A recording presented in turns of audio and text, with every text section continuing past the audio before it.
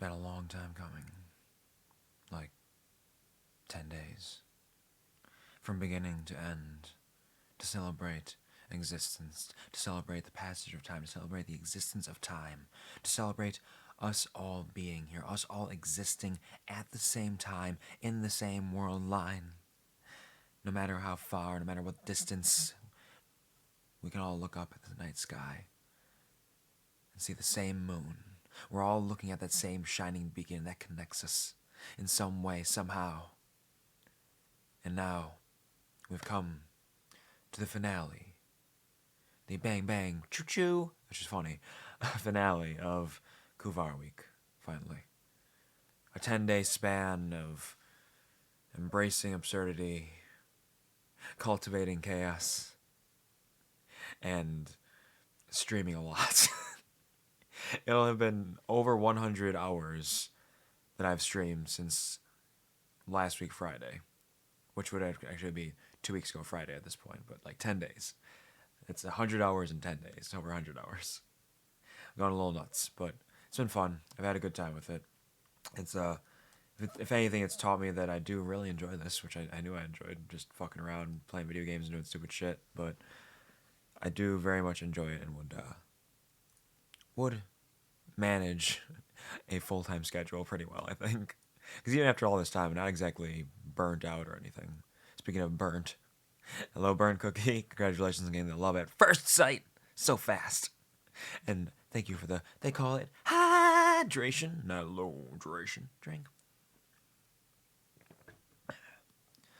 Yeah, I could keep this pace up for quite a while. That being said, if I were actually doing this full time, I would not be doing this 12 hours a day every day. I'd probably take a little breaks in between and probably try to do some shorter streams, like legitimately. But until then, I will continue going back to work after this point, and I will do my streams when I can and stream for as long as I can, because I cannot stream all the time. So I do what I can when I can. But that being said, welcome everybody to the QuvarTV show today, the last stream of Kuvar Week. I hope you've had a lovely morning so far, afternoon, evening, good night. It's Monday. I know everybody loves that shit. So, take care of yourselves. Do what you have to do. Rest up if you can. Get yourself some food, some snacks. Grab yourself a blanket, some pillows perhaps. Because we're about to dive back into the last few chapters of that spooky, scary story that I left off on Saturday that I did not finish. The story of, no, not that one. The story about the people who bought the flat and were left with a survival guide by the previous tenant. As a quick recap for those who may not have heard the previous bits of the story, or for those who did hear the previous bits of the story but would like to be reminded about what the fuck's going on. A young woman and her boyfriend purchased a flat together because they love each other very much and they're ready to live together. And it was an incredibly good deal. It was such a good deal. It was relatively cheap. They could get like a 5-year lease. They could get all kinds of fantastical stuff with it. It's amazing, an incredible deal. But of course, a deal that good comes with a catch. So after their first evening there, the boyfriend leaves for work in the early wee hours of the morning because he works a 24-hour fast food job. And the girlfriend later in the day finds the survival guide left behind by the previous tenant. Reading through it, there are 12 rules written down, as well as implications of other strange occurrences. They're all very unnerving and very disconcerting. One of which is, do not enter the lift between the hours of 1:11 a.m. and 3:33 a.m., which she later realizes her boyfriend left for work at 3:15 a.m., and he has not come home in a while. There's a lot of spooky things that keep happening. The window washer man keeps coming to the window, just knocking incessantly and saying really nice things and just asking if he can come in. There's people who will knock on the door and say, hey, can I have a cup of sugar? And they'll come in and burn your house down, which happens because she, after all this spooky stuff, thinking her boyfriend's dead, she calls a friend, trying to get her friend to stay with her so she can feel comforted in that. The friend's like, yeah, it's fine. She shows her the rules. She's like, oh, this is really weird. That's very strange. Girlfriend goes to bed, And then she wakes up to the sound of chatting in the living room and discovers that her friend has let in somebody and is hanging out with them. She's, oh yeah, this is Natalia. She just wanted to come in and chat for a while. I hope you don't mind. And Natalia's like, yeah, I'm one of those bitches from those flats that don't exist. And guess what? Your friend's on fire now. And oh shit, you're stabbing me in the throat with a knife? Alright, that's fine. She drags her out of the hallway, slams the door shut. Natalia cauterizes her wound and walks away. Lots of spooky stuff happens. Eventually, girlfriend decides she needs to find this old tenant and talk to her about what's going on to figure out anything she can about if she can help her lost boyfriend or if she can survive in some way better. So eventually she does find her. They have a long chat conversation. Discover that the tenant did lose her granddaughter one year because the granddaughter sleptwalked and walked towards the lift and was eaten alive by the wretched creatures that live there. And she brought the granddaughter back using a ritual that turned her into one of the creatures, and now she's eternally a rat folk creature of some kind. And then the girlfriend returned back home, uncertain about what to do next, and decided to go talk to the leader of the neighbors squad, Terry, who has 2 children who are demonic children. And it ends with them talking a little bit and then realizing that the children had let in 10 of the tenants from the floors that don't exist, who are going to now probably burn everything down. And that's where we ended. So, with that all being said, we can just roll right into it and find out where this story goes from there.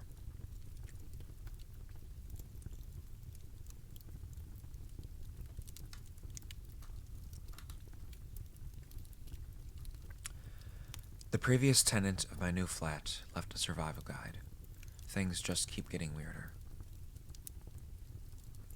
This is like a very wholesome story. Very, very wholesome, absolutely. You're damn right, burnt cookies.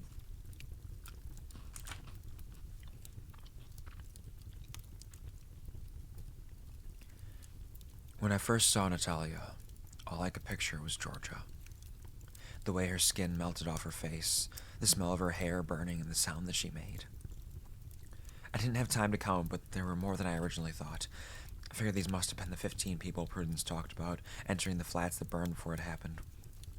I already knew that Natalia was one of them. Eddie and Ellie clutched Terry's skirt, trembling with fear.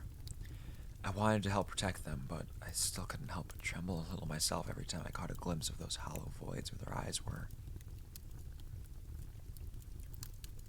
Hi, Terry. The kids said we could borrow some sugar, she asked menacingly, grinning at the frightened families next to me. After a moment or two of intense staring, Natalia finally addressed me. She appeared to be the spokesperson for the group. How's your friend doing? It was a shame we had to end our visit. I was enjoying her company. Don't speak about her. She's got nothing to do with you, you sick bitch, I screamed at her. I couldn't bear looking at her face again. You don't scare me with all your freak friends. I'm not going to let you hurt this lady or her kids. Natalia chuckled. I gulped. I may talk a good game, but I'm no hero. Mere days ago, I was just a young girl excited to move in with her boyfriend. Now here I am. My boyfriend's dead. My flat is like living my own personal horror movie. And I'm standing up, challenging demonic flame neighbors to defend demonic-looking children. When I said she didn't scare me, I meant it. Something inside me was eradicating any fear of these people. I just wanted to protect the residents. Life really does throw curveballs. I know you aren't scared. I saw it in your eyes when you stuck that big knife in my throat. That's why we're here. My brothers and sisters are not freaks. You're the freaks, thinking that your lives have meaning. We watch you people go about your day-to-day lives and your mundane routines, and nothing really changes. Your lives are pointless and disposable. That's why we set the fire all those years ago. She chuckled throughout her words. There was an animation in them, like she was a psychotic cartoon character, finally catching its prey after 138 episodes of chasing. Those people weren't disposable, Terry mumbled, barely a decibel higher than a whisper. What was that, Sari? Did you have something to say? Natalia went from psychotic cartoon to school bully. She made my skin crawl. I was only a child, but those people were friends of my parents. They were good people, Terry said with slightly more confidence. None of the other people had moved. They just stood there, staring. Why would you burn people alive? What can you possibly gain? I interjected, taking a slight step between Natalia and Terry and the kids. I could see she was getting ready to go for them, and I couldn't let it happen. We were living with the great leader, Michael, all of us, living in the righteous manner that he had directed us to live. She gestured to the people around her. The name Michael appeared to inspire some sort of emotion in the group. Michael's brother, Jonathan, lived here, on the floor we burned. He let us hang out there sometimes, but he didn't live the righteous way that we did. He didn't like our beliefs. But he took us in when we lost the place we were staying because of the growth of the group. Him and Michael rarely saw eye to eye. They argued passionately. Our group never believed in living within the constraints of societal norms, and we were up at all hours. We came and went as we pleased, embracing freedoms and listening to music as we did our introspective work. Terry shoved the kids further behind her and snapped, infuriated. You were a group of entitled bratty hippies, following some middle-aged, mentally ill twat. Listen to yourself. The stereotypical cultish drivel coming out of your mouth right now, Terry cried. I was shocked at her outburst, although I couldn't have agreed more. It did sound like cultish drivel. It made me so angry that this was what an entire floor of people died over. As Terry ended her rant, the curtains hanging on the windows behind her burst into flames. I jumped and felt my heart skip a beat. Don't insult us. I'm sick of hearing simple-minded people call us a cult. Came from the back row, an average-looking man with dark hair and jeans had piped up. Smiling and watching the curtains burn, he had done that. They were all capable of what Natalia had done to Georgia at the very least. For the first time since the people had entered Terry's flat, my nerves of steel had wavered. I realized that we were only alive because they were allowing it so far. We were in big trouble. Terry swiftly shut up, and Natalia continued her story. Michael was the true leader, not like all the fakes you hear of in the news. The people you're talking about. He was teaching us to build a world of peace and harmony. But he didn't deny that in order to do that, you had to eradicate the non-believers. He taught us to embrace the bad in us, to harness it so that we could do extraordinary things. She smiled wickedly as her hands glowed hot coals as she spoke. It may have sounded like cultish drivel, but Michael being a total faker wouldn't explain their powers. Things went wrong when someone went to the police after Michael and Jonathan had a terrible argument one night. When the police arrived, Jonathan told us to go. The group had been planning to leave this building anyways. We'd had nothing but interruption and trouble in our time here. This place is weird. We had nowhere immediate to go. The police already disliked us after overcrowding the last property. We didn't need any more attention. Michael was furious. We brainstormed in a field for hours who could have done it. I personally suspected the next-door neighbor, Mavis. The woman was so nosy, always knocking and asking us to keep the noise down, interrupting our spiritual sessions. Michael couldn't make a certain judgment on the person who had done it. All we thought we were sure of was they had to be on the same floor. So he instructed us to go back that night and eradicate the whole floor and every non-believer who lived there. As you know, we obliged. This incited sick laughter from the crowd. I waited, forcing myself to let her finish, buying time. We took pleasure in their screams, in watching every man, woman, and child go up in flames through their front door windows. It was the first time we'd unleashed all that energy, and we felt so powerful. But then, as we left the burning hallway behind us and entered the stairwell, this building found a way to fuck us over one more time. I couldn't give you a number on the amount of times we tried to run down those stairs, leave our glorious victory behind us, and return to Michael. It didn't matter how many times we tried. We couldn't make it past that floor. The stairs wouldn't let us. It didn't take long before the fire reached the stairwell we were trapped in, burning us all, along with the non-believers. We died just in time for the fire engine to arrive. We may have been dead, but we didn't disappear. We couldn't leave the building. We were stuck just wandering it, in and out of the burned flats and hallways, but not allowed anywhere else unless we were asked. It was awful. We didn't try to cause any trouble at first. We waited for Michael to come and find us, instruct us. 2 months passed, and he hadn't come. Instead came confirmation. A newspaper put through the door of the building. Headline news. Tower Block resident Bernie Hemmings, information vital to imprisonment of local cult leader on drug charges. I gasped. I couldn't believe I hadn't found that when I was researching Peru, but I suppose local news wasn't so heavily online back then. Natalia saw my shocked expression and grinned wider than before. The old bat didn't tell you that, then? She asked, although it wasn't really a question. That her stupid husband is the whole reason we're here. We started to really cause issues then. Did anything within our power to fuck the whole building over, but it didn't take them long to work out that we had to be asked to come in. We only stopped when Prue worked out a way we could die a second time. And that we wouldn't come back again. She killed 2 of our group. She was the only person that could stop us. We couldn't do shit with her around. We stopped and reached a stalemate. Then she moved out. We were going to honor that stalemate until you stabbed me. Prue's gone. It's fair game in here now. As Natalia got angrier, a member of her group started getting agitated. They all soon followed like a hive mind, working as one. The stillness became chaotic, with all of them moving and making noise. I didn't notice at first when one started walking towards Terry and the kids, but I noticed when it got near. It was a teen girl, slender and pretty, but still unsettlingly average.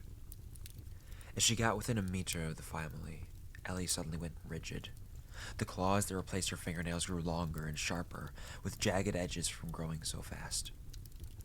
The voids deepened, if that were possible. She opened her mouth to reveal rows of sharp teeth, blood caked where the tooth meets the gum, where they had grown too quickly as well.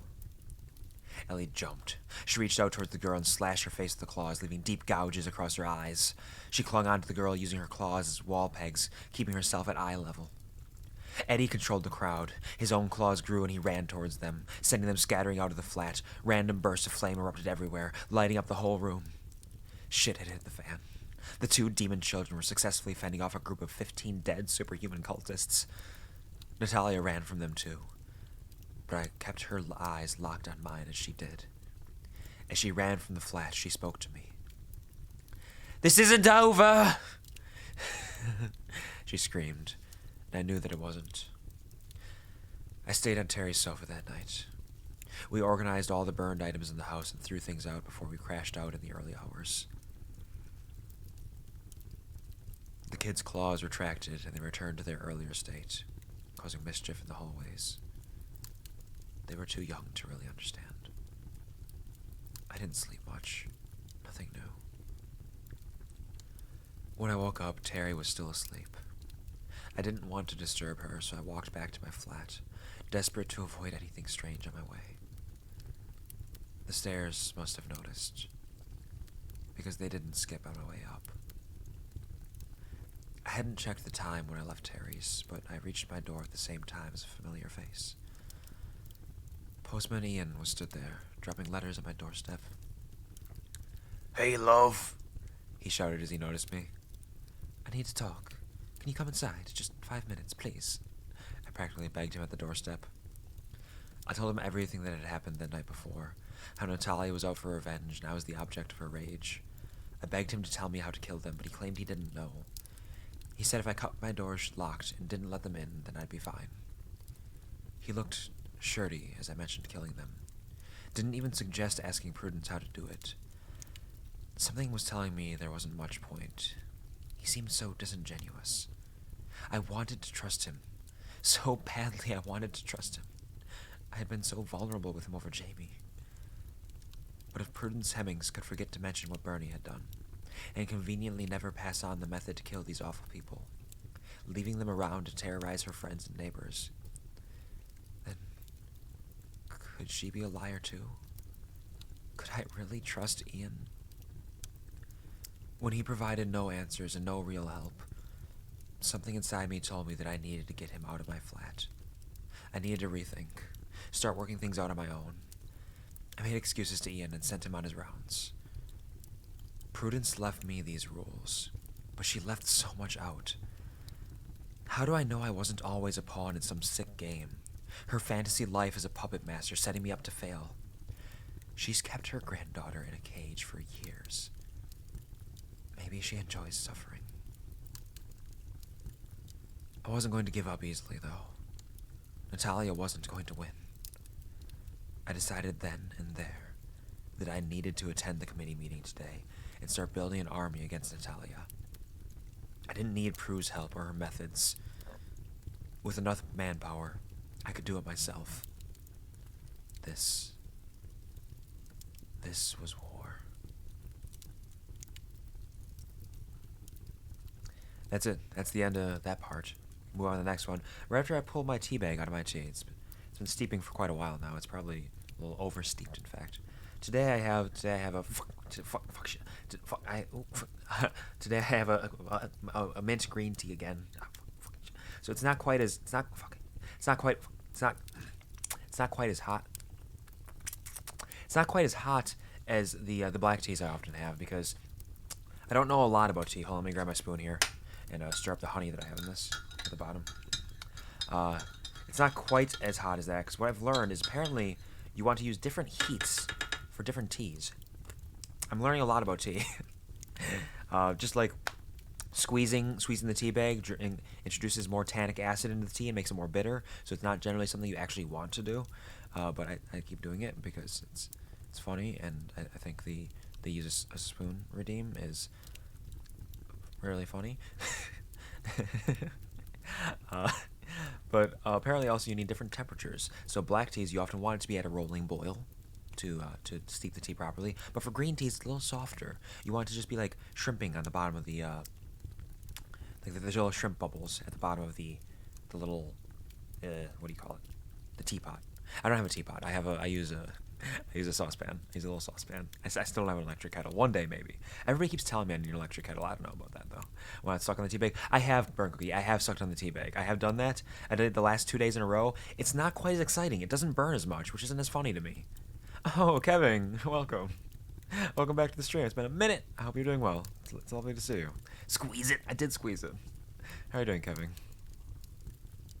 Have you been well? You know, electric kettle, everyone needs one. I don't know. Electric kettles, you know, you gotta buy it, you gotta use it then, and it seems like a lot.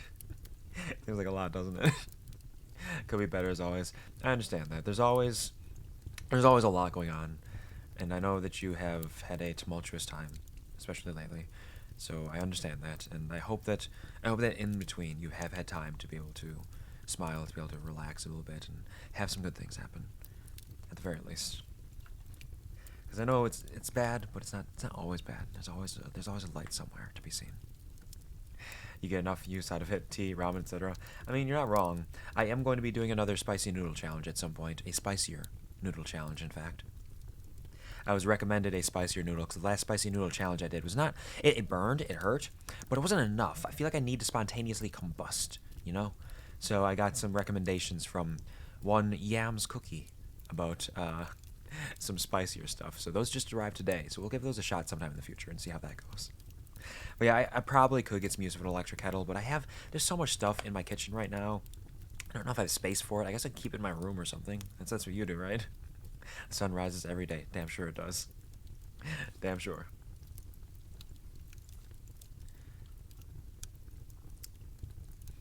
So that's a possibility.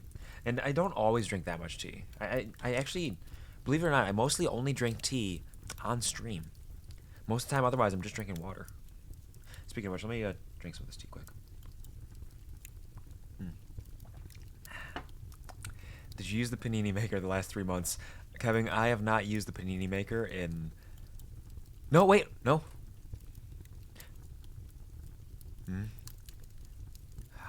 3 months.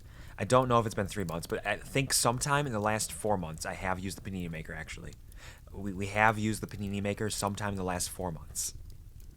I was going to say it's been over a year, but no, we did use it recently. So it had been almost a year, I'm sure, but nope. Recently we made some, so I don't remember what it was. It was like I think it was like honey, peanut butter, banana maybe. It was like some sort of like, not really desserty, but a sweeter sort of panini. It was quite tasty. Still weird to me that not everyone has an electric kettle. Everybody keeps saying that. I think it's a very... Okay, I don't know if this is true, but I feel like everybody who tells me I need an electric kettle, for the most part, live in Europe. I don't know if that's true. I can't confirm that. But I feel like most of them are European. So I feel like it's like having it regularly is a European thing. And then at least in America, people who just drink a lot of tea tend to have it. But it seems like it's incredibly common in Europe. Europe, Asia, yes. Oh, I did it. Yummy. It was quite yummy. This is true. But yeah, that's what I feel. No American has it. I don't know why. Violet actually does have one. Violet does have one. I know this because Violet is I think one of the only Americans who has told me I need an electric kettle. But it's generally Europeans. That is some good tea though. That is good. It's simple. It's just a minty tea. I do have a mint dark chocolate Kit Kat here that I was eating too. It's a very minty morning.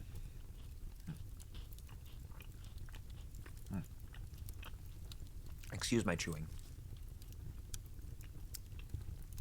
Since you were last here, Kevin, I got a new microphone. I don't know if it's better than the old one, but people have said it at least sounds good.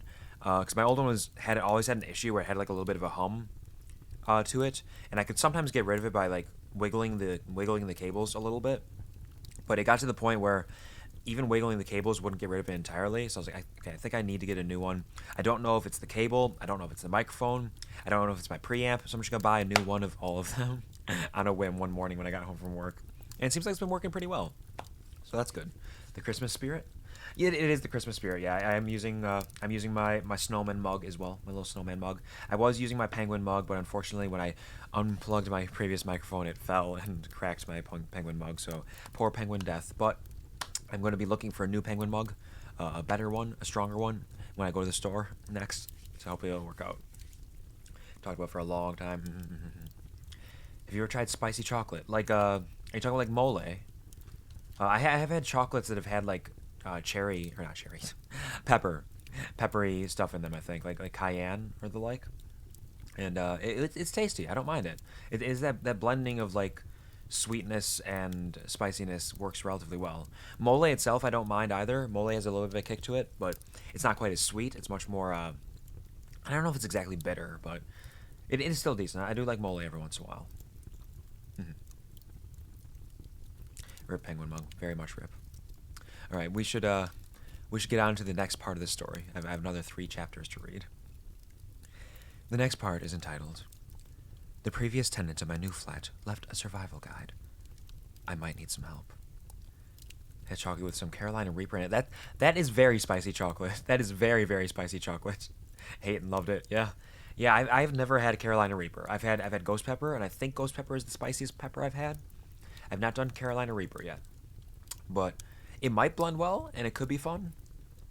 I will say ghost pepper is the noodles that I got for whenever I do my spicier noodles challenge. It's ghost pepper, so we'll see how that goes. I sat all morning thinking about everything, cup after cup of coffee in front of me to keep me awake. Once the postman had left and I was alone with my thoughts, they just continued to get louder. I thought about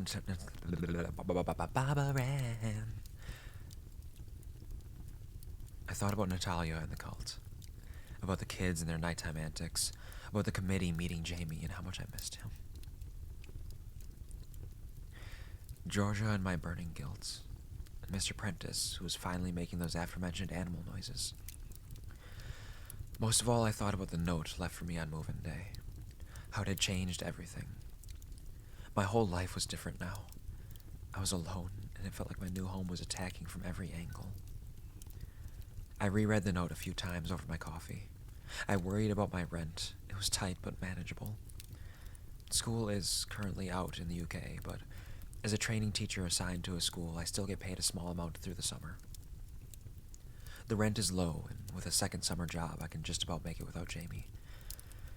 It sounds strange, but it felt nice to worry about something normal for a minute, even if I should have been worrying about my survival and the many entities currently trying to kill me. I didn't get to stew for too long. I had to get ready for the committee meeting. After the events of the night before and my growing mistrust of Prudence, it was imperative that I got the neighbors on side.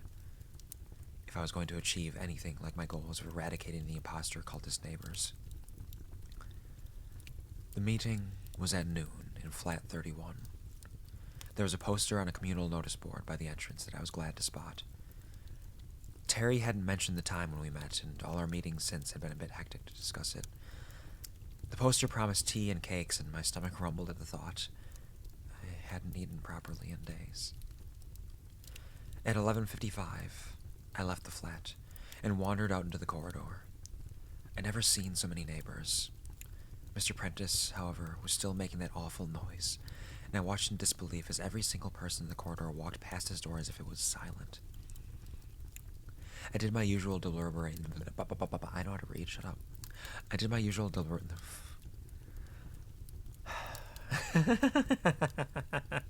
It's not even a hard word. I did my usual deliberation on whether to take the stairs or lift, but yet again, the stairs won.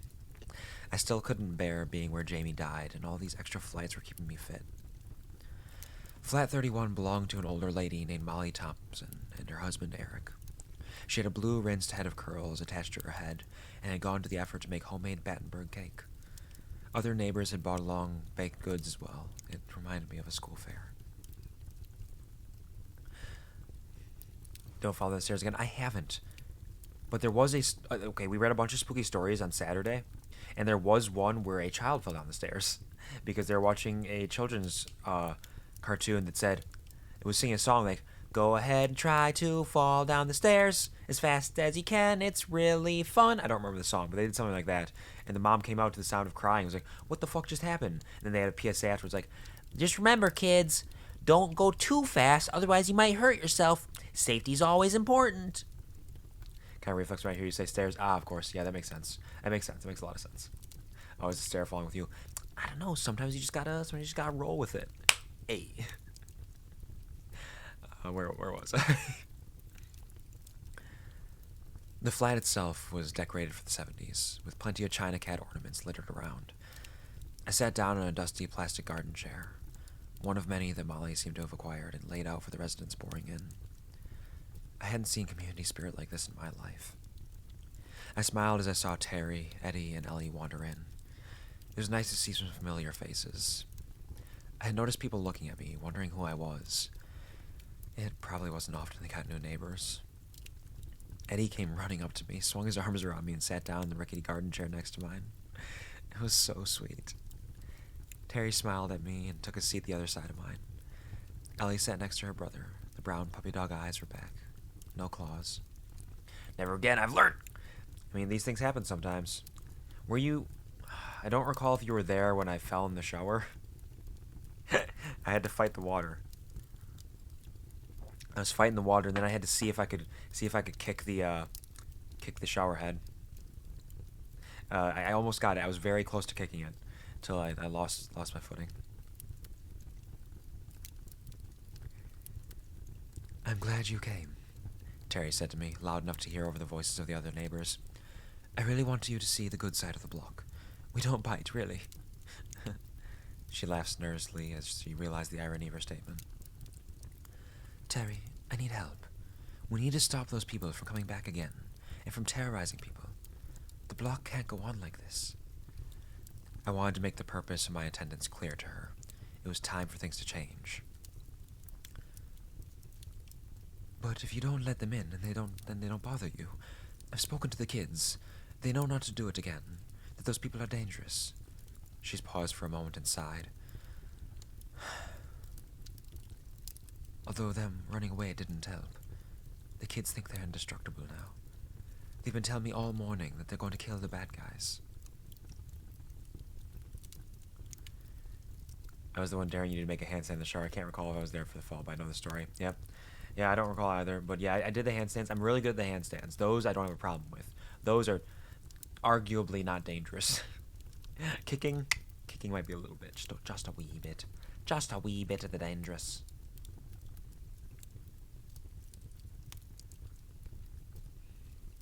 I was impressed. I'm really good at what I do. I'm very good. I'm so strong. Such incredible balance. Perfectly balanced, as all things should be.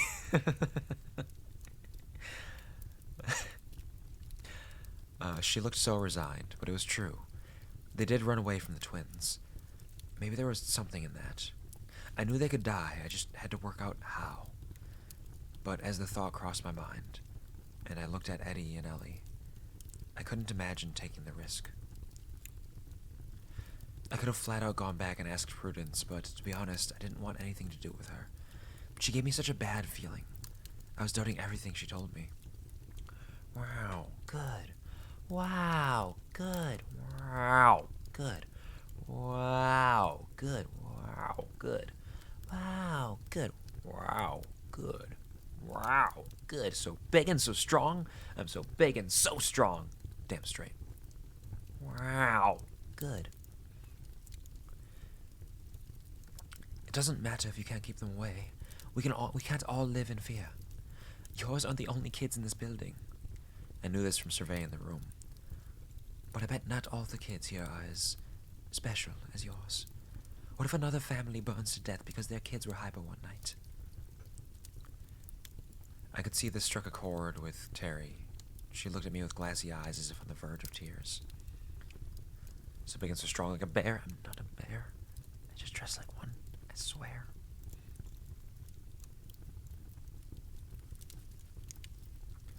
You're right. Molly's the chairwoman, and she can be a little strict, but you can bring it up under any other business. She spoke with a lump in her throat. Here you go, by the way. She handed me a piece of printed paper. Any other business felt a bit lackluster, but it would do, as long as it got discussed. I turned my attention to the piece of paper.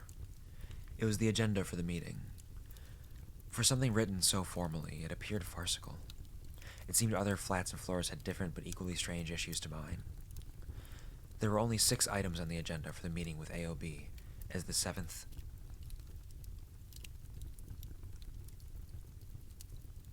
Oh, with AOB as the 7th. Got it. They were as follows. 1. Welcome and introductions with apologies for absence. 2. Replacing of the flickering lights on floor 11. It seems to incite vicious behavior from the pets and elderly of that floor. 3. Serving a formal residence letter of concern to the man who doesn't move from the bottom of the stairwell on floor 5. 4. Finances. Budgets for general maintenance and the annual barbecue. 5. The stairs with no grip leading up to floor 14 at the very top and the health and safety hazards this presents. 6. Soundproofing of Mr. Prentice's flat, number 48. I like the idea of this, because we have our survival guide from Prudence, which has some stuff on it, but clearly doesn't have everything on it. And then we get this, which is like, oh shit, no, it's okay. There are many issues in this flat. This flat is huge, and different floors might have different issues. It's just a full-on creepy-ass building in every way. I love that. I was comforted to know that I wasn't alone in dealing with all these strange occurrences. I was also chilled to the core to know for certain that it was the entire building that was more than a bit odd. What really struck me as odd is that when I thought about it, I had seen that man on floor 5 when going down the stairs, but I'd never noticed that it had been every time, or that he had never moved until this moment. The meeting begun with a loud and dissatisfying clink. By this point, the tiny 70s themed flat was packed. Garden chairs had all ran out and people were standing. Molly Thompson stood up from her floral-patterned armchair and bashed a teaspoon against the outside of her cup.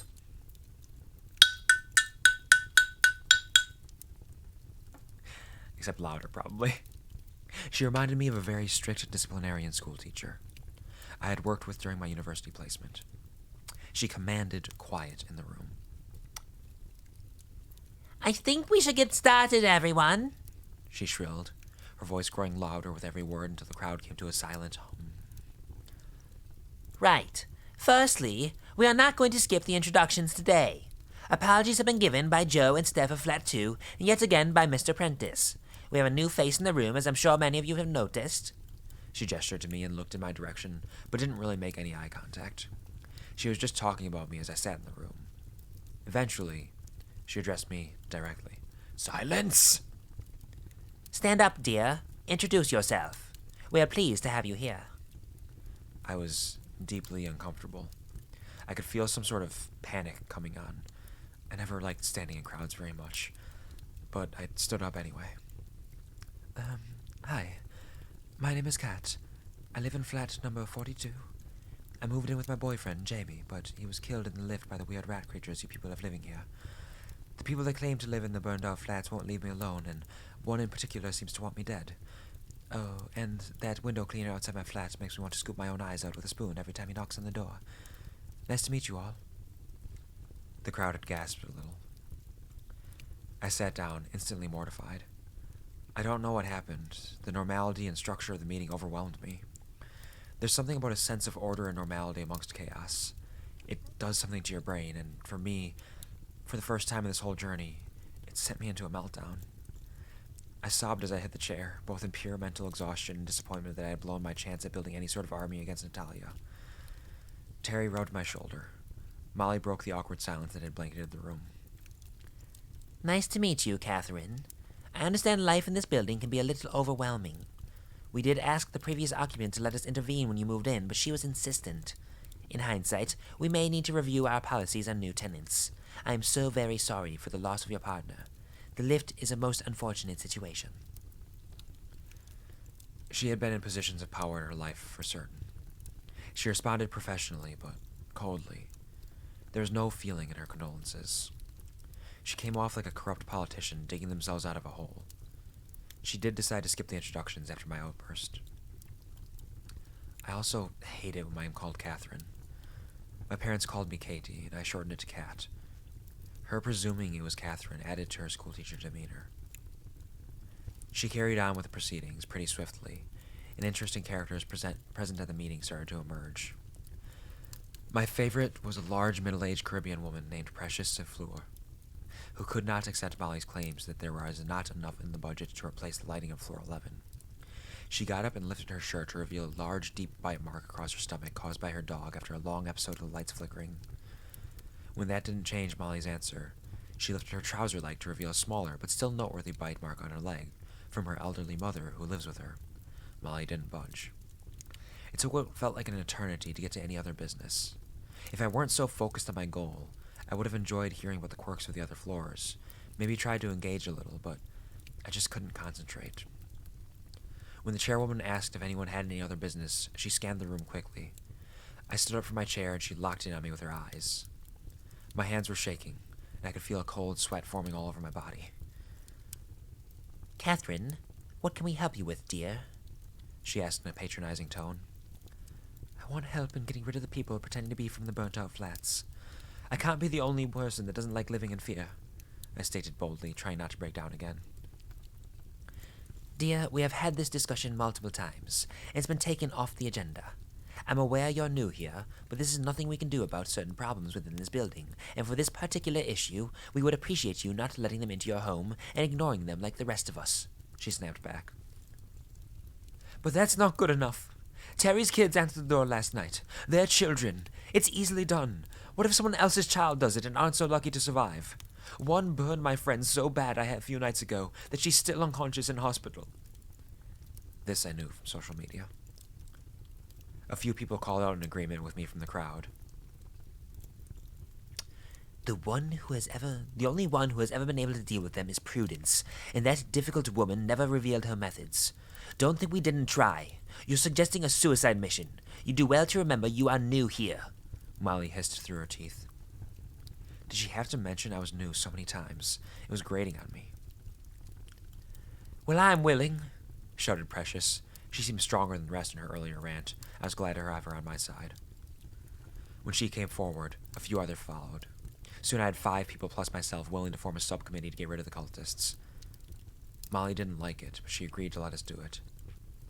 There was me, Precious, and Terry, along with a lady named Shanti who lived a few doors from me. A man named Anton and his friend Leo from floor 8 made up the group. To be honest, they just seemed keen to get involved with any kind of battle. Leo was the loud one. Anton was mostly silent. I invited them to my flat after Molly swiftly adjourned the meeting. Inviting anyone into my home made me anxious now. I found myself studying each of their faces to ensure they weren't too average, and I hadn't invited the wrong people in. I was fairly certain I hadn't. Eddie and Ellie settled in front of my TV in the bedroom so they didn't hear our conversation. They may only be kids, but I felt safe with them there. We discussed for hours how we could bring the imposter people into one place and kill them all. Leo was particularly creative. He came up with weird and wacky ways to end them, from locking them in a room and blasting with fire extinguishers until they freeze, to herding them into the lift between 1:11 and 3:33 a.m. The whole time I waited nervously for a knock on the door, for them to come for us, but they didn't. We got time to plan, but despite the time, it never really took off. No idea seemed feasible. I shared everything I knew. My conversation with Prue the night before in Terry's flat, everything. Precious listened to my tales intently before speaking. Derek would have helped us. He was a great man. He used to turn up at my door in the dead of the night just as those lights started and take my dog for a walk. She spoke of the gardener with a fondness. Prudence told me about Derek. She said he's been gone since the garden was demolished, I replied flatly.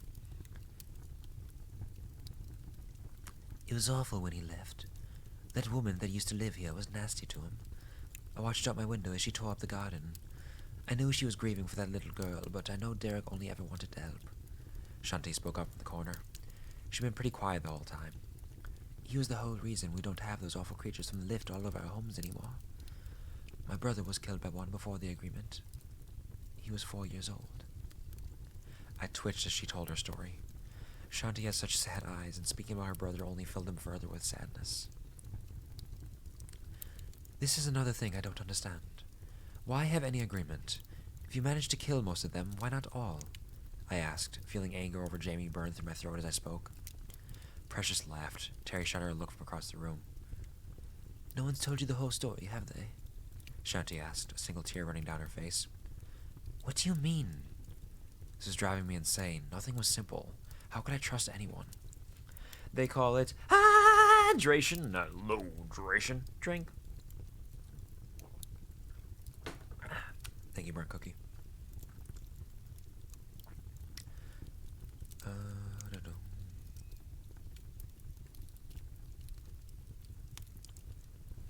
When Prudence and some of the others killed the rare creatures, they killed a large group of them in one hit. They had started to work out that food scraps and pet food were attracting them, and they gathered all the pet food in the lower tower block into one empty flat on the floor where the fire had happened. The creatures came in droves, just like expected, and they set the flat alight. Again. The flat was burned to ash on top of pre-existing ash. Nothing could survive that. Shanti was interrupted after this by Leo. And then 3 giant rat motherfuckers literally rose from the ashes, triple as smart and strong, and fuck shit up, he said, a look of excitement on his face. Shanti rolled her eyes and continued. So all Prudence did was cause quite a literally bigger problem. She didn't kill them. All she did was help them evolve. There was only 3 of them, but they learned to sneak attack. More people died than during the original life stage infestation. They were more intelligent, but not in the way it comes across when the agreement's spoken about. We couldn't speak to or reason with them. Terry was looking at the floor. Only Derek was able to do that. He spoke to them like he spoke to the garden. He made it safe for everyone again. I wasn't there. I was too young. But there we were told he didn't even have to use words. They understood just a series of movements and eye contact. Derek explained the rule with the lift. He told us it was a gesture of goodwill. The creatures needed a home, and seemed attracted to the building, and we would let them live there and stop killing their kind, if they would stop killing ours. But to show them some respect, We would allow them a small time frame where they could unleash their instinctual nature, but only if someone came to them. There are only 2 left now. Prudence killed the other during what happened with her granddaughter. But it only made them 2 stronger, like they absorbed the third. I tried to take in all the information I was receiving, but I couldn't. It was too much. Derek isn't coming back. It's been years. This is pointless. Terry finally erupted. Precious laughed again. How do you know? You speak to dear old Prue all the time. Know something we don't. Precious spoke sarcastically, but I think she meant what she said. It was becoming clear that Prudence Hemmings wasn't too popular in this building.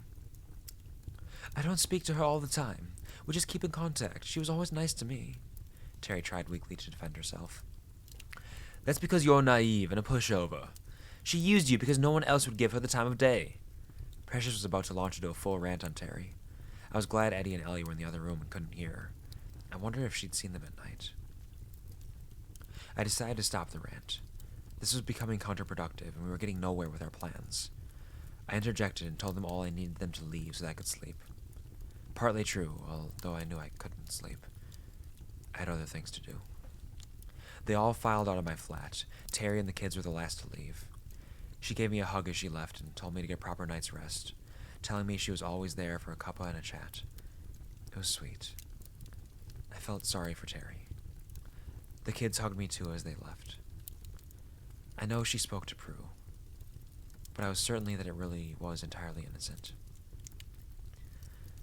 I sat in the empty flat, disheartened that my assembling of an army had turned into a bickering shit show with no real suggestions on how to kill the imposter neighbors. I felt totally alone. I couldn't trust Prue or Ian or pretty much anything I thought I knew. Maybe Prue didn't even kill those neighbors. They only told me half-truths about the creatures after all. I was left alone with my thoughts again, and after a few hours a good one finally struck me, but I needed supplies. I left the building and went to the nearest shop to gather the items I needed. For what I needed in the time of night, I had to travel to a 24-hour supermarket. It took half hour each way on the bus, but I stayed focused. My bags were heavy and awkward on the way back to the block, but if it paid off, this was going to be worth it. I trudged up the stairs. It took me 2 trips and 24 flights of stairs instead of 14 to get everything in my flat and organize myself. It only took 16 and a large gym bag that was much easier to carry on the way back down, thankfully. I passed the man on floor 5 twice. Now I had noticed him. He made my skin crawl a little. I walked through the downstairs corridor, diverting away from the main entrance and passing all the ground floor flats to the door at the back of the building. The door at the back led to a small concrete area with a grass strip along the side and a bench decorated with a memorial plaque. This was the block's outside space. As is typical in the city, the whole bench was covered in graffiti. The memorial was unreadable. I got to work. I dug the strip of grass, turning soil with my new equipment. I had never been green-fingered, and to be honest, the shrubs I had bought had been so heavy I had grown to resent them a little. I worked for an hour and a half. I was sweating and night had come. It was pitch black and I was using my phone torch to see. I had almost given up until I got up from my crouching position to stretch my knees. I reached my arms out, put down my shovel, and took a seat on the bench. I hadn't seen him arrive. Dicks! Fucking shit! Motherfuck, God, holy fuck. Hello, Nuggets. Welcome to the stream. Thank you for the dicks. How are you doing? Welcome.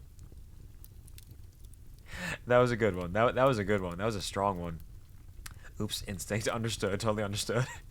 Man, I was so focused on the story I didn't notice it all. Holy shit balls. Thank you, Nugget. Pleasure to see you. Almost spilled my soup. Oh no. Oh no. Sorry. Sorry, the dicks are so prevalent sometimes. Whew, okay. Not the soup. Not the soup. What if it was good soup? I always come in with the dicks. Yeah, you do. You always roll in with it. Sometimes it's more effective than others. I think this might have been one of the most effective times that you've done it. That got me. That got me good. Congratulations. All right. You be prepared for the dicks here. Yep. It's really my own fault for making the dicks so cheap. Imagine if I made them free. Imagine the chaos if I made them free. I'm not gonna do that. It's not gonna happen. But congratulations, Dougie. You did very well. Kind of. So anyways, about this story, I see what she's doing here, and I love the idea of it. She's a smart cookie, and I'm proud of her. She's trying some off the wall things because this block is absolutely off the wall. Give me free dicks? No. No, but my soup is on my keyboard. Oh no! Oh no, burn cookie, no! Get some cleaner, and clean it off as ASAP. Don't let the keyboard get sticky and make people wonder why it's sticky, and you have to say no, it's just soup. It's just good soup. It's good soup that I spilled because of the dicks. I mean, if you say it like that, they might question it a little bit. Anyways, so our good friend Kat here has been planting some shrubberies of some kind.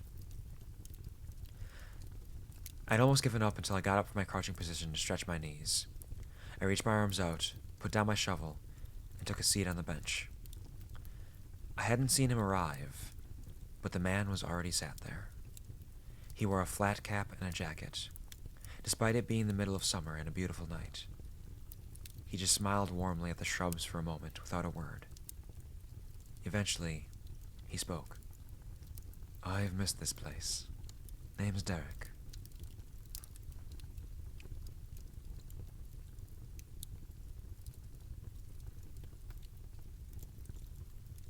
And that's the end of that part of the story. This is a well-written story. It's very intriguing. I love the rules. I love the weird shit that's going on. It's fascinating. There's still 2 parts left to the story, though. Oh, yes. Applause for the story. Applause for the story. It's doing a fantastic job. Whoever wrote this did a wonderful work. We're very proud of them. Oh, apparently they won Most Immersive Story 2020 for this on No Sleep 3 years ago. Nice. So, this one is entitled, "The previous tenant of my new flat left a survival guide. Some people are too good for this world." Oh, Derek's a good boy. Derek's a good boy. Oh, good morning, Pompon. Good morning. Enjoy your lurk. Take care. Do what you gotta do. I don't know if you got work today or something, but take all the cares you can. Gotta go to work. Slaps the lurk down. Absolutely, Pompon. Best of luck at work. I hope it goes swimmingly for you. I hope you have a beautiful day. Good morning. Good morning. Good morning. Bye.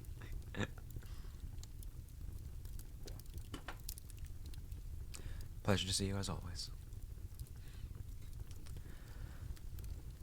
I was silent for a moment in shock that my plan had even worked. It seemed almost too simple, too easy. But here he was. Derek had a kindly face. Wrinkles around his eyes and cheeks only added to the softness of his expression. His white hair poking out from beneath his flat cap stood out in the dark night.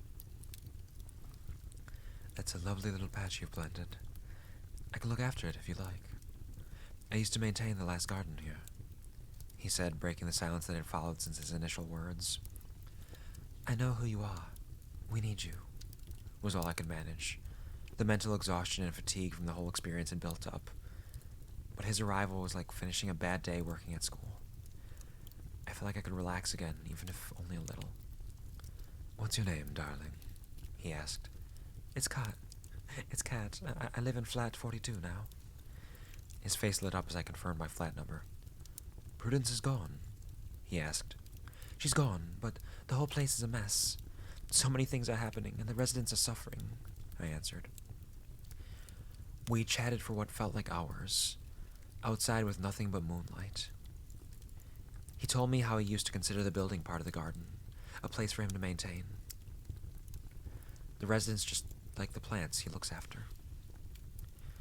I explained my whole experience since moving in. I told him about Jamie, and I sobbed. Derek held me as I cried and made me feel safe. Something I had forgotten the feeling of since receiving Prue's note. He didn't interrupt, he just listened. I told him about Natalia and the cultists, the problems they had been causing. He was particularly heartbroken when he heard that they had used Eddie and Ellie for entry. He had gone before they were born, but remembered Terry as a child and how sweet she was. He was pleased when I told her what a sweet adult she had become. My claims that Prudence was the only person who knew how to kill the imposter neighbors were met with a skeptical expression, which gave me some hope. Derek listened to my entire tale with barely a word. When I finished, he stood up and asked me to follow him. I was confused, but I did as I was told. He walked me to the entrance of the lift. I lifted my arm to check the time on my watch. We had been outside for quite some time, and the idea of the creatures being inside made my heart pound and my stomach turn. You are safe. It's 12:32 a.m. There's no need to worry or to check your watch. And with that, he pressed the call lift button. Despite his insistence that I was safe, my stomach continued to do gymnastics. It felt like forever before the lift finally made the clunking sound that meant it had reached the bottom. I felt my whole body shaking violently as the doors opened. I don't know what I expected to see. We were in the safe time zone, but every time I looked at the lift, I pictured Jamie's dead, crunched up body. Step inside, he said. I can't. Please don't make me, I begged. I won't let anything happen to you, but you need to see something. There was such sincerity in his eyes as he spoke. I had never trusted someone so completely, so quickly, but every fiber of my being told me this man was entirely good. I stepped inside the lift. Derek stepped in behind me, placing a comforting hand on my shoulder as I hyperventilated. He gently turned me to face the panel of buttons that control where the lift stops. What is wrong with this panel? Do you see it? He asked cryptically. I studied the panel, read all the numbers, counting them. I couldn't see anything wrong. I really tried. But nothing seemed out of place at all. Everything you expected to find was there, and nothing more. I shook my head, barely regaining my composure.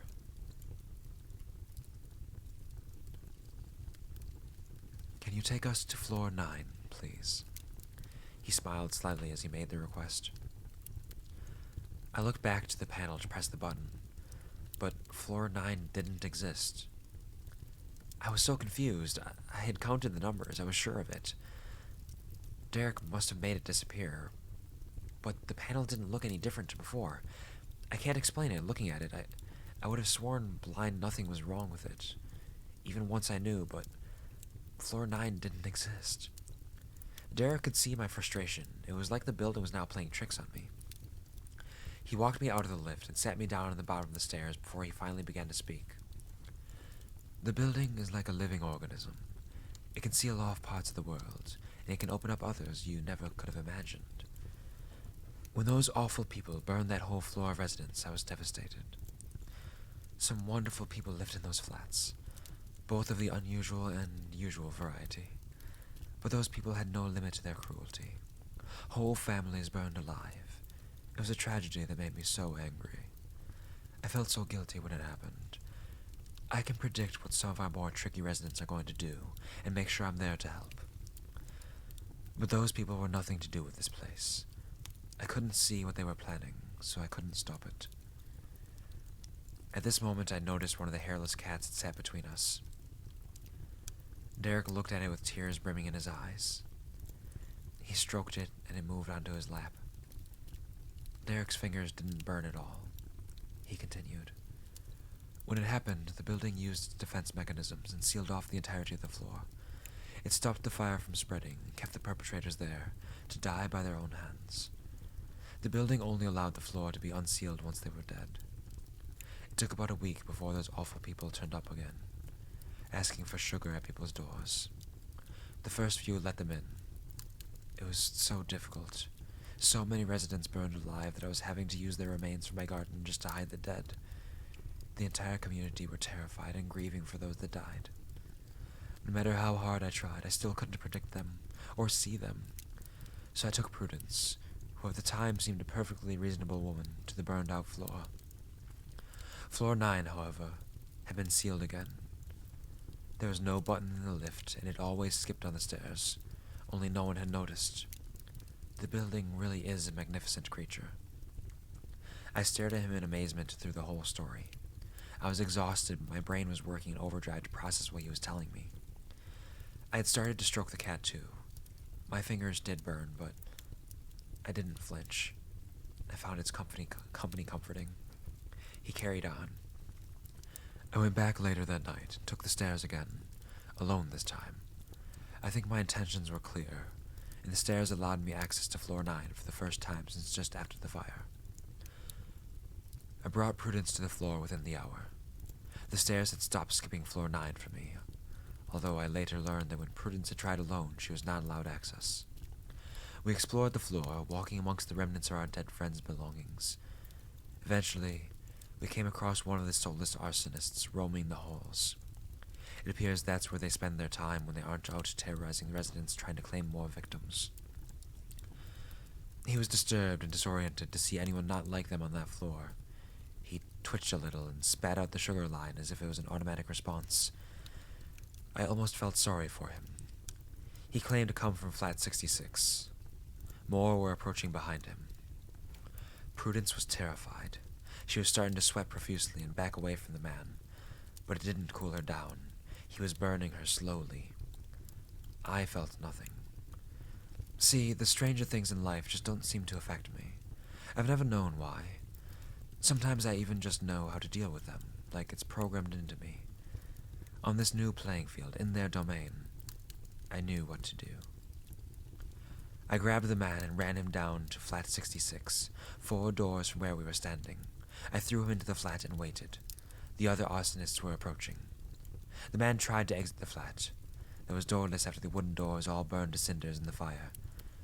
But as he reached a door, something stopped him. He couldn't leave, no matter how hard he tried, how much he screamed. Prudence lit up. She grabbed hold of one that had tried to kill her friend, Molly. She remembered the flat number she had claimed to be from and repeated my actions, with a lot more sweating and some winces of pain. It worked again. Prudence wanted to go after the rest, but as they got closer I could see the blisters forming on parts of her body. I dragged her out of the hallway and back into the stairwell. We ran. She begged me to take her back, kept telling me that the stairs wouldn't let her, that it was too dangerous. The residents had started to learn not to let them in, and we had no casualties at all after we trapped the first 2. Don't get me wrong, it's a problem I was intending to deal with. But it was around that time that we first learned the council would be building that monstrosity over the top of my garden. He gestured to the window that had showed, some of the neighboring tower block. This left me not at my best. My intuition was failing me when a few months after that, I allowed Prudence and Molly to hear the creatures in the lift to floor 9. It's one of my biggest regrets. I should never have walked them up there. But I didn't know she was going to burn them all. She didn't give me a chance to reason. I became mistrusting of everyone and distracted. Not long after I went away for a long while, so I guess the arsonists remained, and now they're threatening you. Tomorrow I will go. I will fix the mess I left behind. I am so sorry it's affected you so badly. I'd love to meet these twins. They sound incredibly brave. They are, I finally interrupted, and I want to be there tomorrow. I want to lock Natalia away for good. I can't allow it. You'll be attacked. He cut me off entirely. I let it drop instantly, but in the back of my mind, I knew I would be there, no matter what. I went to sleep that night with my mind reeling. I wondered where Derek slept and if he even needed to. The next morning I left my flat early, passed the man on floor 5, and sat and waited on the steps at floor 8. I tested it, of course, and, just like anticipated, ascending any higher took me straight to floor 10, or 11 depending on if you hit a skip. So I returned to floor 8, and I waited. Derek hadn't indicated what time he was coming, but I was ready. I would wait all day and night if I had to. But luckily I didn't. Derek was climbing the stairs at around 11 a.m. I had already been there for 3 hours, but it had been worth it. He looked particularly unimpressed to see me. His face still looked kind, though, even with the sour expression. I can't stop you, can I? He sighed, sounding resigned to his tone. Not for anything. You have to promise to stay back. If you get your girl approaching you, you can do what you need to do, but you have to stay back, he pleaded. I nodded and stood up. We ascended the stairs, and for the very first time in my new life here, I saw the big plastic sign saying 9. The floor that didn't exist. As we pushed through the door, it was like entering an entirely new world. Everything was black, burned carbon. You could smell nothing but charcoal. Literally nothing but empty shells of homes and flakes of what used to be sentimental objects remained. It was devastating to witness. If you've ever visited a mass grave site, you'll understand partly how I was feeling. It was sickening to think of all the lives needlessly lost. But I didn't get time to think. Natalia walked towards me, flying down the hallway. "How the fuck did you get here?" she screamed. Her eyes were wide and angry. I started to feel hotter already. Derek grabbed my arm and pulled me next to him, making sure to keep a tight hold of my arm. "Where do you live?" Derek asked her. I started to back away as the sweat dripped from my brow. I desperately wanted to shout out the number, but I couldn't. I was so hot. I wasn't functioning properly. Everything seemed so overwhelming. I couldn't remember what Georgia had said, what flat Natalia had claimed to come from. "I'm not stupid. I saw what happened to them." She gestured over her shoulder to what must have been flat number 66, where a man lay on the floor, breathing but looking broken, just existing in that room. Prudence had been creative with the truth yet again. She didn't kill them. You can't kill them. What had Georgia said? I racked my brains as I felt the skin on my face starting to sting. I imagined her melting away. It was happening to me. I was next. And then, as my hair started to singe at the ends, it came to me. 71! I screamed as loud as I could. I could barely see as Derek grabbed her and ran towards me. With her. She was clawing at his eyes and face, screaming at him to let go. But he didn't burn. He just kept hold of her. When he approached flat 71, he beckoned me over. "You do it. Then get off this floor." He was blunt but reasonable. I complied. I pushed hard. There was nothing but anger in her eyes. She pushed my face hard with her hand as I got to her to cross the boundary into flat 71. I felt my skin sizzle and blister. My whole face was in agony, but I didn't stop pushing. Watching Natalia try to fight her way out of a door that didn't exist was both satisfying and humorous. The others had started to approach at the sound of the commotion. I lingered, hoping to watch her suffer, but Derek shot me one look and I knew. It was time to go. I ran out the corridor and back into the stairwell. I stopped for longer than I probably should have, but I knew I might not get to see that 9 again, and it would be worth it. I waited for Derek on floor 9's stairwell. I couldn't help but imagine the cultists burning to death the first time around. I could hear angry screams faintly from inside the corridor. They made me worry about Derek, but I knew that really I didn't need to. It took a while, but he eventually left the corridor and joined me in the stairwell. He didn't say anything. He just looked at me and the third-degree burns across my face. He didn't need to speak. I knew he'd fixed the problem. We walked silently back down the stairs towards my flat. I looked back up at floor 9, knowing the building would seal it off for good. It took a few floors to reach floor 7, and I invited Derek in for a cup of tea. He rejected it, saying he wanted to go visit some old friends. Despite my injuries, I couldn't help but smile. Something I'd done was going to help these residents. I stood at my door and watched Derek walk away, pleased that there was some true good in this building. After a few steps down the hallway, Derek started to fade, almost like a CGI ghost in a movie. Every step he became more transparent. I felt my stomach turn again, like it had outside the lift. I ran out to follow him. I called after him, but by the time I reached where he had been gone, he was gone. I walked the entire corridor to the window at the back.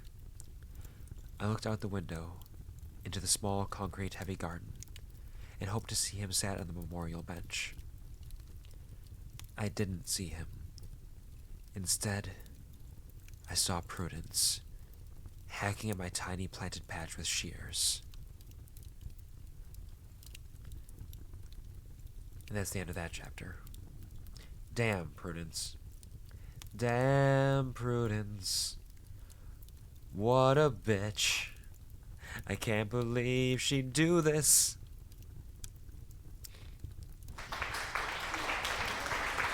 Yes. Applause for another story. Well done by this person. One of the top comments on this is, Prudence is a real bitch, isn't she? Like, damn, Prudence. There is one last chapter left for this, though.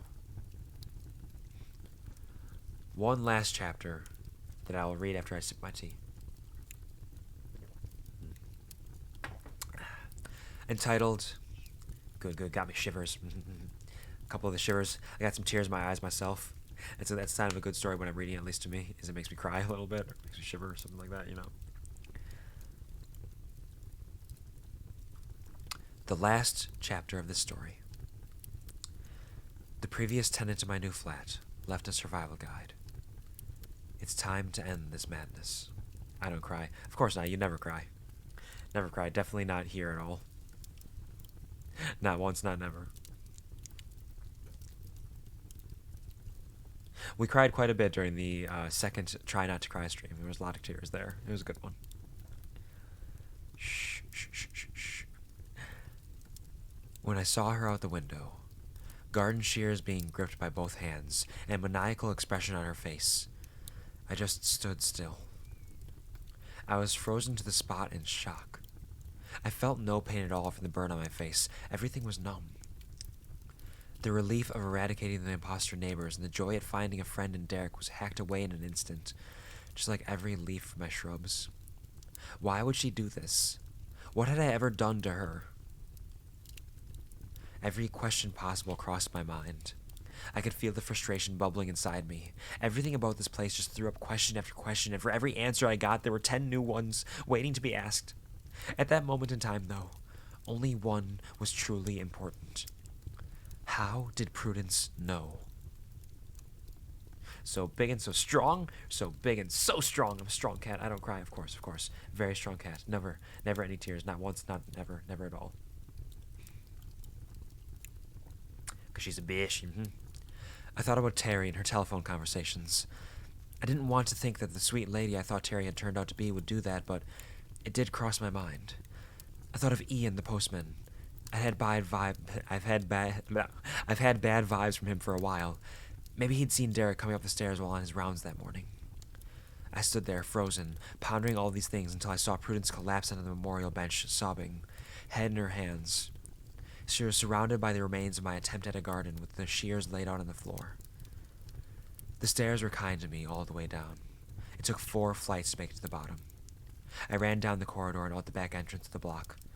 No idea what I was going to say. "Prudence!" was all I could manage. Nice one, cat. She sat bolt upright before turning and standing quicker than I thought it possible for an old lady. "You evil, stupid little girl! Do you have any idea what you've done?" She screamed, so much animation in her face that the spaces between her wrinkles pulsated like veins in an angry weightlifter. "Me? You think I'm evil? You left that shitty note hidden, missing everything I need to know, and got my boyfriend killed. And what you're doing to your own?"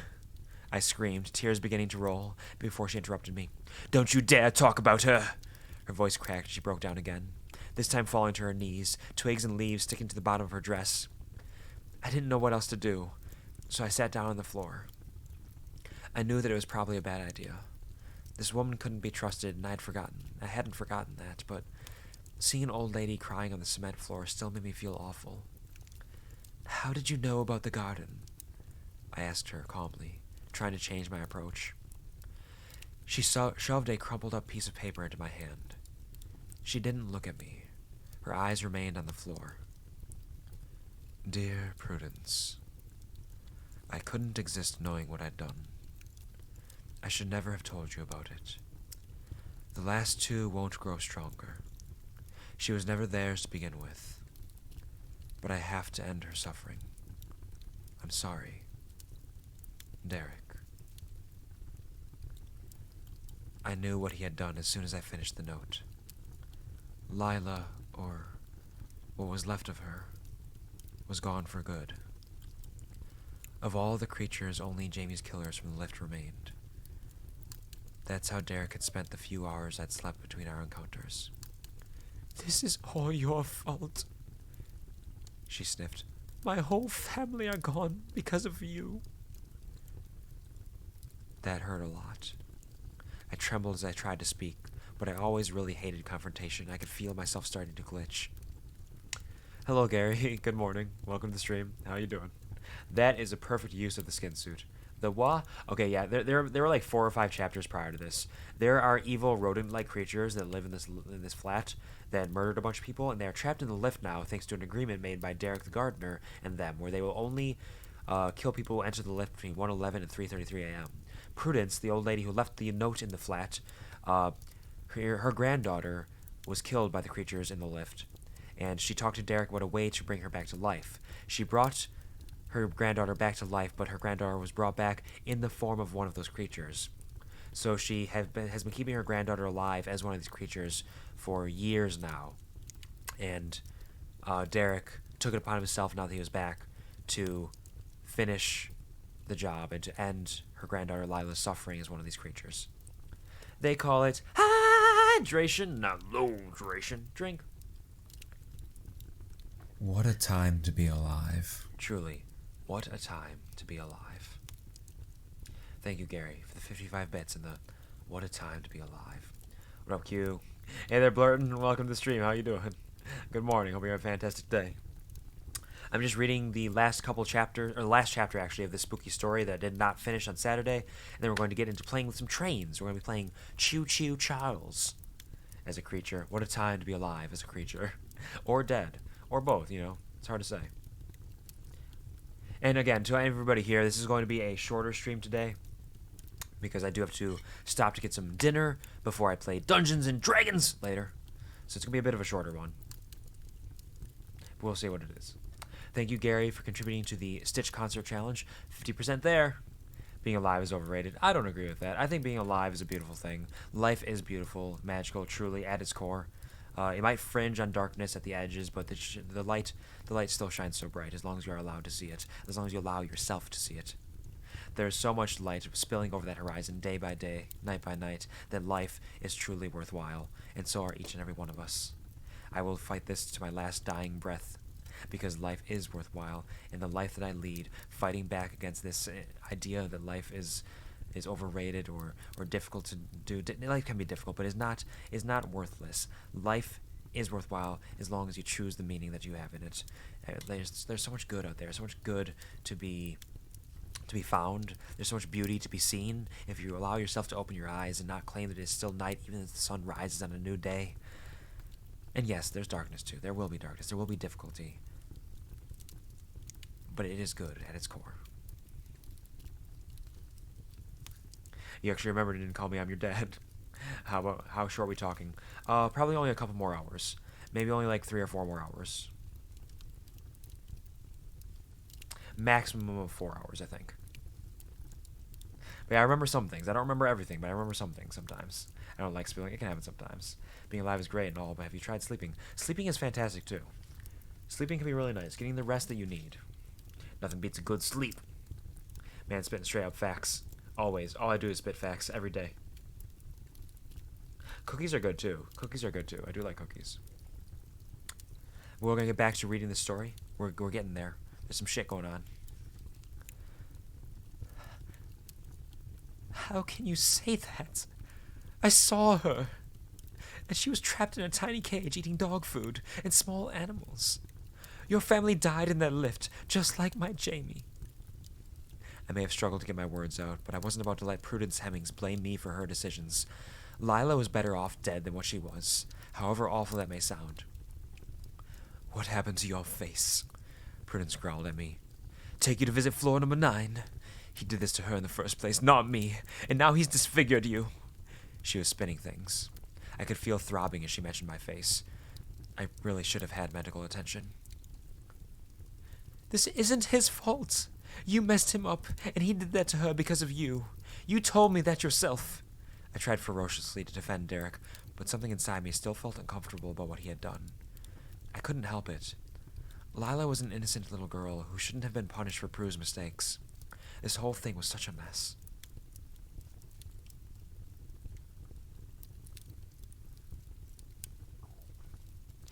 Cookies in your sleep while alive. I wouldn't necessarily want to eat cookies while I'm asleep, but while I'm alive, yeah. And you can't have more cookies if you're not alive. The only way to have more cookies is to continue to live. The only way to see that sun rise, even on the darkest of nights, is to continue to walk forward, to continue to move forward, and to continue to live. You cannot see that sun rise if you stop living. That is the only way. Life is endless possibility, and the only way to embrace those possibilities, the only way to encounter those possibilities, the only way to see those possibilities is keep your eyes open and keep moving. Otherwise, you give up on yourself, and you give up on the possibility that a new smile is just around the corner.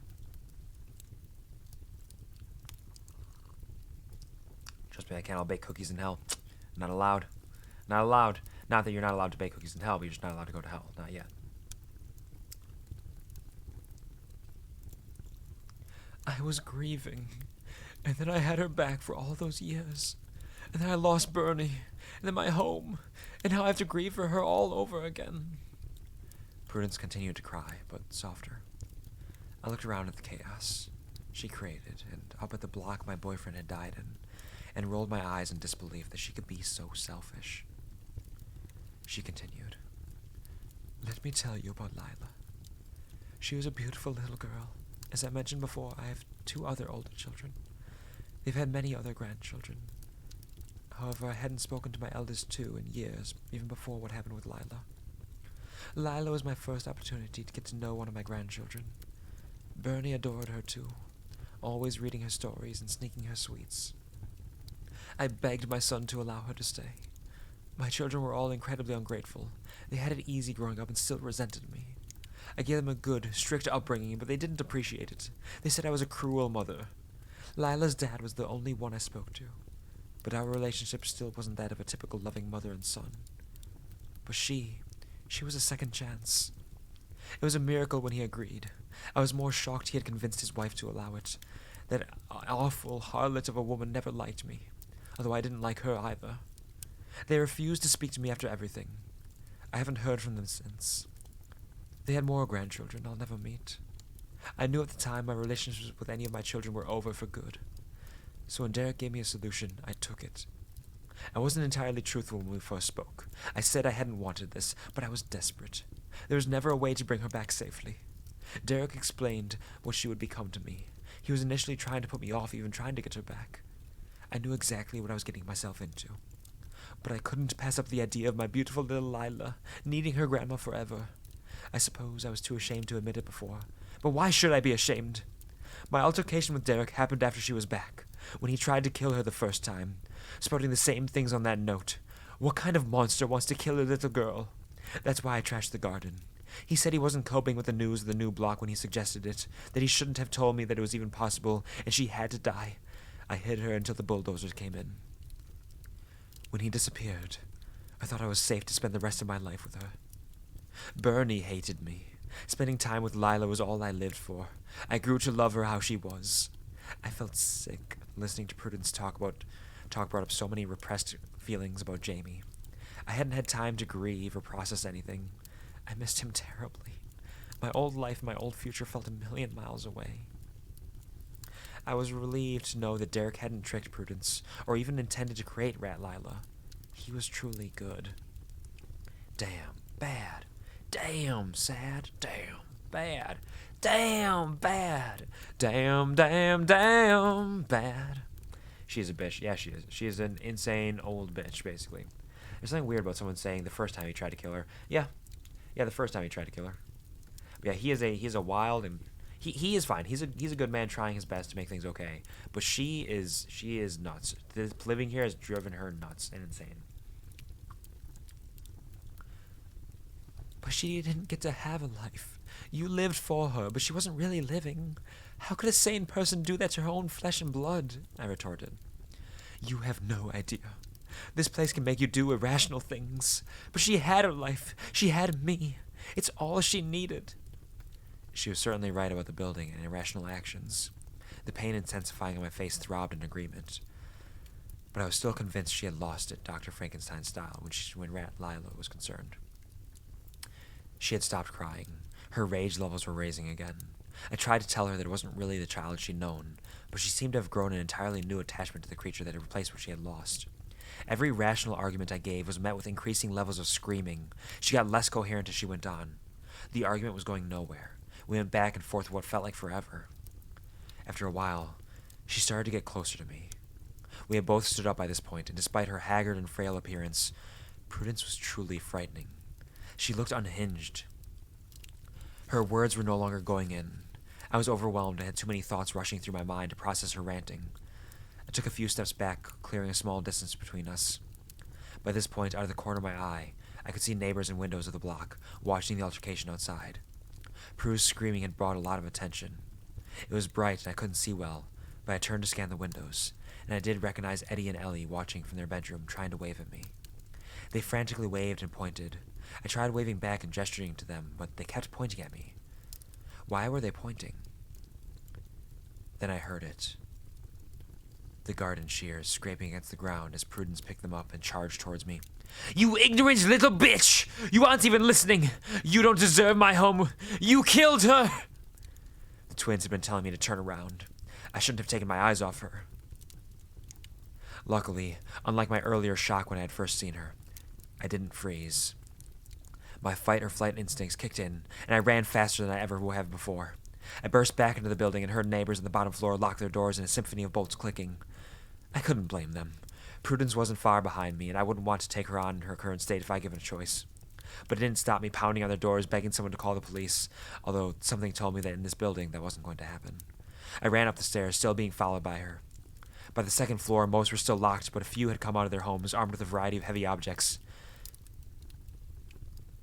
Even in a crisis, I couldn't fault the community spirit here. I ran another flight of stairs that became 2, but still led me to floor 3, and into the back of the corridor. I pounded on Terry's door. My heart was racing, but when I turned, Prue was nowhere to be seen. I was hoping the people who had come out on floor 2 had stopped her, but something was odd. I hadn't heard any commotion. This wasn't the end of it. Eddie and Ellie hugged me tight as Terry let me in and bolted the door shut quickly behind me. I told her about what had happened. She couldn't believe what Prue had done. It turned out no one knew about Lila. I was edgy for the first hour, but Prue had disappeared. Terry helped to clean up my burn and put some cold compress on it. She offered to take me to the hospital, but I couldn't. I was too shaken up from what had just happened. I couldn't face trying to explain how I'd sustained my injuries, and I still hadn't reported Jamie missing. He still hadn't had any messages from his family, and work had given up calling. But his friends had started. They were harassing me nonstop, but I had been too distracted to come up with a decent lie.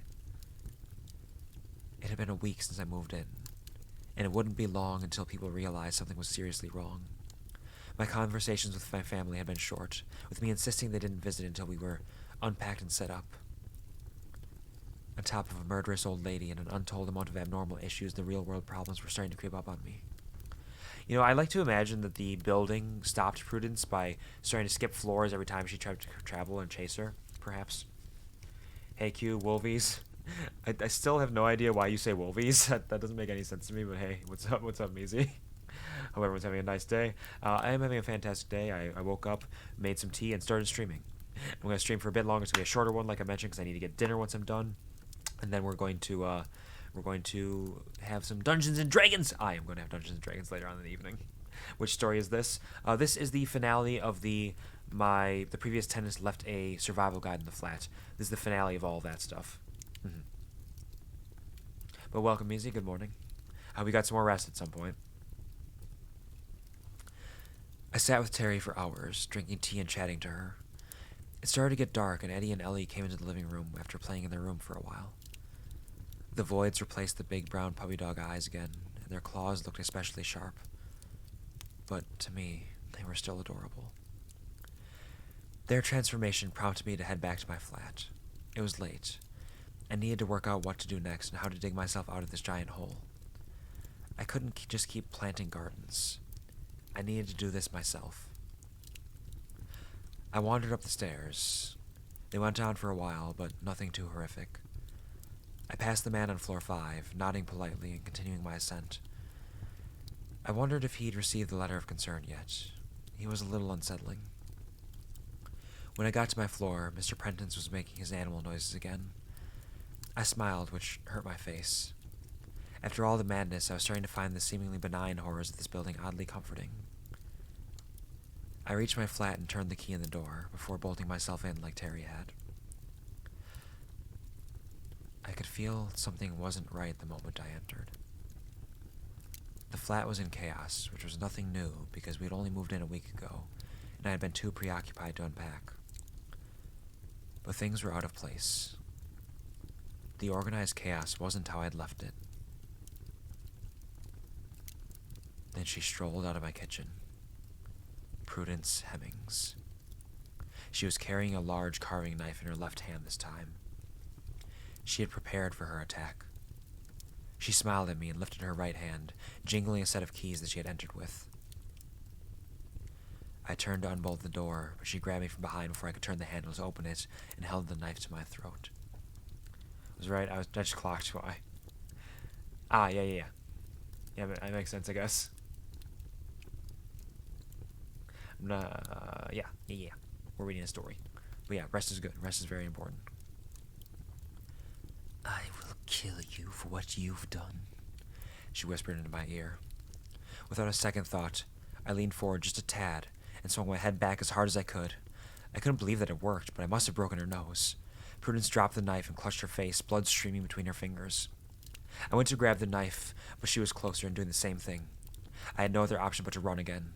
I grabbed the door handle and turned it to exit the flat as she tried to stab me. I was mostly out the door, but her arm was close enough to reach my side, and I felt the knife pierce the side of my torso. I was in searing pain, but I didn't stop running. As I stepped outside my flat, I could still hear Mr. Prentice's noises flooding the entire hallway. It gave me an idea. I ran towards his door, Prudence stabbing at me frantically with blood gushing from her nose. A few got me as I stopped outside flat 48. The pain was awful, and I could feel myself starting to drift out of consciousness. I was losing a lot of blood. I would give my last breath to end Prue. So running on nothing but adrenaline, I knocked hard on flat 48 and shouted, "Mr. Prentice, can you help me?" It was a shot in the dark. I didn't know what would happen, but I had to try something. Hour and a half to drive home. Oh, damn. That's a long drive, Gary. Drive safe. Take care. Good luck.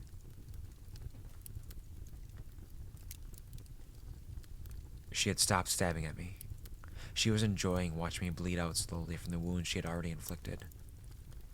I was incredibly weak, and I lost consciousness not long after that.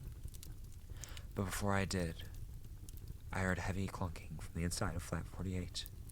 Chain locks being released and bolts being undone.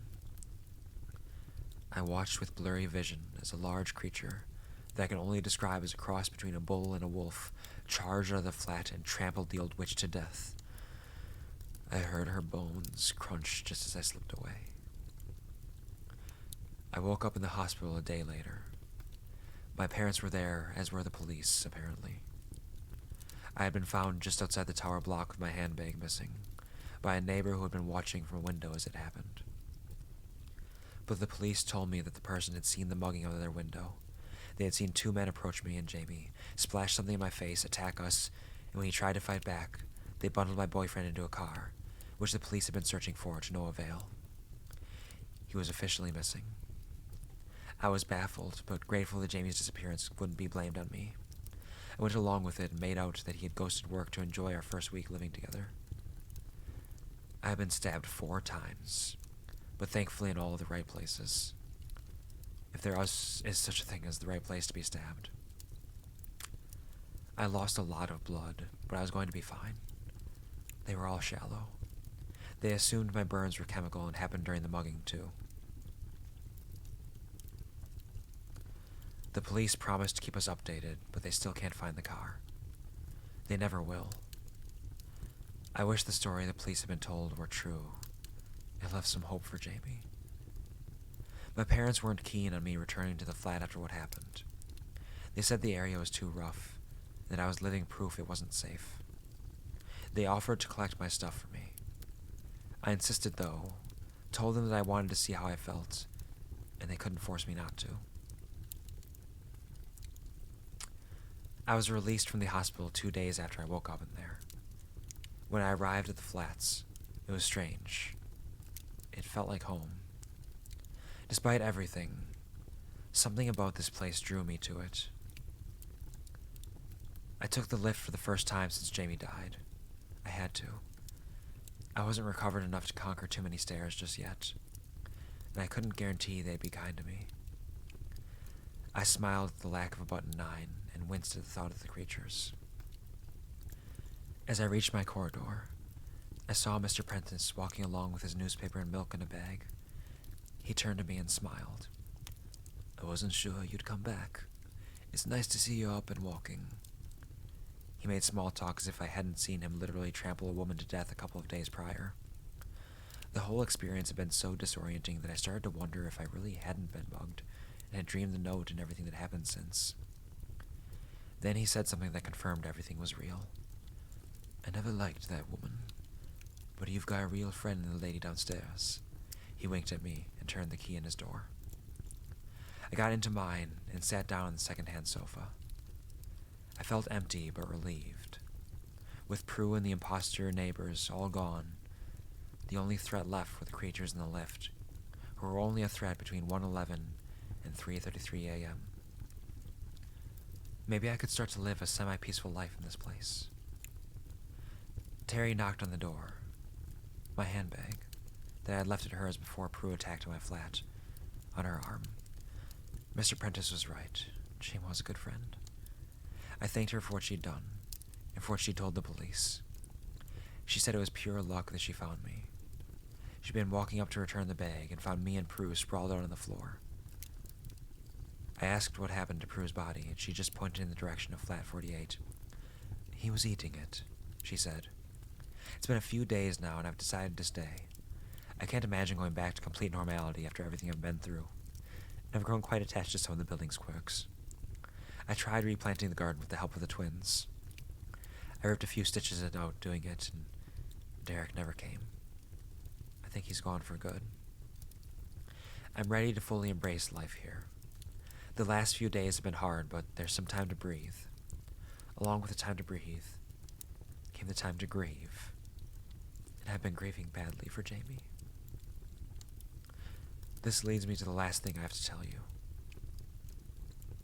Last night, I laid in bed, plagued with thoughts of Prue and everything that had happened. But what I couldn't get to leave my mind was how much happiness it brought her to have Lila back. It infected every part of my thoughts.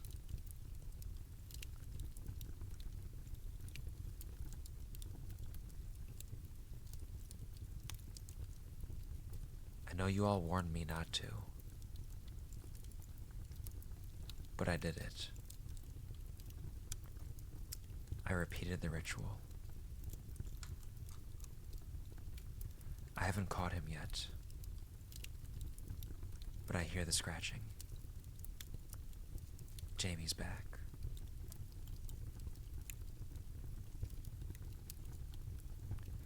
Damn, girl. Damn, really? For real? I can't believe it. I can't believe it. I can't believe it. Come on. You should have known better. You knew that was the bad decision. You knew that was the wrong thing. There is actually one more story to this, actually. There's a follow-up. There's a follow-up chapter. There's a follow-up chapter from... Oh, shit. Hold on. Hold on a second.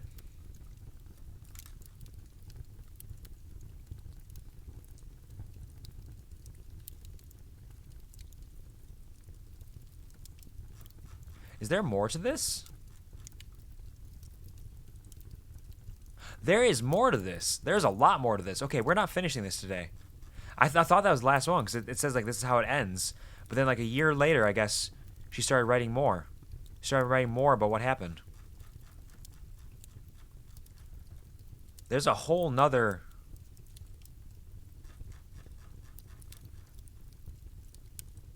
One, two, three, four, five, six, 7.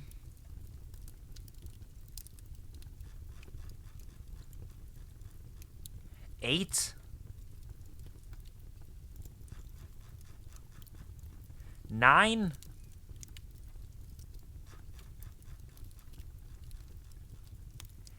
10.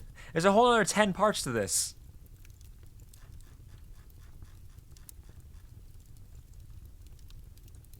think. Unless...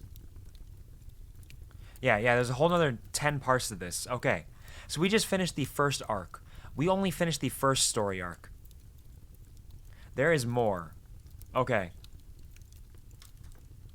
Well, we're going to save that then. we're going to save that because we're not reading all 10 of those parts today. I don't have time for that. I have to play a video game. So, I guess in the future, look forward to finishing off this story arc. I guess I'll do another, like, full stream of reading this because that's going to be, like, another probably 4 or 5 hours of reading right there. So, yeah. You can look forward to that. In the future, we will learn more about what happened here to this lady and what happens in the flat. But damn, I can't believe she brought back Derek. Or not Derek. She brought back Jamie. What a fucking idiot. What a fucking stupid idiot. Oh, hello, Sky. Good morning. Good morning. Hope you're doing well. Thank you for that. I love you, Redeem. Sky. You are one of my best friends. You're one of my greatest friends. You have a lot of struggles sometimes. You do.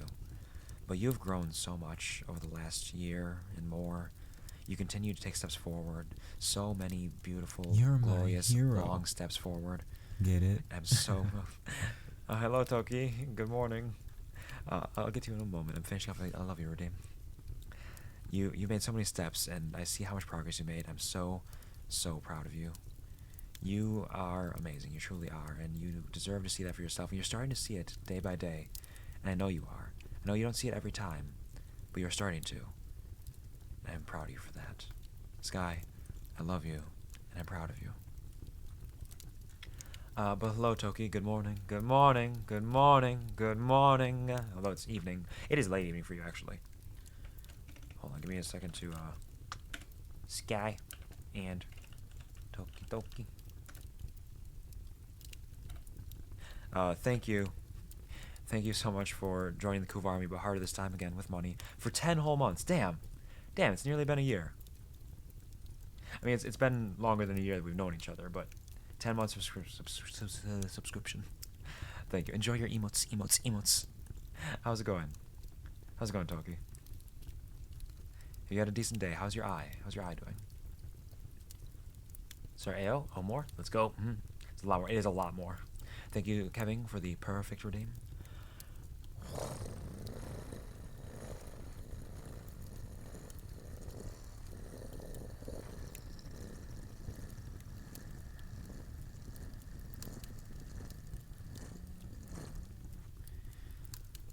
Thank you, Toki, as well, for contributing to the Stitch Concert Challenge. I appreciate it. But it's evening. It is. Rating, so look, of course. Best of luck, Toki. Thank you for the lurk. Thank you for stopping by. Thank you for the subscription. I hope that you're doing relatively well. I hope you've eaten today. I hope you've hydrated. Do some stretches. And best of luck with your raid. You can kill them all. I believe in you. They call it hydration, not low duration. Drink.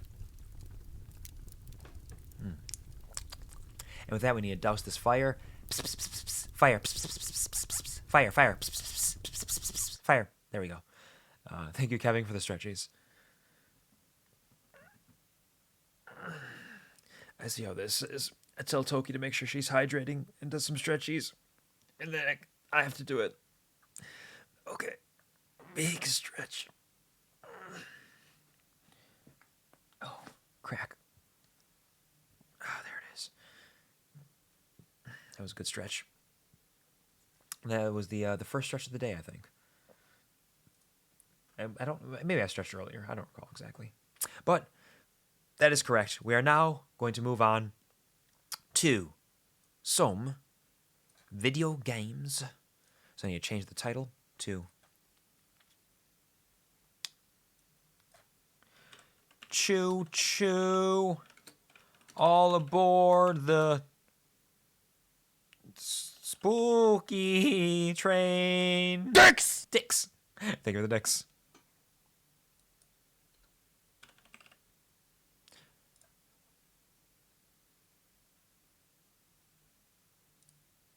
There we go. Has been changed. Gaming. Way too late. Thank you, Anonymous, for the dicks. Now we gotta go here and Choo-Choo. Choo-choo, all aboard the spooky train. My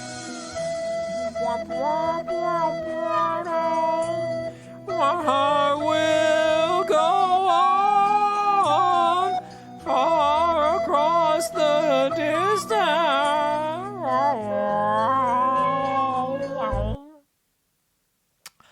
Hello. Hello, coding? Welcome to the stream.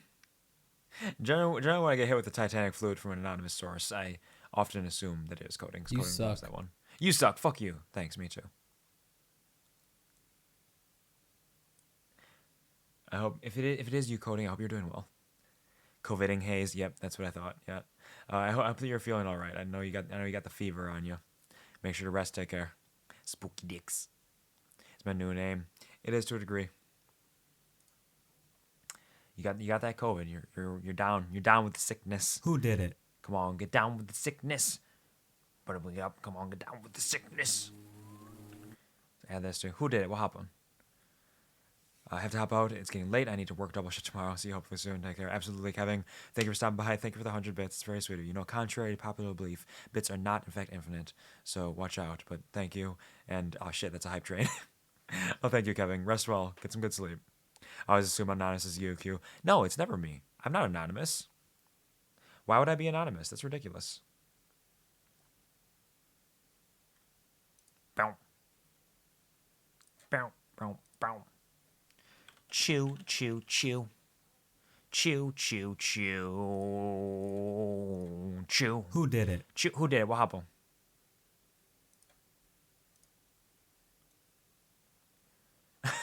Kevin, watch out. Bits can be bought. They can be bought. But that doesn't mean they're infinite. Because the money that is used to buy them is not infinite. But thank you. Thank you for the 100 bits again. You're very, very sweet. Come on, Choo-Choo, get down. Get down, Choo-Choo. There we go. Who did it? Who did? What happened? COVIDing haze. Thank you. Thank you for the 100 bits coding. I appreciate it. You're very sweet. It's always you. It's never me. It's never me. I did. True. Okay. I behave and go for real. Maybe. Yes. Get some rest. Get some good sleeps. Good sleeps. I'm gonna do chores and tasks I watch, which is what I have been doing. Absolutely, Sky. Take care. Do your chores. Proud of you. Doing fantastically. It's just gonna be fighting a choo-choo train. All right. I need to move my phone. Give me a second while I move this shit out of the way and calibrate.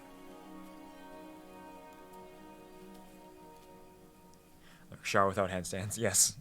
Yeah, without handstands is probably the safer way to do it for most people. Excuse me, I used to watch his stuff on the YouTube. You watch Choo-Choo Charles stuff on YouTube? Who did it? Who did it? What happened? Wait, what? Thank you. Thank you, Gary, for the 99 bits and the who did it. It does sound a little bit different coming through Blurp. It sounds a little bit different, it feels like. Let me do the obscure horrors. We're fighting a train. Developer, yeah, he's got a game dev channel. Oh, nice. Yeah, it just came out on last week Friday, and I've been interested in it since I saw the first trailer for it. Thank you, Burnt Cookie, for the... They call it hydration, not ludration. Chug. Here it goes. Bottoms up.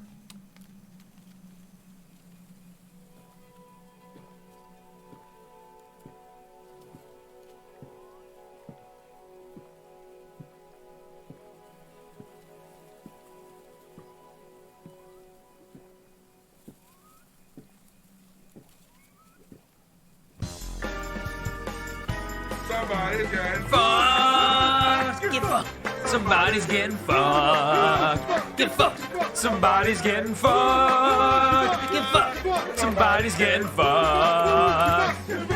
Do-do-do-do. I'm so hydrated right now. Holy shit. I can feel it in my bones.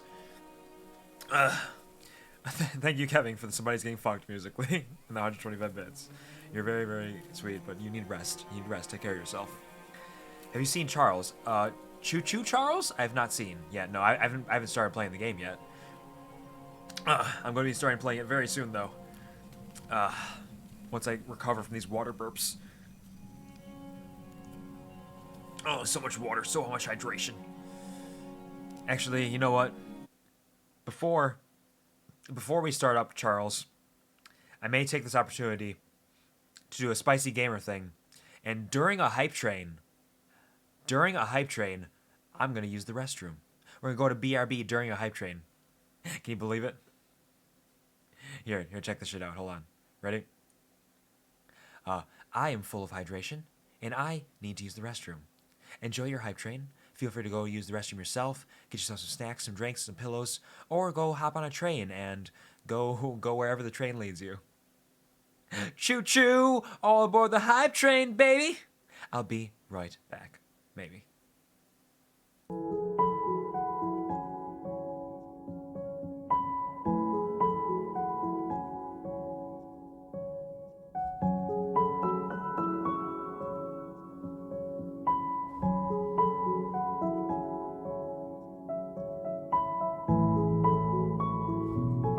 And I'm back. I put my headphones back on right as you played that second Dicks Anonymous. Thank you for the 2 dicks. Oh, and I love you for Snake. Okay, Gary. Thank you for the I love you for Snake. Dicks! Fucking shit. Thank you for the dicks as well. Again. Anonymous? Oh, it's not telling me this time. Well, whatever. Snake. You are mi hermano del alma for a reason. You are incredibly charming and powerful. You are so good at what you do. You work so hard, and I see everything that you accomplish, and you are going to be making great strides as you continue. It's not always easy. You don't always make the right decisions. None of us do, but you're trying your best. You're finding your path day by day, and that path is a beautiful one. You're doing so well. Snake, I love you, and I'm proud of you. Really. It's a cool start. Yeah, this is my first time playing it, so I don't know. Yes, make sure y'all listen to stream on. Make sure you're resting, taking care of yourselves, drinking water, eating, all the good things. Be kind to yourselves, please. And thank you, Coding, for the Wild Speed Mega Max.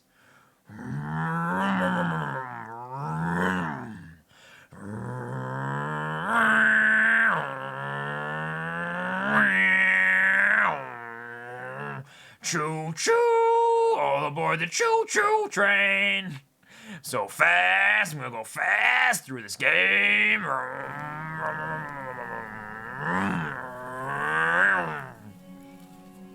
Is that like a true gamer? No, I refuse. I'm not that much of a gamer. No one can hear the dicks during intermissions. I know. I don't have any of the sound alerts or anything set up during that, so only I can hear it basically. During starting soon, the ending screen or the BRB sound effects don't come through. Take that silly thing off. I can do that. Do you want the crown off or the hood off or the blanket off? There's a lot of options here. Which would you like me to take off, Coding? Because I did put the crown on myself because this is absolute king shit. Dicks! Thank you for the dicks. QuvarTV is just absolute king shit. But if you want me to take it off, take the crown off? Okay, I can do that. Come on, crown. Just 1, 2, 3. Goodbye, crown. It's just too big. Fair enough. They call it hydration, not low hydration. Drink. Thank you, Burn Cookie. Was the chug not enough? Was the chug not enough? Too big or move to the other side works. Oh, that's chill. This is good. This is okay. We're good right now. I think we're good here. I can always do a little pop. Just a little pop. Just one. There we go. Oh, it's never enough. All right, what do we got? Primary input. Interact, inventory, map, waypoint, map, moving, jumping, sprinting, leaning. Okay, it's all pretty self-explanatory stuff there. Look sensitivity, turn that up a little bit just in case. Let's see. Graphics, epic! Look at this. Nearly 200 FPS. Amazing. So many frames. Could probably leave all these where they are. It's probably fine. Yep. Let me know if the audio is good, if it's loud enough, if I'm too quiet, if the game's too loud. Now let's start. Is there info? Oh, it's not fun info. Never a good sign when you have a sprinting option. The sprinting option always is in a horror game is the implication that you're gonna need to run at some I point. know it's been a while since we last spoke. Hey there, Something's Eugene. happened at the mines I've been supervising. Oh yeah, what's happening? No, trust me. You'll want to make time. I did for make time this. for it. I set up the stream You're and all. looking for something big to keep your museum in business. Sure. Well, there's something big on that island. Real big. What is it? So many friends. And even my own son are still out there. What do you mean? If anyone can bring this thing down, it's you. It'll be the biggest attraction your city's ever seen. And you can help an old friend. Yes, meet me on the docks at sunset. All I right. hope you're ready for a little monster hunt. A little monster hunting. It's Charles the spider train. Look at him. We're gonna hunt him down. Hunt him down real good. Loading world. Hope you get the ending where you and the train end up a couple and you start a train sir. family. They call him Charles. Half train, half gigaspider from hell. Half We've been gigaspider from planning hell. his Sure. demise for some time now. They just. and have I'll go been into this waiting immediately. for Just Just full a few embracing of the people to absurdity. meet, places to see. Simple errands, you know. Yes, sir. Welcome to Aranerum, the island where miners dig their own graves. Stay close. Charles isn't the only thing to fear around here. All right. Give me a second. I need to. My chat's partially covered up. But yeah, if there's multiple endings, and if that is one of the endings, I would absolutely want that one. I want to marry Charles the train. I want to become his girlfriend. Oh. Oh, there's just... I have nothing more to lose here. I've made up my mind to swim to the mainland, or to at least try. I likely won't make it, but still, I see my chances being higher out there than on this forsaken rock. Hey, buddy. You didn't make it very far. He basically just, like, belly flopped into the water and died. Look at him. Why are there train tracks all the way out here? It's not PG, though. Full-on train penetration is involved. Oh, damn. Look at that spicy train penetration. I mean, it's got to happen at some point. That is true love right there. Nothing says true love quite like train penetration. Hold on. I just left my picture of my beloved. Getting really railroaded. Absolutely There's a railed. train shed at the top of the hill. Why doesn't your mouth move, friend? One of the train operators was killed early on by the beast, so his old engine should be in there. Alright. If we can get to it, it could be an indispensable tool on our journey. Well, alright then, let's go. Stay close. We don't want to be exposed for too long. Why do you act like this? Damn. Eugene's fucking booking it. This game is absolutely absurd immediately. It's ridiculous. Look at this shit. But he's not as fast as I am. I'll beat you. I'll beat you there, Eugene. Ha ha. Ha ha. You're slow. You're a slow little bitch. You're a slow little bitch, baby. Ha ha. Look, I'm so fast. Eat shit, Eugene. I made it. Fuck you. He runs like Potat. Is that how Potat runs? Look at him zooming. Ah, shucks, it's locked. Aw, shucks. Aw, shibbity doo wop Not to doo wop. worry, we can still find a way in. Everyone's a ventriloquist. They're mastering it. I can do that too. Watch this. Ready? Hey, I'm Kuvar. I'm not speaking. This is Eugene speaking over there. Look at him. He's talking. Can't you hear him? Hi, golly gosh darn tootin'. I sure am Eugene. I sure am Eugene right now. Wow, look at me. Both of our mouths are closed. You can't even tell what's happening. Which one of us is talking? Is it me? Is it he? Is it someone else? I mean, our mouths aren't moving, so it couldn't be us, right? I don't know. You tell me. Wow. There's a small shack up the path that might have a key inside. All right. Take this map. I just marked the location on it. See if the key is up there, and I'll look around some more down here. All right, I'll take the map. Wow. That's a map. What a maption! Blue arrow marks your location. White lines mark the train track. Red arrows marks split in the track. NPCs and missions are marked on the map. Place waypoints to make traveling easier. This island is large. It's a large island. With lots of people on it. Alright. I was told this game can be beaten relatively quickly, so I would like to beat it in this one stream, but we'll see. I do tend to wander, and I do tend to take my time with things, so we'll find out. Need more ventriloquist stream from you? So cool. I know, it's really impressive, isn't it? Wow. What kind of people would do that? Shit's locked. Alright. Let me set a waypoint. Baby's first mission. Yes. This is Baby's first mission, and I am Baby. The waypoint doesn't seem like it actually gives me anything, though. It doesn't, like, point it out to me. Unless I need to set the waypoint some other way. Is that not actually me saying the waypoint? I mean, I did it. I found the shack, but, you know. We'll find out. I found the key. I found the key, and it opened up my keys. I found the key. You got anything else in here? Just scribbles on the bed? Sure. Alright. Oh, I got a good jump. I got a big jump. I run fast. Can I run along the fucking... Never mind. Good on you. Looks like you found it. I sure did. Open up that door. I Lead will. the way. Let's go. Let's get in there. What do we got? It's a golden train. Hey, that's what I'm talking about. Yeah, it is. She's an oldie but a goodie. Yep. I'm going to inspect the train's exterior. Are you Why gonna... don't you take a peek inside? See what we got to work with. I'll take a look.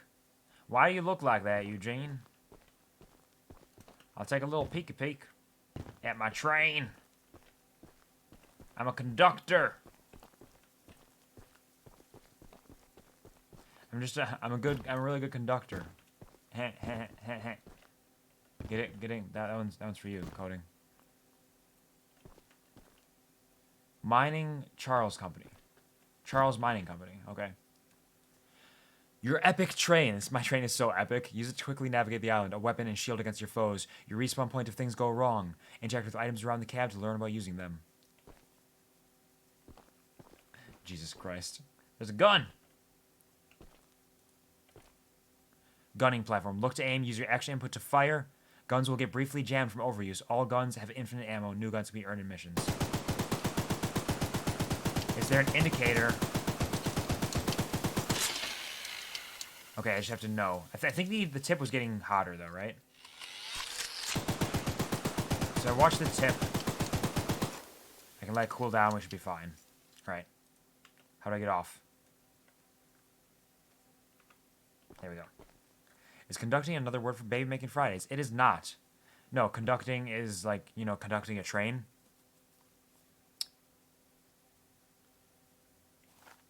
Oh, is that it? Is that the thing right there?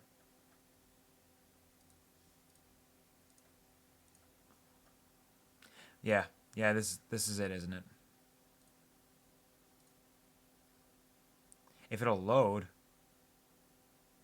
doesn't want to load for some reason. There it is. Okay. Oh no, there it isn't. Hello. There. Okay. So here you go.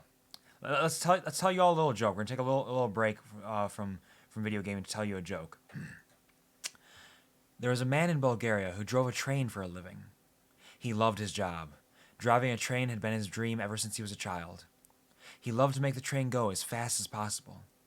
Unfortunately, one day he was a little too reckless and caused a crash. He made it out, but a single person died. Well, needless to say, he went to court over this incident.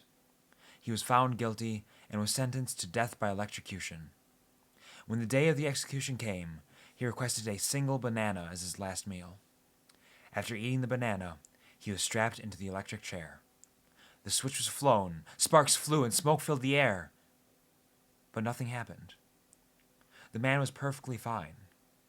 Well, at the time, there was an old Bulgarian law that said a failed execution was a sign of divine intervention, so the man was allowed to go free. And somehow, he managed to get his old job back driving the train. Having not learned his lesson at all, he went right back to driving the train with reckless abandon. Once again, he caused the train to crash, this time killing 2 people. The trial went much the same as the first, resulting in a sentence of execution. For his final meal, the man requested 2 bananas. After eating the bananas, he was strapped into the electric chair. The switch was thrown, sparks flew, smoke filled the room, and the man was once again unharmed. Well, this, of course, meant that he was free to go. And once again, he somehow manages to get his old job back. To what should have been the surprise of no one, he crashed yet another train and killed 3 people. And so he once again found himself being sentenced to death. On the day of his execution, he requested his final meal, 3 bananas. "You know what? No," said the executioner. "I've had it with you and your stupid bananas and walking out of here unharmed. I'm not giving you a thing to eat.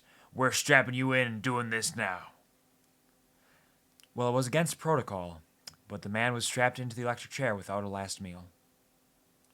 The switch was pulled, sparks flew, smoke filled the room, and the man was still unharmed. The executioner was speechless. The man looked at the executioner and said, "Oh, the bananas had nothing to do with it. I'm just a bad conductor." But-um-tss. But-um-tss. Hold on. I got an idea. I know what to do. I know what to do with this.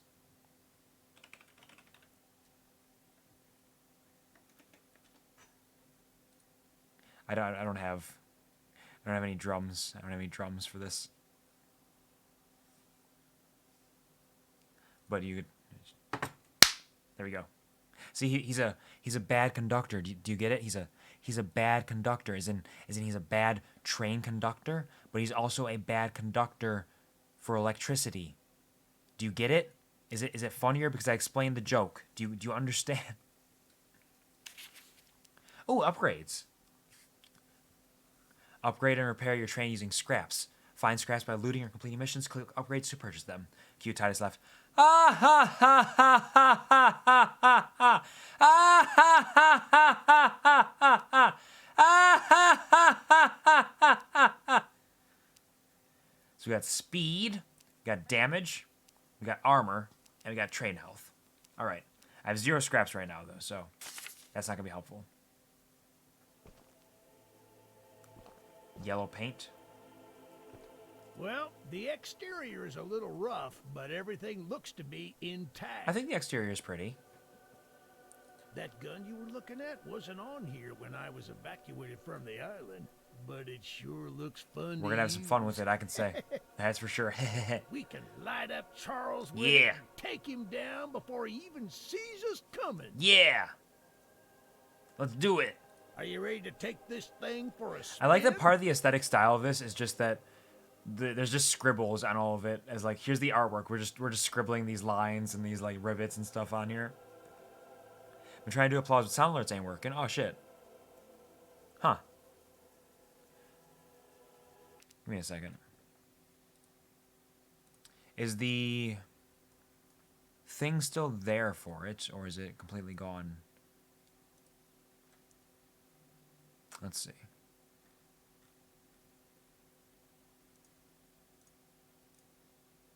Hello there. Yeah, it's working for me, I think. Hello there, General Kenobi. So it must be your app then. Just like forever loading. Ah, yeah. Understood. Operating the train. Center lever moves the train forward. Left lever moves the train backward. Disabled during tutorial. Right lever stops the train. Leaving the train while it's moving automatically stops it. Understood. Well, let's go. I'm on mobile. Yep. What the bonk for? What the bonk for, Gary? I'm moving forward.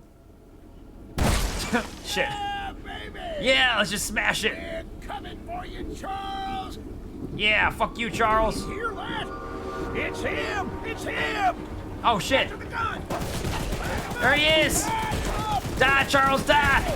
Die, motherfucker, die, motherfucker, die. Die, motherfucker. Ah. Oh, fuck! Eugene! Eugene, no!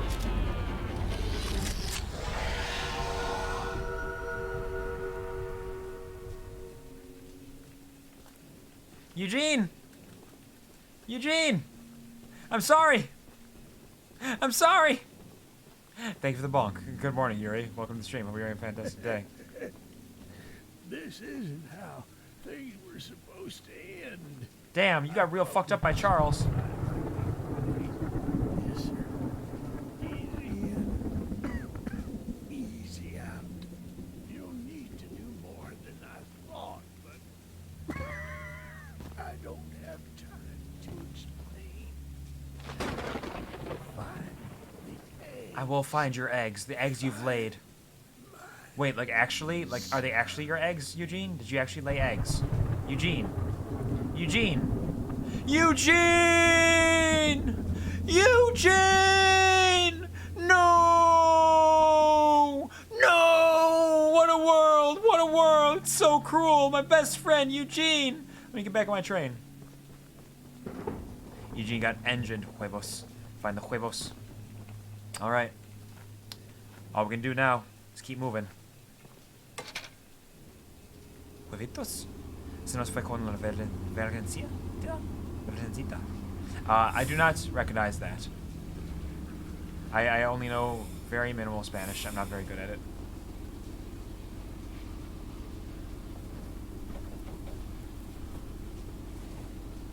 Hello? Hello? Check the map. So, going this way, we should be able to get this optional mission over here. And I just keep traveling even when I'm on the map. Need to find some scraps somewhere. Signs indicate upcoming track splits. The light of the split indicates the direction of the tracks. Stop your train and drag the lever on the ground to change the direction.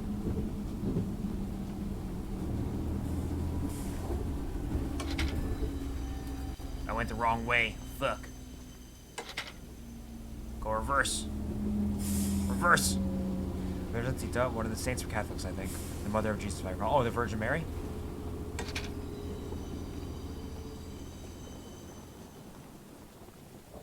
I've ordered churros.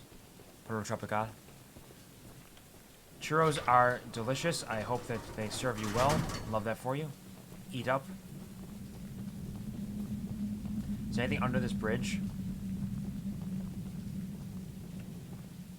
No. Apparently not. Okay. Keep moving. Forward!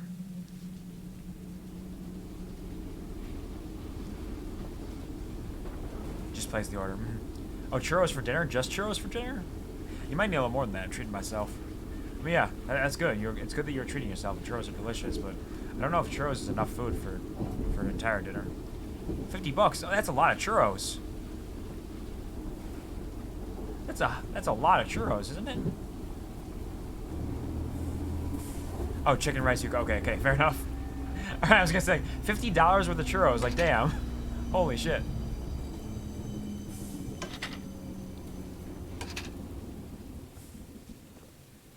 Is this for dinner? That's a life I want to live. I mean, we're adults. We can do whatever we want. We can eat if we mean to. We can eat cake for dinner, breakfast, lunch, whatever we want to do. Just to suffer the consequences as well. Doing any baking for the party before it got canceled? I did not. No, I was going to do it on Friday. I suppose that would be you. Hey there, Candace. Can this dick fit on your mouth? Hey, yo, way! It's all churros. No, one giant churro. A 14-piece churros, pumpkin cheesecake, and gingerbread cheesecake. Not eating all the desserts today. Yeah, it's good. It is good that you were getting that, though. That all sounds delicious. The gingerbread cheesecake in particular really makes me wonder. There's some scrap metal in the balcony room of my house that you could use to repair and upgrade your train. Here's the key. And although the balcony is right behind me, I'll just mark it on your map anyway. Well, thank you kindly, Candace. As a side note, talk to anyone around here, and they'll do whatever they can to help. Yep, we're all just trying to survive. Not wearing a mask, that is. Check out the balcony. Why? What's wrong with people wearing masks? Good luck with everything. What's wrong with people wearing the masks, Candace? It ain't too fucked. Yeah, we hadn't actually even bought any of the ingredients yet. We're gonna do all that on Friday, basically. So it was totally fine. It worked out. Doing dessert for the streams I watch. Cheaper if I get it all in one order. Yep. Oh, you mean like you're getting a different dessert for each stream that you watch or something? Like each stream is like, this stream is a cheesecake stream. This stream is a churro stream. 2x4, 10-foot long churro. Damn. I'd suck that down. I'd suck that whole thing down. I need key. Look at all this scrap. Got scraps, all kinds of scraps. Holy shit, there's so much scrap. Now you have some resources, you can go back to your train, make some upgrades. Yes, I know. I'm gonna read this note first, though. It sounds like a banquet for rich people. I'll try to be like that one day. The dream. We've been waiting as patiently as we can, but the past few days have been chaotic, to say the least. Charles has been more aggressive lately, to the point where I'm starting to fear how many of us will be left by the time help arrives. Godspeed, Eugene. We're counting on you. They're all counting on Eugene, but unfortunately, Eugene is dead. It's up to me now. Me and my magic train. My choo-choo train. I fucked on the cookies though. Corinne never even made any because she got COVID. Damn, no cookies. Let me in. I wonder. This might not be the right thing to wonder, but I'm curious. Okay, first of all, let's upgrade. We're going to upgrade armor by 1 for 3 scraps. We'll repair, because we should repair. Increase damage. And we'll leave it like that for now. And I'm going to hop on this and just see if I can shoot Candace.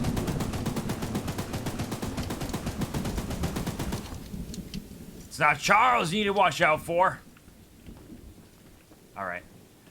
I was hoping she might drop like a key or something for the door downstairs. I'm not crazy.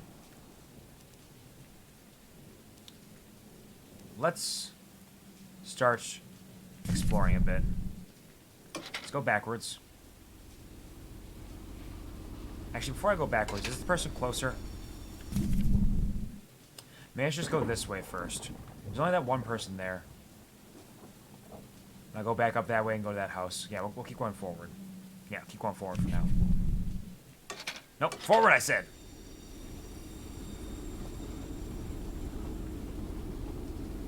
As long as Charles doesn't come back, we'll be okay. Charles has feasted on Eugene, so it should be good for a while.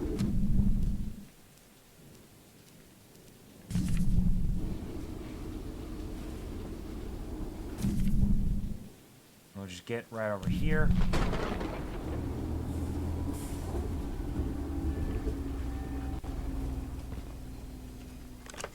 Hey, scrap.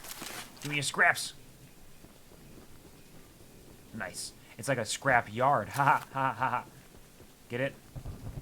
Because there's scraps everywhere in it, and that's not even a joke. It's literally a scrap yard. It's not funny. Not funny. I'm so fast. I'm zooming. Open this chest. What you got? Needs a key or something. It's bullshit. Oh, look, a dead train. So where did Charles come from? Why does Charles exist? Only to make us suffer? But for why? Got more scraps in here? Thank you. Scraps in here? Okay. Scraps in here. Give me all your scraps. Every last one. Every one you got. Oh, hello. You're kind of weird looking. Look, kid. I know you're supposed to be some fancy-pants monster hunter. But Yep. You can't earn my respect without making yourself useful. What do you need, Daryl? One of Warren's goons dumped a locked chest in the yard last night. After beating on it for a few hours, I didn't break anything but a sweat. I got some lock picks, but I don't know how to use them. Ooh, lockpicking minigame? Here, take them. If you can get that chest open, you'll earn my respect. I might just give you some scraps to help improve your train. Well, thank you, Daryl. I appreciate it. I'm gonna open that fucking chest. I'm also gonna steal your scraps, because fuck you. Charles is your new god. You can't stop them. Is Charles my new god? I don't think I worship him. Do I? Do I worship Charles? Charles? I guess they do call him Charles in charge for a reason. Fuck. Okay, wait, hold on. I'm doing it too early. Because I expect there to be like some slowdown, but you just have to do it when it's right in the circle. I continue to do it. Fuck. It shouldn't be that difficult. Why do I keep doing that? Fuck. I'm just so used to being prepared for it, but I'm not. Holy shit. Oh, I'm doing crimes. I'm doing crimes! Fuck. I have to consciously do it later than I want to do it. Fuck. Like, you almost have to do it late. Thank you for the Dead by Daylight skill check. Yeah, you have to do it, like, late. Like, it's just a fraction of a second late. That's weird. Crimes. They don't need worship. They only need you to be close. After all, why need worship from your prey? Oh, I'm offering prayers. Get it? Ha, prayers. I'm going to pray. Pray to Charles. Thank you, Sky, for the Dead by Daylight skill check. I think I did it. I think I nailed it. Hey there. Well, Fancy Fingers here got the chest unlocked. Yeah, I did. I got the fanciest fingers. That's an odd-looking piece of junk you found inside there. I mean, it was like a drawing. It was a drawing of Charles. You earned my respect, so here's some scraps, like I promised. Well, thank you. Thank you, Daryl. Got 38 scraps. Holy moly. Holy moly. What's on his arms? I think it's like patches of some kind.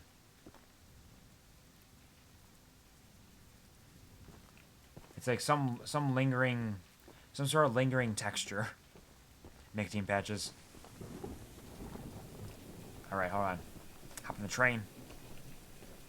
He's trying his best. He's trying. More armor. More armor. More armor. And more armor. There. Now, okay, I'll tell you my strategy here.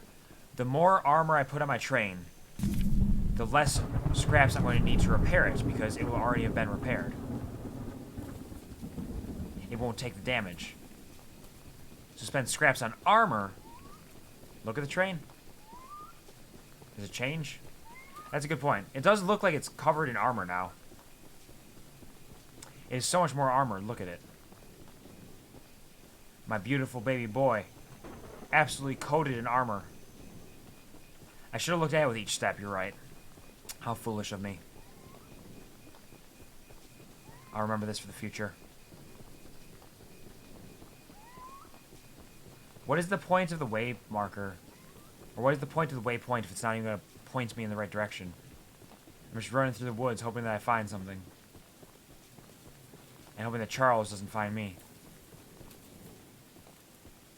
I hear something crawling through the brush. It's raining.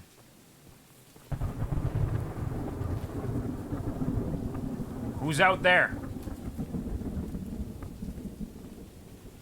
And I see the moon. Never thought I'd feel emotional towards this train. Truly a masterpiece of a game. Absolutely incredible. Charles need to be on tracks. Charles is the enemy. And I don't think he does need to be on tracks, because he's got spider legs, and it looks like he can just follow wherever he wants to go.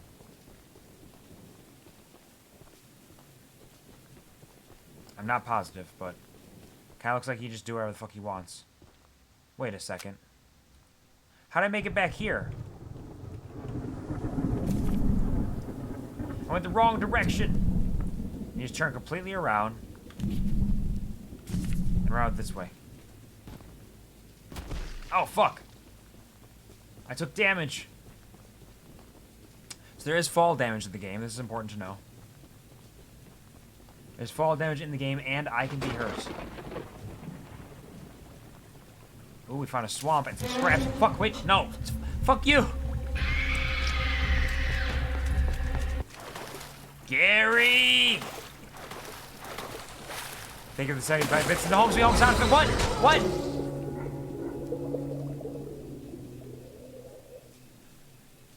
Don't go swimming in the swamp. There are creatures in the swamp. Warned you. You did try to warn me. I didn't understand. And it costs scraps to respawn. So you want to always be using all the scraps you can. So let's upgrade speed. What the bong for? Oh, there it is. Okay, never mind. Uh-oh. Fucking hell, bless me.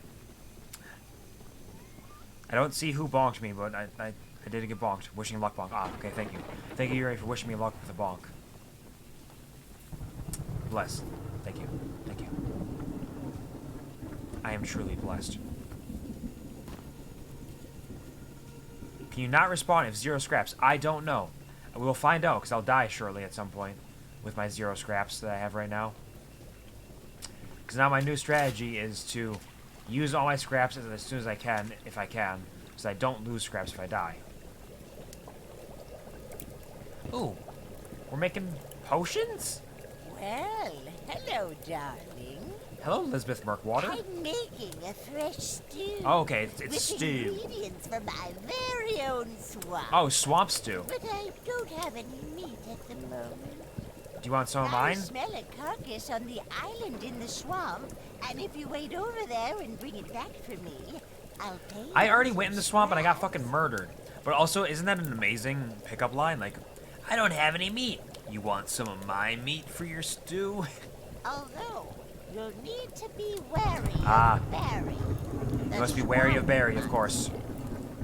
Keep an eye out for him splashing around. And don't move Okay. if he gets close to you. As long as you stand still, he's as kind as a kitten. Alright, understood.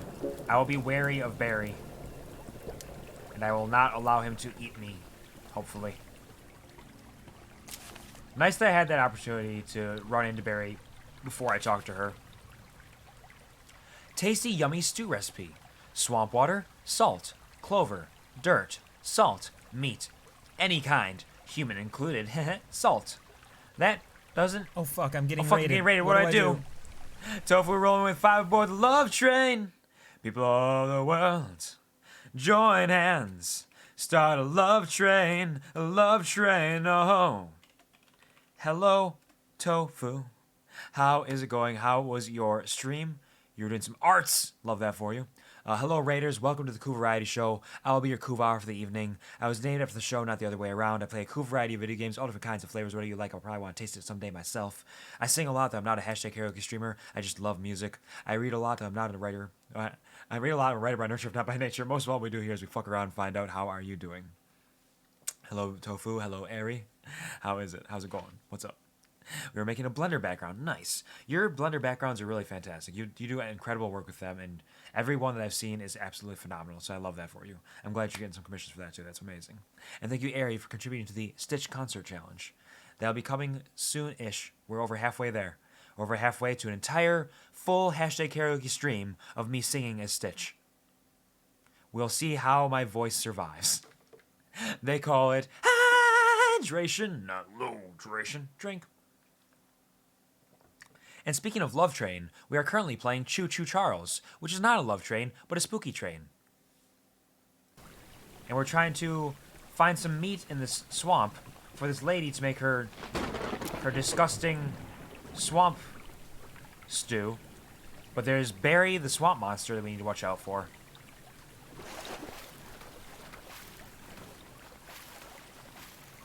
I hear splashing. Oh, there's Barry. So when Barry's nearby, I need to not move. Otherwise, he'll come for me. He already got me once. Wonder how much can I swim? Can I see him? I'm not allowed to see Barry. It's gonna sound like Stitch after smoking a dozen packs of smokes. It's possible. Nope. Stay still. Go away, Barry. Go away, Barry.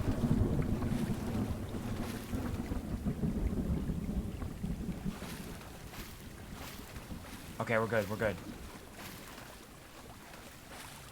I want to get a better look at Barry, though.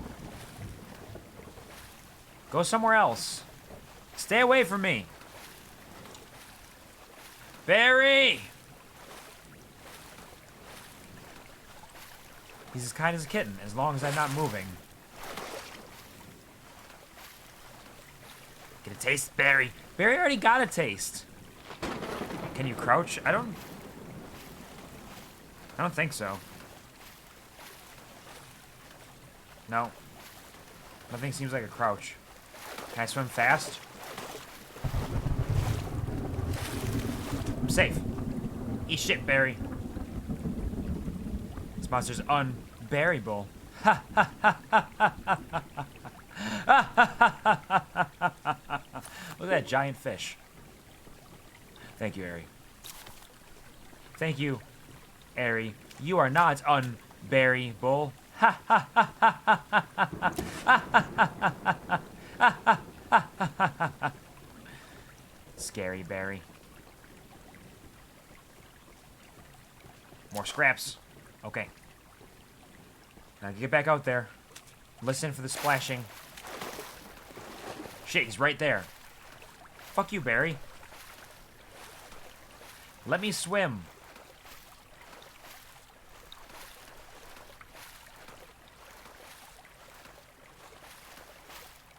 I'm not going down again.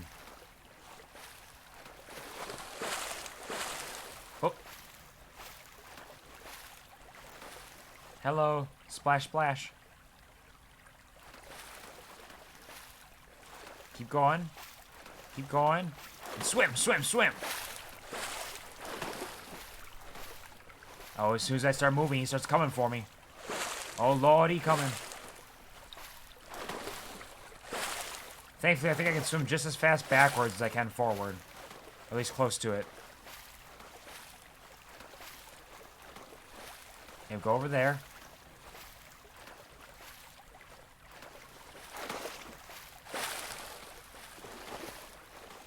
Fucking Barry. Nothing happened over here. There's definitely no movement. Nope, go on, get out of here. You don't belong here.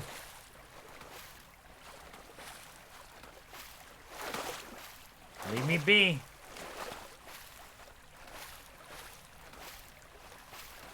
I'm so close. How does this witch know there was a fish on the island? She could smell it. Plus, she's a witch. Witches have incredible senses of smell. This is known. It's kind of outrageous. What a delicacy! Yeah, you know, of all things in this game that are fucking ridiculous, this is the one that really grinds my gears. Have a safe night, little one. How dare this witch know there's a fish on the island? Now let's go hunt down that evil spider train. It was the required mission. Ooh.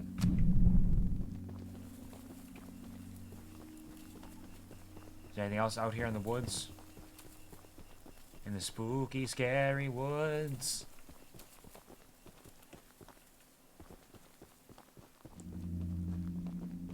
I think we're okay. We run back to my train. Ooh. Oh, yeah, that's where we're headed next. We'll run back to my train, though, because I can upgrade my train a little bit. Get a little bit closer to here, perhaps. Use up some of my scraps. Got 36 now. Armor. Armor. There we go. Level 8 armor. Look at it. Look at my boy. Look at my boy. He's getting so strong.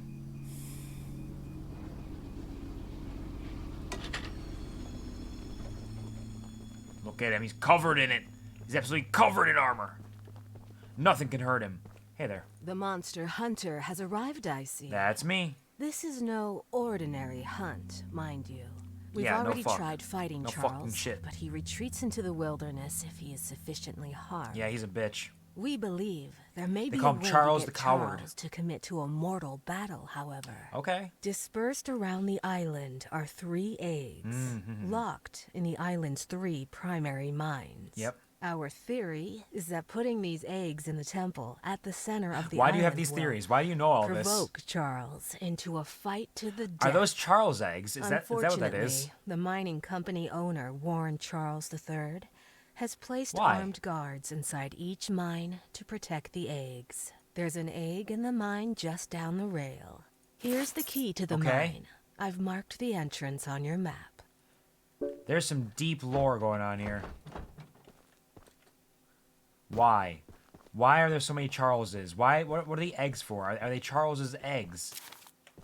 What is this existence we're living in? Who is Charles, the owner of this mines, and why? Do you hear it?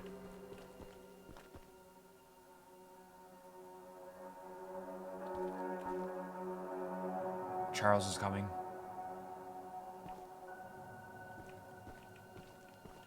I can hear his horn blow.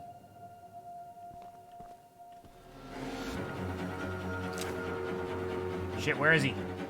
Fuck.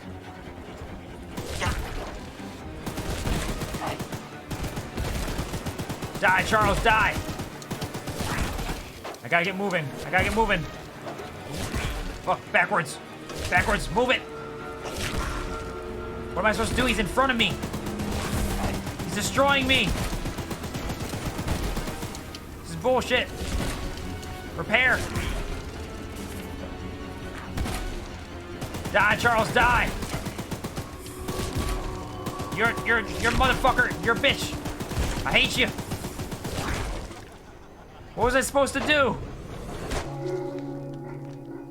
-1 scrap. What was I supposed to do? He attacked from the front!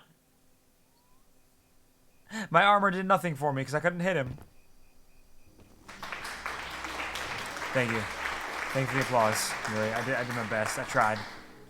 Send the train running from the start. Well, yeah, but he just chased after me. Like, even if I started running from the start, I wouldn't have escaped. He's too fast. So I really need to upgrade speed, apparently. Speed is what I need to do next. Also, my train health is at 0. Go forward and ram him? Like, is that legitimate advice? Is that something that works with this game? Is that how this game works? I don't know. Is me into bonk by misread? You misread applause as bonk? It can be difficult. And I could try to go forward, I guess, next time. Look! I can honk the horn.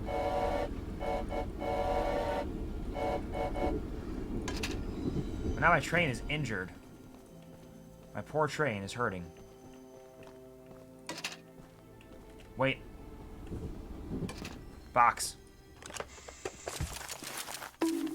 What a bonk for?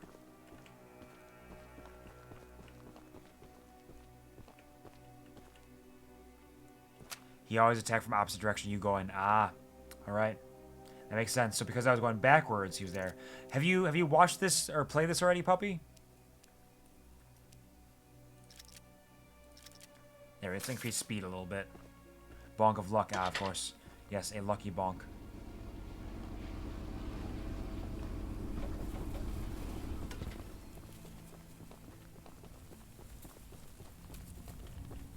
Hello, hello.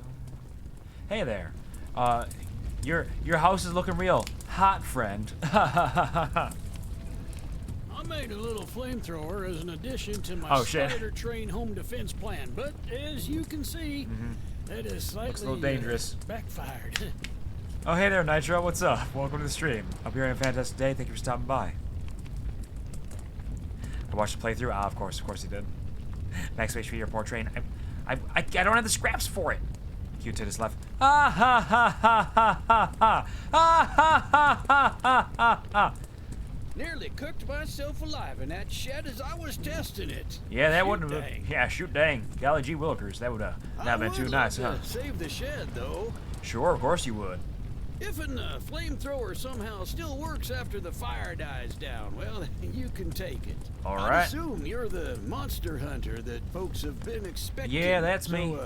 A weapon like this. Eugene's dead, by the way. So I have to put the fire out. If I walk in there, will I just die? Probably. What if I don't?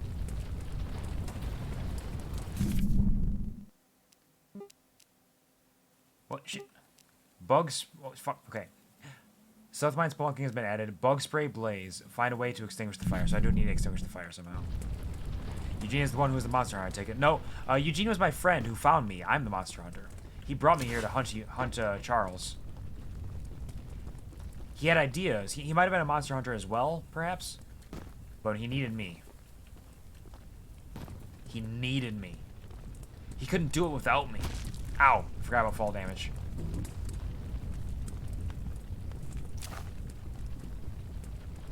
I get so excited to just jump, you know? Ah, here we go. Yeah! Sergeant Flint, why did you not realize there's a giant water thing up here? Sergeant Flint, why are you so dumb? Sergeant Flint, you have a nice shirt. I like it. It really suits you. Using the water tank to put out the fire. Pure genius. Woohoo! Woohoo! Here, take old bug spray. Cause Sure. of this chaos. I'll take it. I don't want to see it anywhere near here again. Shoot dang. Shoot dang. Don't worry, I'll take bug spray. It's mine now. I'll take bug spray and I'll take some scrap from inside your burnt shack. And some paint. Orange paint can. I can use it. I can customize my train's color. I can make my train orange. Make it orange. Why are you so stupid? You're so stupid. All right. Let's get in. Heal a bit. There we go. Train health at 70%. Bug spray, damage. Ooh, okay. Damage 1, range 1. Slowing, incredible. Fire rate, incredible. Derailer, 2, 3, 3, 3. So this one's nice and balanced one. I can only use one weapon at a time. There's a couple other weapons. So make it orange. Look at that. Wow.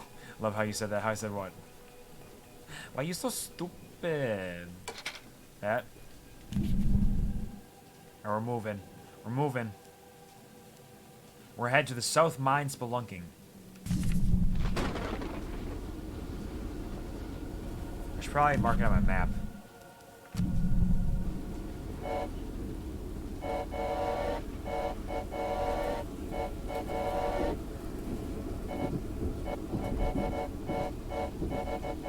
Here we go. Okay. Any scraps in here? Got any scraps? Got any grapes? Oh, hello, Violet. Good morning. I hope you're doing well. I hope you're feeling stronger day by day. I am adorable, this is true. The train is orange. Vacuum. Haven't been able to in months, and I know I'm sick, but it's bothering me. Your fantastic train looks beautiful. Go do spooky things. I love you. Take care, Violet. Don't overwork yourself. I know it needs to be done, but make sure you rest if you need to. Thank you for stopping by. Always enjoy your lurk. Cool fucking train. Yeah, it is. The coolest. You ain't never seen a train as cool as this one. Scraps. Okay.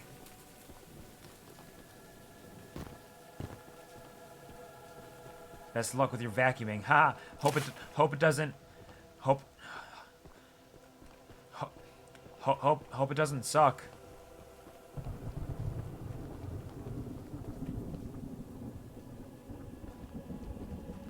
All right, let's go repair the train a little more.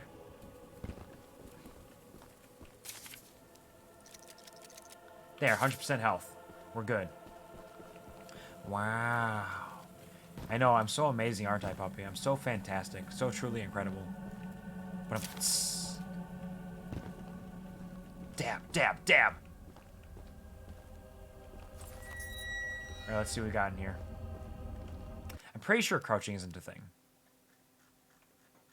Yeah, just jump, sprint, and leaning.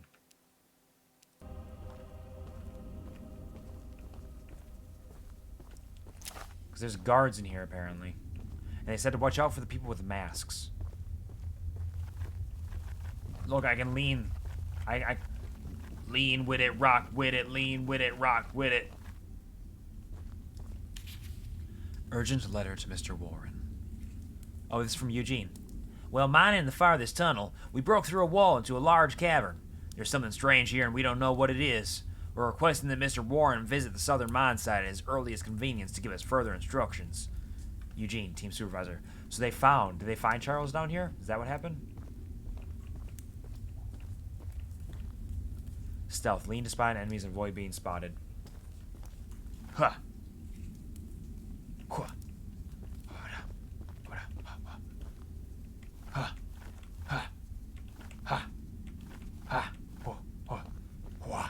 So stealthy. Let's unlock this. Fuck. Let's unlock this.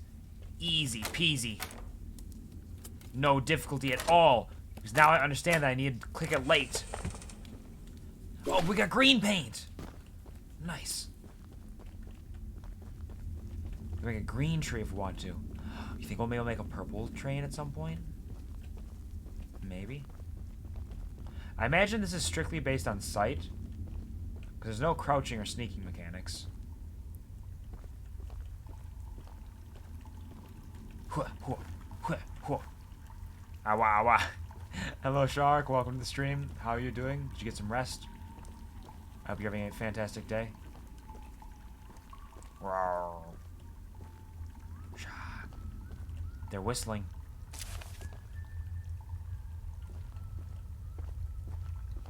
Who's out here? I know you're in here. Whiff. Hua. Hua. Hua. Gonna be here. What? Shit! You didn't see nothing. Fucking shit! Leave me alone! Fuck! He propelled me with his gun! How'd he see me so good?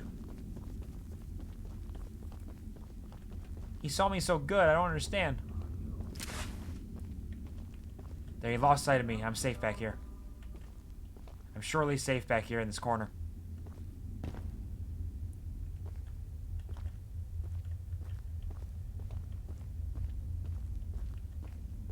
And I can start sneaking back again. He's whistling. His gun didn't do too much damage. Thank you, Gary, for the 25 bits and the jump scare. His gun didn't do too much damage. Oh, more scraps that I missed somehow.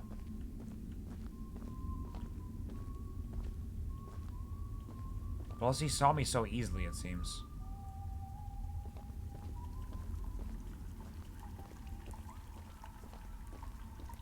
We'll just keep chasing. That's all we can do. We gotta grab that egg. Fuck. Wait. Okay. I don't know how the stealth is going to work in this. I don't know how good it is.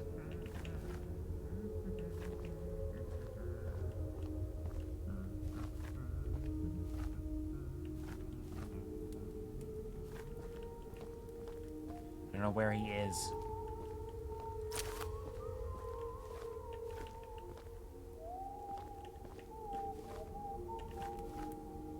I see egg.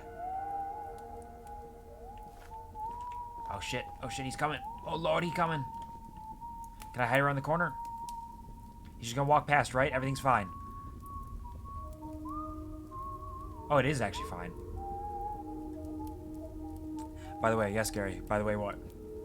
Popped off.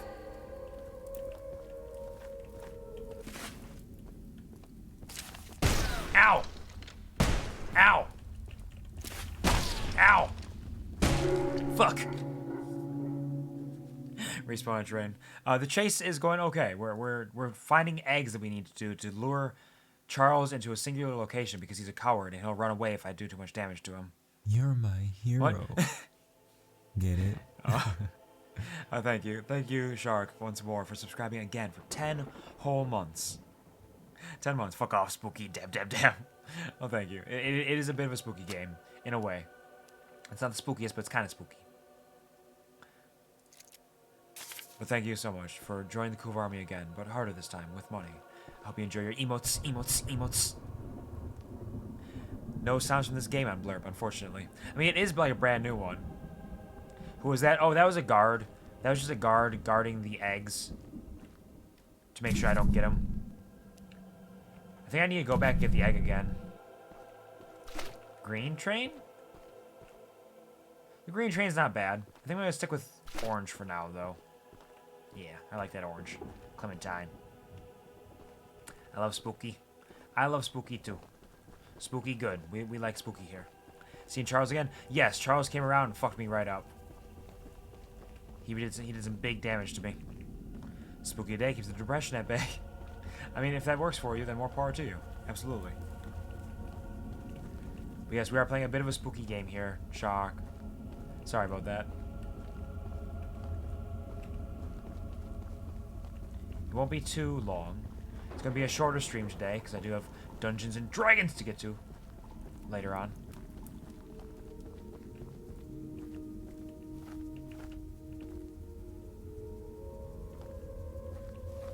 Where is he? Where is the man?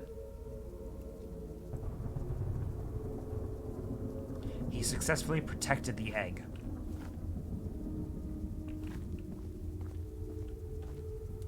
No trespassing! Fucking shit! Will there be a dungeon inside a dragon? I don't imagine there will be.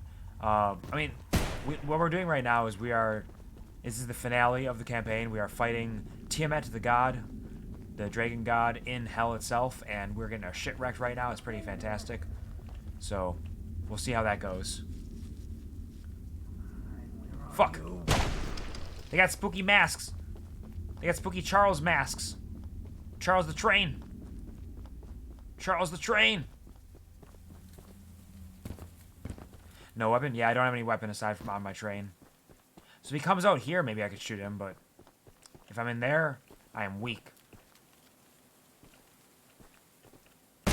Fuck! He did come out here.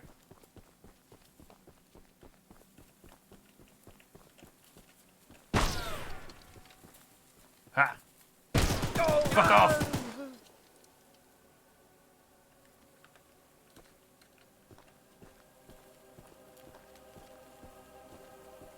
You okay? I think he's dead. I think he's dead. Good, that means I can go get the egg. All I gotta do to beat the dragon is dab, dab, dab, dab, dab. I mean, it might work. Dabgens and dragons? Dabgens and dagons? Dabbins? Dab? Dungeons and Dragons. Alright. So that's one down. Me gonna swing by and bury the body? No, I think it's fine. He'll just sit on the tracks. Charles will probably come along and eat him at some point. Even though it seems like it's a Charles cult of some kind. Where they worship Charles and they wear masks of his face. Not really sure what the deal is. Evil egg. More scraps. Cool, cool, cool. Bang, bang. Dabbing the dragons. Dad guns and boy grunts. Emo, emo, emo, emo, emo. Alright. So that's one mine down. Any triggers to get Charles to come out? No. He just kind of comes on his own. And in most cases, I don't want him to come out because I'm not prepared enough to fight him. We need to take all these 3 eggs and we need to take them to the temple in the center of the island and place them there so that he will come to find them because he loves the eggs and he wants them. They're probably his babies or something. And then once we're there, then we will destroy him. We also need to be stumbling upon cult activities. There are a lot of cult activities going on. Ooh, more scraps. I wonder if scraps are randomly generated to a degree. Because I'm pretty sure I would have seen those scraps earlier. Alright. What is next? Can I upgrade? I only have 4 scraps. No. I could repair my train a little bit. Alright. Check the map. Next up, we're going to head back over here. To that. So we're going to back our ass up. Back that ass up. Let's go. Wait. Wait. Scraps. Scrap. Train. Train, come back. Now back it up again. Now I have to upgrade speed again. It's getting pretty speedy.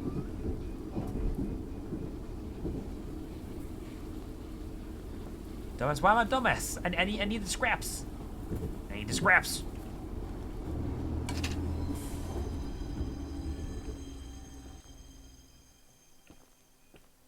Did I just pass the... I did not. I thought I passed a thing. I did not pass a thing. All aboard the armored love train, baby!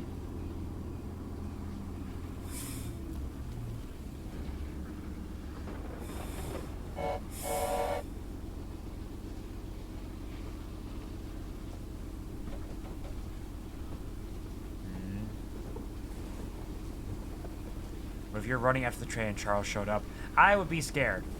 Thankfully, he does announce his presence a bit by going, I'm gonna kill you! At least that's how I imagine he does it.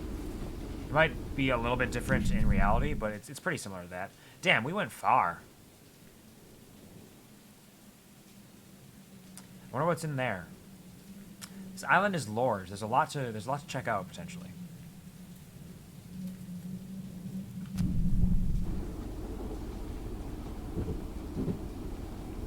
But I imagine most of it is empty, just empty woodlands.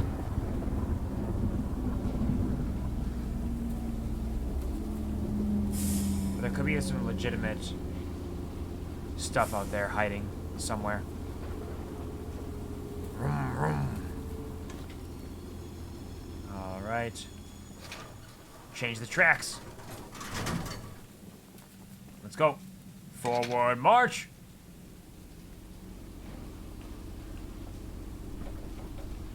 Where are you, Charles? How many more eggs? 2 more eggs. I've only grabbed 1 so far. 2 more eggs and plenty of little side missions, too. Can I ride your train? I don't know if there's enough room in here. Plus, there's like an evil spider that's coming for us.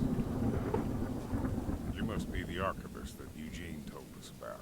Yeah. We're happy you came to help us out of this predicament with Charles and that madman Warren. Yeah, I can tell that it's all his fault in the end. That old train of yours will need some major upgrades if you want to take down Charles. I know, I'm planning on it. I got its armor upgrade quite a bit already, you see it? There are some metal scraps in my barn that you could use to improve it. Well, I appreciate the kindness. It's the key to the barn. It's just up the path, but I'll mark it on your map anyway. Well, thank you kindly, Tony Tittle. Did you know that your name is Tony Tittle? Did you know that? I thought you might like to know that your name is Tony Tittle. Just, you know, as a point of reference. Wait. Fuck, okay, hold on. Hold on!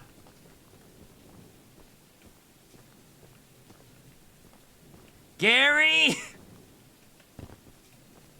Thank you for the 75 bits in the hype train. Choo-choo! I don't know enough about Charles to know exactly how his choo-choo sounds. Oh, that's where I was headed anyways. Thank you, Tony Tittle. For the scraps. Wheezing and dying over here. I'm glad you're doing well. That's how I interpret that. I interpret that as I'm doing very well right now.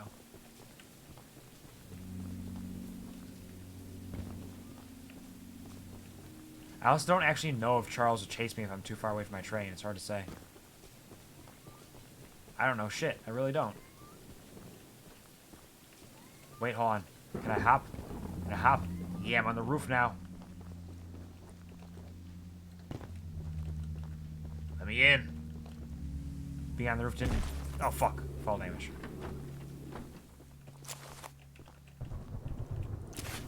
Grab it. Get the scraps.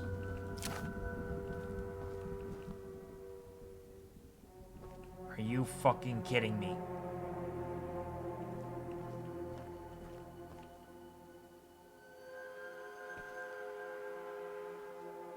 He's just roaming the forest. He's just out there. And his butt is so big. It's just so round.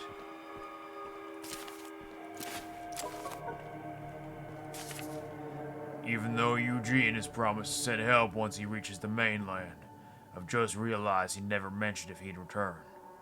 I suppose he is the type of person to ignore the fine details of a plan. Everyone on the island is trying to find a way out of this mess, and I can only hope this archivist friend of his can work some magic.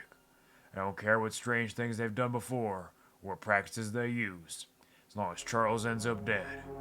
Most folks around here want the same, but then there are those crazy that want to leave him be. That darn Warren has lost his marbles. Yeah, he has. No vroom vroom. We'll get to the vroom vroom. We'll get to the vroom vroom. Oh! Oh, that's what you mean. Sorry, I totally didn't see that somehow. You said vroom vroom, and I just totally didn't see the redeem. My apologies, Shark. Thank you for bringing it up again. I will vroom vroom now. 6 out of 9 nights. We gotta go fast! Gotta escape the train! Where are you?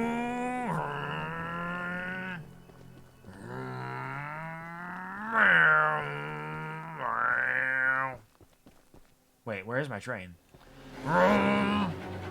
Vroom! Vroom! Vroom! Vroom, vroom, vroom! Vroom, vroom, vroom! Vroom, vroom, vroom, vroom!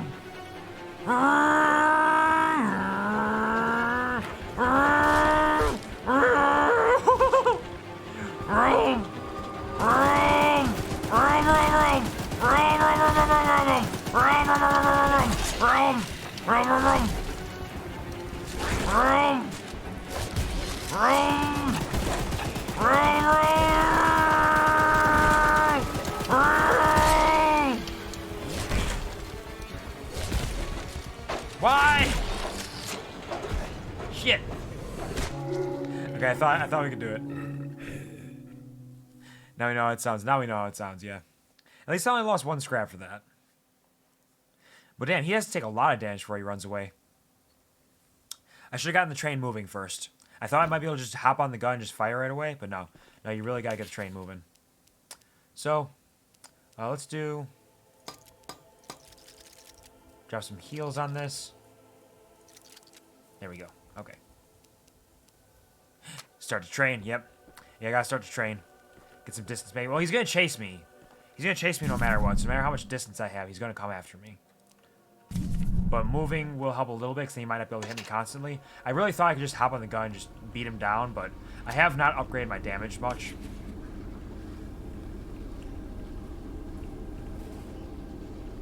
Thank you, Sky, for the cliff. I did get yeeted. I got yeeted all the way. I got yeeted so far. Got yeeted so far. So far, I got yeeted. I would have definitely died much earlier if he had not done that, so... Thanks to Charles for launching me through the sky. Perfect moment for the vroom vroom redeem. It worked. I was vrooming. I was vrooming and zooming. Charles, you right into the train. Yeah. He wanted me to have a chance. He likes the thrill of the hunt. Hi. Why are you standing like that? I need my pickles! Ah, of course. It's Airy. I ate the last jar of pickles I had in my house. And there's only 1 jar of pickles left on the island. My secret jar of pickles. Sure, pickle lady, yeah. Lay inside my pickle cave. Deep inside your pickle cave. I found them hours ago, but I lost my pickle cave. The pickle key, too. Someone else on the island might have some lock pickles. Lock pickles? Lockpicks. And if you can bring me my special jar of pickles, I'll give you all the scrap metal I have as a reward. Man, she fucking loves pickles. Harry, pretty sus, huh? Pretty sus. Pickles. I love the pickles. Pickles are the love. Pickles are the life. I love the pickles. They make me feel the happiness. Pickles, pickles, pickles, pickles. And the pickles, and the pickles, and the pickles, and the pickles, and the pickles. There's so many locked doors around here. Why can't I open them up with my lockpick?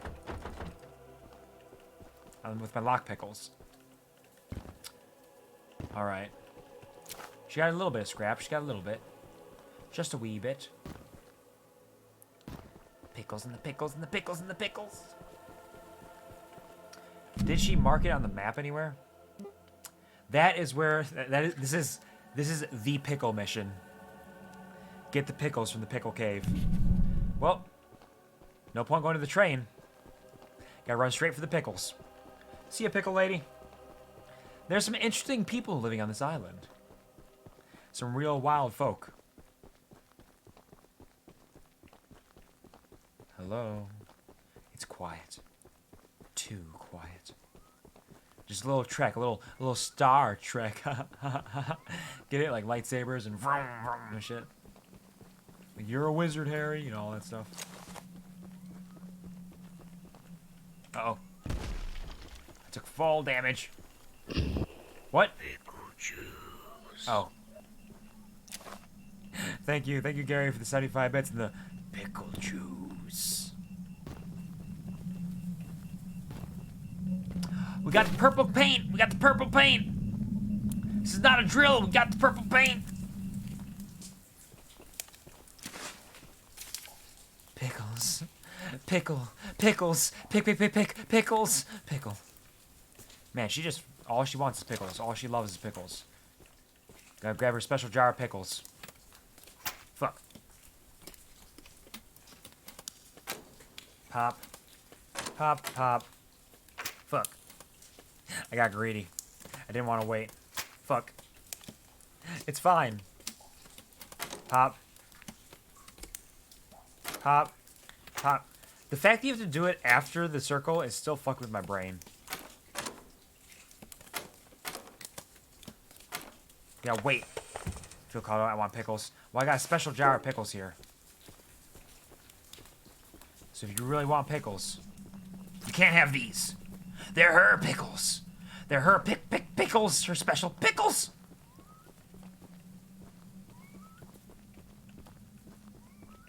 Scrap. Scrap.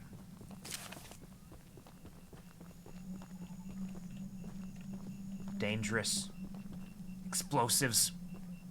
Oh, thank you, Meezy, for the perfect redeem.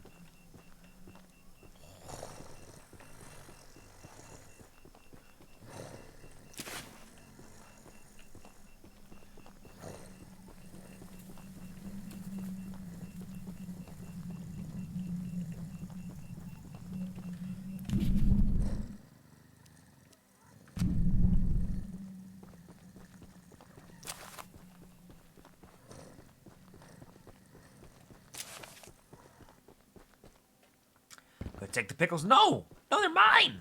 They're mine! Actually, they're hers, but still. Choo-choo! I'm gonna take the pickles. If you touch these, you'll be in a pickle. Uh-oh. Uh-oh. You're not wrong. Put you in a pickle jar. See how you like that. My pickles! Yep. I thank you so very much for bringing me my pickles. You're You welcome. are my pickle hero. I'm the pickle hero. Here are some scraps as a reward for your valiant pickle questing. I'm a pickle hero. It's like a guitar hero, but you play with pickles more. My food order is finally on its way. Nice. Love that for you. I am excited to eat food myself once I'm done streaming. Purple. And, oh man, I got so many scraps. Increase that. More speed. More of that. There we go. Look at it. Look at the purple train. It's so garish. We love it. We love it. We love the purple train. And the gun's purple, too. Nice. All right. Pickle Rick. Funniest shit I've ever seen.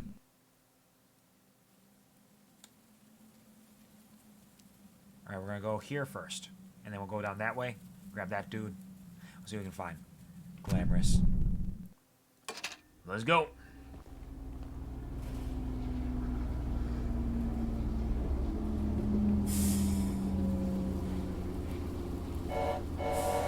Choo-choo!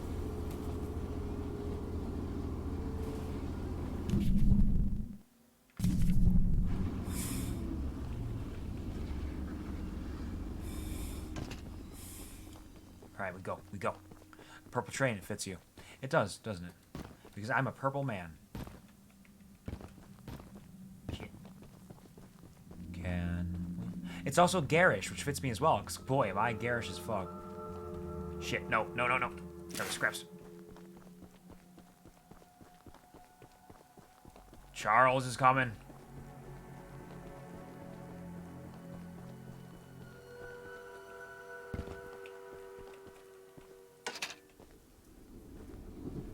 Gotta get moving. Gotta be prepared.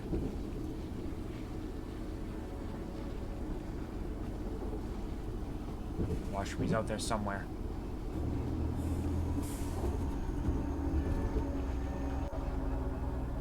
Where are you, Charles?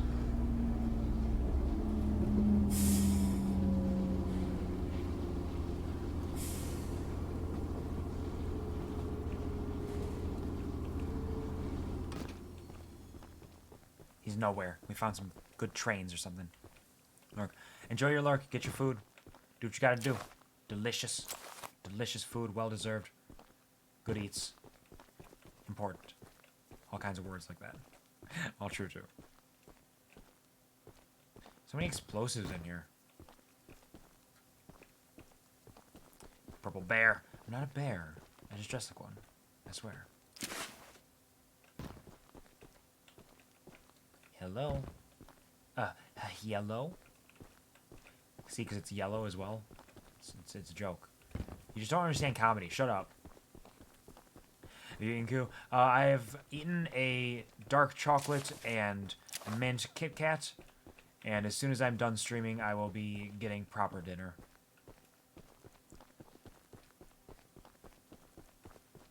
I will be A-okay. Y'all motherfuckers need to eat? Y'all motherfuckers need to eat? Thanks, me too. It's not quite yet. Alright, so we heard Charles, but he didn't actually show up.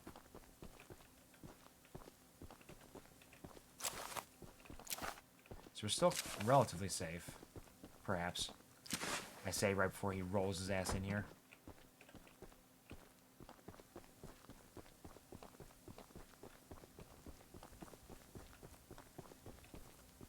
Ah, fuck. Shit. God damn it. Who's got the fucking potty mouth? So the Choo-Choo is from you? No, there was a... Oh, hello. There's a Choo-Choo from out in the woods somewhere. Welcome to Aranirum, archivist museum person. Yeah, that's me. My apologies. I'm not the best with introductions, but I don't believe either of us are here for socializing.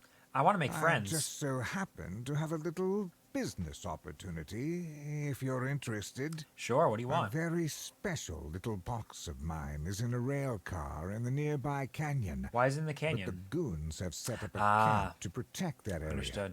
So be careful. Find the blue box and bring it back to me. I can do that. I'll give you some scraps as payment. Sure. You want a blue box? I'll bring you a blue box.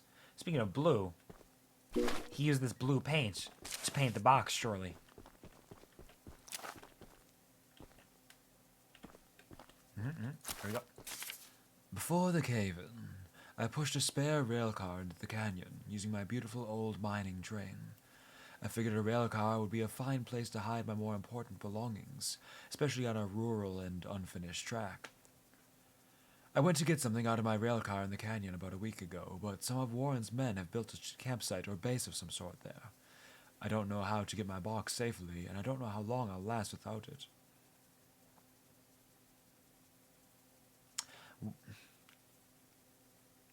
He is an incredibly paranoid man if he thinks the best thing to do to hide his belongings is to push a rail car off of a cliff into a canyon and hide a box in there.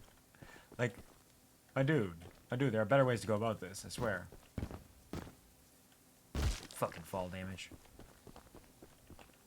Where's my train? It's over this way. There it is. Alright. So we're gonna try to back it up a little bit here, because we got some shit to do. But first, we'll upgrade our Let's upgrade our speed. We'll go even faster now. Let's see what the blue looks like. Oh, no, it's white. Oh, shit, that's actually kind of slick. It's kind of slick train there. We'll stick with purple for now, but I kind of like that white. Let's go. Kind of like putting a safe over the end of a boat. Yeah. It seems a little silly. It's functional, I suppose, but it seems a little silly.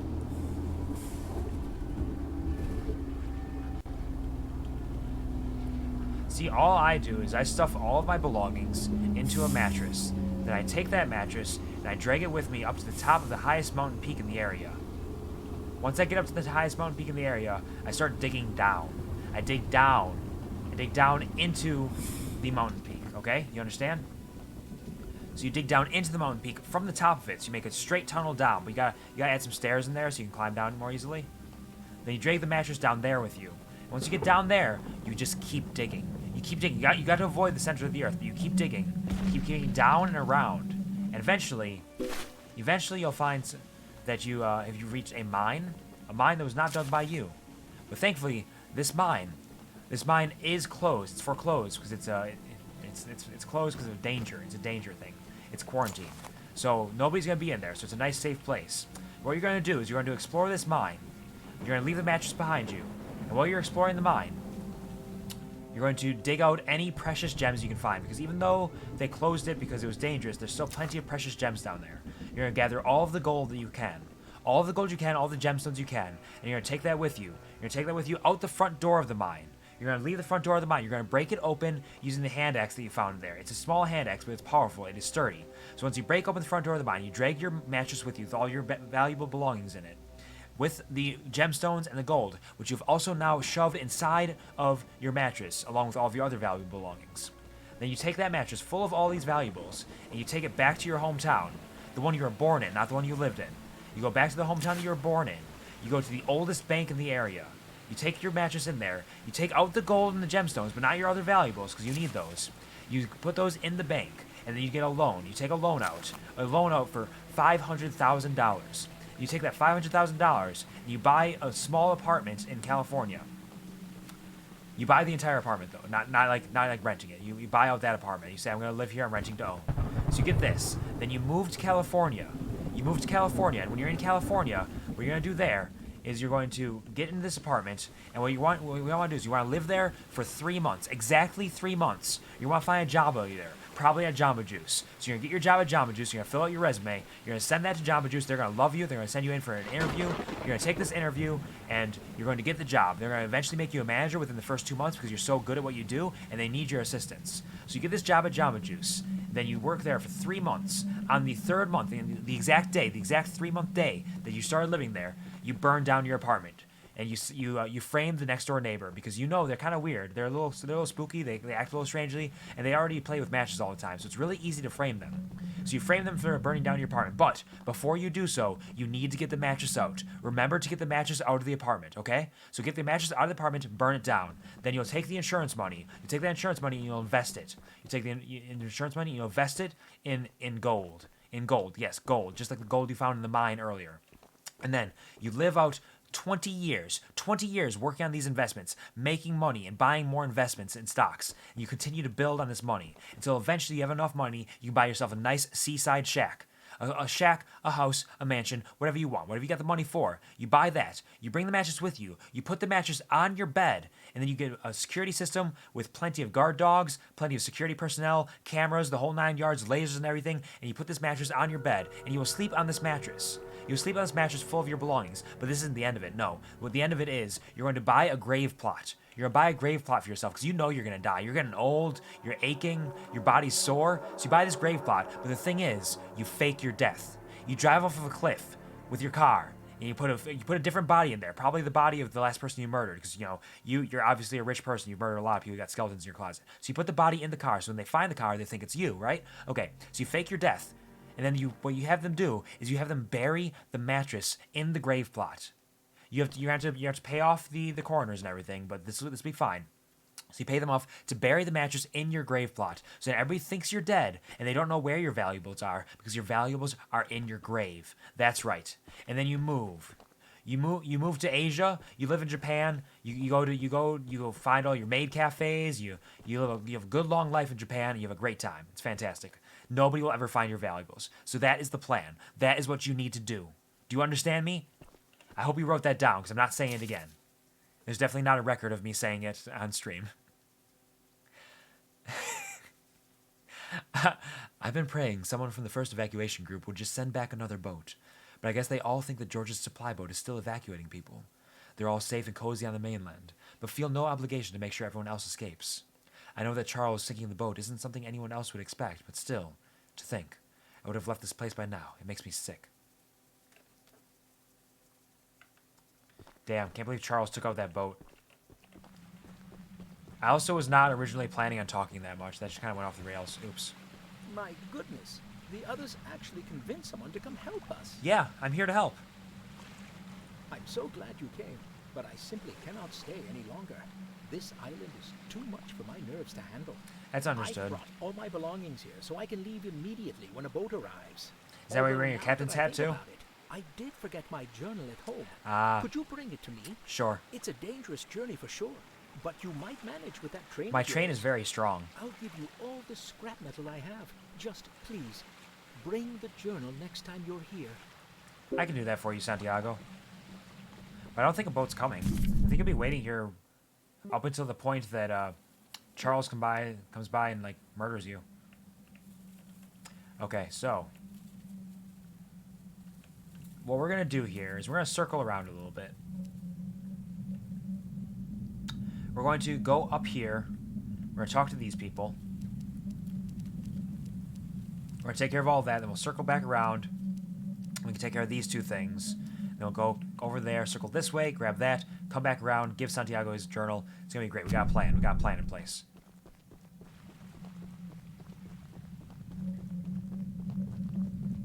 Is that the sound of Charles?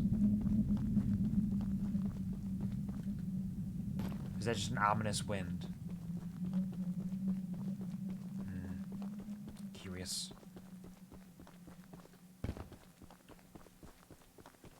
I don't know if I'll beat this game before I need to go. We'll see. I have about 2 hours left. About 2 hours left, so hopefully I can do it. I know the game's not too long from what I hear. Oh, we got black paint? Oh, slick. Here we go. Shadow Train. More damage. Shadow Train, go burr. Wait, stop. Stop. We need to go this way. Switch the tracks. See, now I'm all stealthy, so now Charles won't be able to find me. Charles won't be able to find any inch of me. No, stop going backwards. Go forward. Come on, train. This is fine. Everything's okay. So now we're headed this way. So next up, we're going to stop.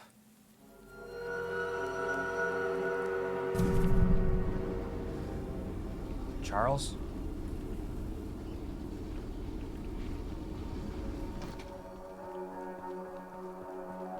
Hold on. Hold on. There's some stuff here. There might be some scraps. I need every scrap I can get.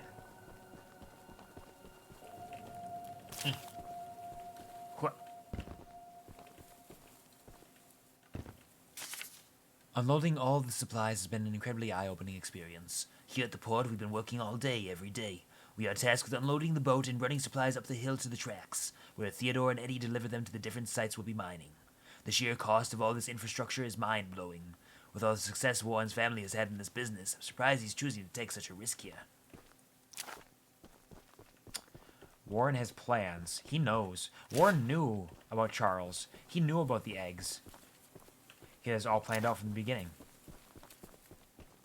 Warren is a maniac. He can't be trusted. The blood everywhere. Okay. Get back to the train. I heard Charles, but...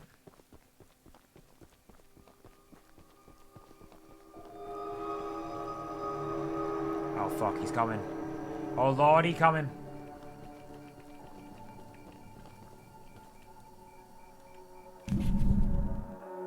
Going the wrong way. Can I go back here?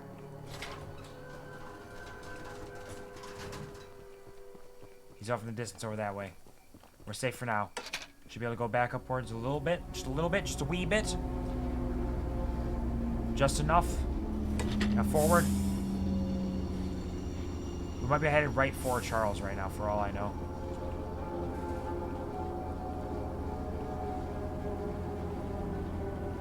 So we know he's out here somewhere.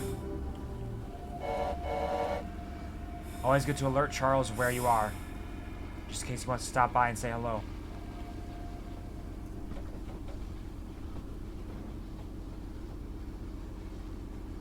Hold on. Chest. You got scraps. Thank you. Okay, okay, okay. Okay, okay, okay. 14 scraps. More damage. I think Charles is growing on you, Q. What do you mean? Charles! Charles, you want to come by for tea? You want a cup of tea? Charles! I would like you to...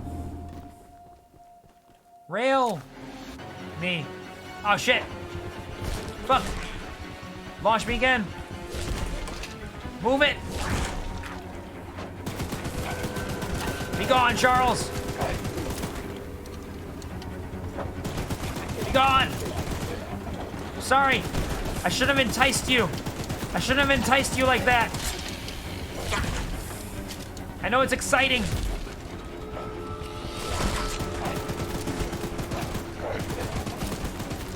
Be gone, Charles.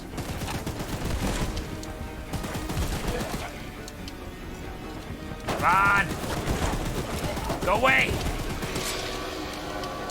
Yeah, coward. Run away. Where the fuck am I now? Daring today, aren't we? Maybe a little, Nitro, maybe a little. You know, it's such a beautiful train. Look at him. Did you see his face? His beautiful smile. Oh, it was that smile, that damn smile. As soon as I saw that, I knew I was lost. I'm gonna back our train up. And we'll... I was almost destroyed there. I was almost completely destroyed there. Holy crap. That was a close one.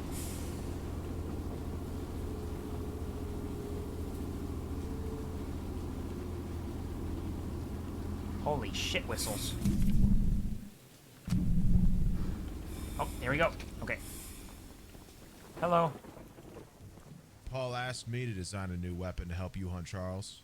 And using my extensive demolitions experience, I made this rocket launcher. A rocket launcher. I've been wanting to see Warren's empire crumble for a long time. I believe you. So building this puppy was a hell of an opportunity. Puppy's a rocket launcher? Now that you're here, I need a few minutes to remove some safety features. Remove some safety features, sure. While I'm working on that, why don't you bring that box of rocket ammunition back here from inside the bunker down the rail? Sure. I can do that. You want some ammo-nation? I can bring you ammo-nation. I'm stuck debating if Warren made us bring our families to this hellhole so that we'd never need to leave, or to keep information about his business practices away from the mainland. Either way, I want that man in a noose. Paul asked me to design a new weapon for the monster hunter that Eugene is sending, and knowing what I do about explosives, you can bet I made the most powerful rocket launcher I could. Warren, you don't stand a chance. No, the rocket launcher is a puppy. Oh, the rocket launcher is a puppy. Puppy is not a rocket launcher. The rocket launcher is a puppy. Good dog. Who's a good boy? Who's a good boy? You are. Yes, you are. Yeah. Good boy. What's in here? Locked. What is in here? It is locked. That is what is in here.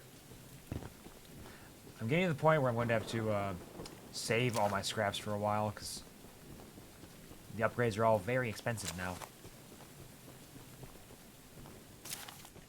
Oh, hello there, naked man. I'm sure Eugene told you all about me, so I need not introduce myself. Oh, are you his brother? Name's Greg, by the way. In case you haven't heard already, Warren, the mine boss, is keeping 3 monster eggs. I had heard about that, actually. Away. You're right. We're unsure why he wants to protect the eggs. If they hatch, they would surely turn into monstrous creatures like Charles. To prevent this, we need you to steal all three and use them to I know. bait I know the plan. Charles I've already talked to somebody so about we it. can destroy him. One of the eggs is in the north mine. Oh, thank you. Here's the key to the entrance. I appreciate you. I need to write this theory down fast before Warren finds out that I'm onto his dirty plot.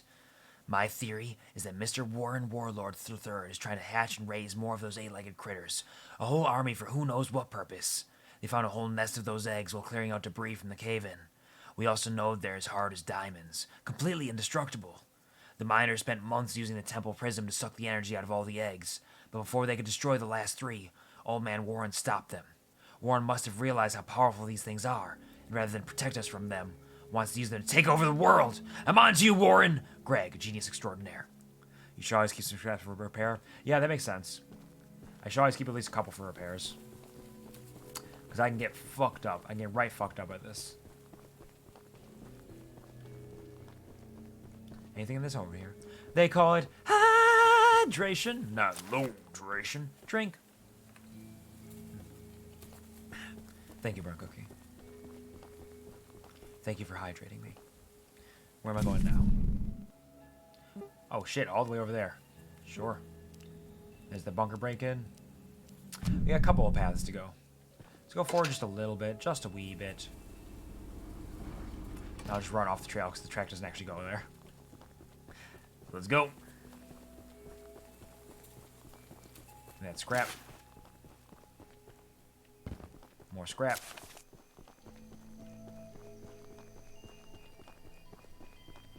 Keep my eyes open for that telltale yellow of scrap. Oh, it's a lighthouse. It's quite lovely. Okay. I see. Oh, there you go. Hi.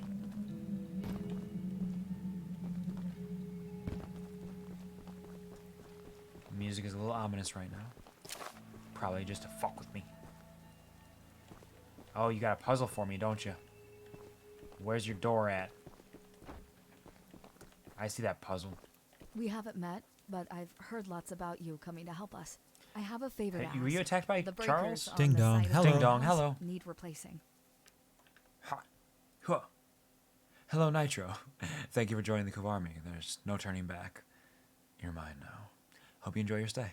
Thank you. I was recently attacked by Charles, so I'm unable to do it myself. Yeah, I can see The that. breakers are in How the do you- nearby supply shack. do you, like, punch If you in the go face? Get them and repair the lighthouse. I can try signaling passing ships to come help us. Once you finish, I have some spare scraps to give you. Sure, thanks. I can't believe you got punched in the face by Charles. He's just a train. Ocean Watch, Day 68. Please deliver a copy up to Paul. I went outside to do a routine check of the lighthouse. As I walked around the corner of the building, I saw that beast, Charles. He spotted me and charged straight up the hill in my direction. That spider train is a hideous monster. I can't understand why Warren wants us to stay on Aranerum instead of trying to escape the beast. I suppose Warren has simply gone crazy, thinking he can handle the situation on his own. In any case, Charles ran right over trampling my leg. I won't be able to attend the upcoming meeting, and I've asked Greg to bring back a copy of the notes if possible. Wait, I didn't sign up for slavery. It's not slavery. It's not slavery. There's a choice for it. It is a decision. It is an active decision being made by you. It's just, once you're here, you don't want to leave. I don't make the rules. I'm just so gosh darn cute and charming, I'm so funny. Wow. Amazing. Give me these fuses. Pow, right in the face. Bam, pow, straight to the moon. Space train! Space!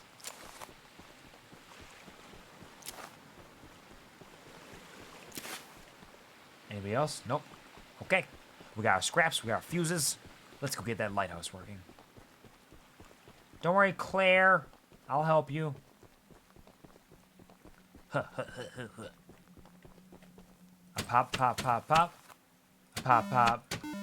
Oh, there's a pattern to it.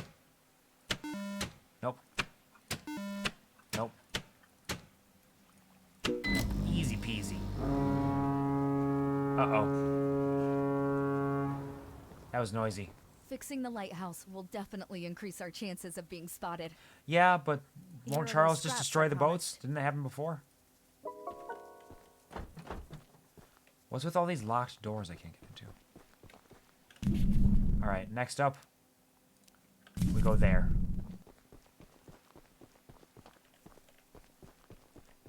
I don't think Charles would come down here. Charles hates the beach, right? Ooh, the light's actually on. Nice. Thank you, Scraps. I appreciate it. No, I recognize that one now. You almost got me for a second. Nice try, Gary. Thank you for 75 bits in the train, too. Too smart, you. This time, I had a moment, I was like, wait. I was like, no, wait, that doesn't sound the same. It doesn't sound the same. It's different. And I think it was too close. I think that's what the problem with it was. It was too close by, whereas the first time I hear Charles, he's always off in the distance a little bit, you know? 50 scraps. Armor is fully upgraded. Nice. Let's upgrade our that too. Let's see what my baby boy looks like. Look at him. Oh, look, he's got horns. He's angry. Angry train. Trangery. He's Trangery. Choo-choo. Or should I say, choo-choo. All aboard the ass train, baby. Except this time, the ass is getting kicked. Scraps.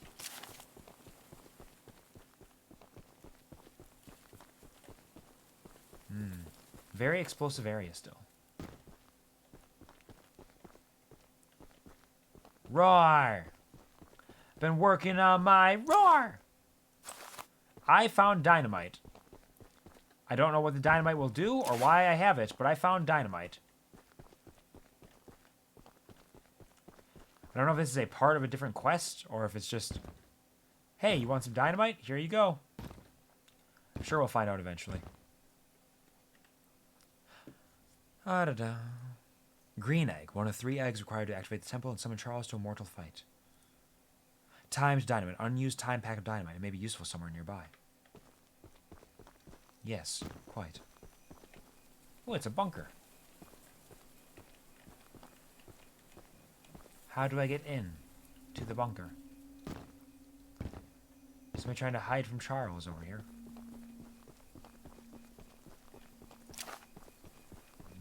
Aha, no, this is where the explosives are. I understand. Oh, shit.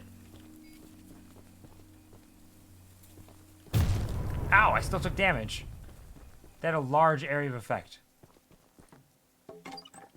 Uh-oh. Uh-oh. Uh-oh. I'm sorry. It's explosive. It's explosive. Explosion. Good to know. Peeks back in. Hello, Pompon. Hello, hello. How's it going? How's work doing? Work treating you well? Busy? Are we having a wonderful day? Hope you got some good snacks in at some point to help keep your energy up, keep you nourished. Maybe a nice cup of morning tea. Uh-oh. Yeah. Things blew up a little bit. We're trying to make the strongest train we can, our strongest baby train boy, to fight off the evil train Charles.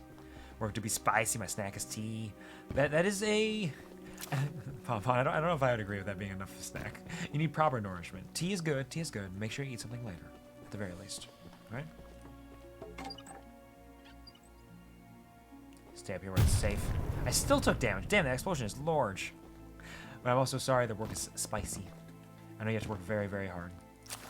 Hate that for you. Hopefully it won't be too much for too long, though. Explosion! I only had tea. Damn! I know, I can tell. You gotta get some proper nutrition, though. Like, I'm not one to speak. I've mostly only had tea today myself, but I also had a dark chocolate and mint Kit Kat. And I'll be eating as soon as I'm done with stream. But I trust that you'll eat something good later. Rocket launcher ammunition testing. Version 1, failed. Version 2, failed. Version 3, 13-second flight. Version 4, success. I did it. Explosion! Your stream that ends in 10 hours. No, I have Dungeons and Dragons today. So I need to end early. I only have like another hour and a half or so before I should probably be ending and getting some food. I'm taking good care. It's the last day of Kuvar week, and it's gonna be a short stream. Also, Pawn, we learned after I finished reading the stuff about the survival guide that there's actually, it continues for another whole 10 chapters after that. I thought it was the last part, but that's just the end of the first arc. There's a whole other story arc. There's another 10 chapters. So we'll be reading more of that in the future.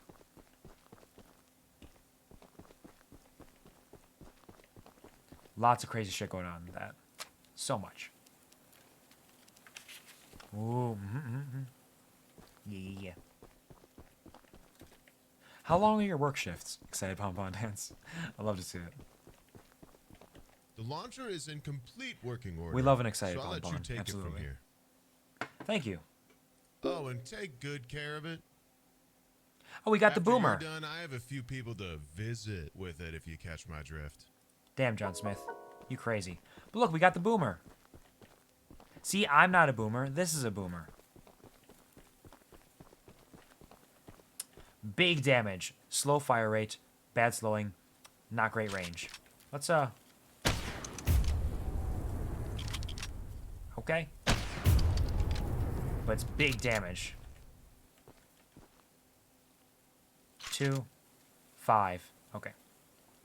We have 3-ish more hours if things go well. That is pow pow bang bang many big bang pow pows. Wow, I said some words there. Many big bang pow pows.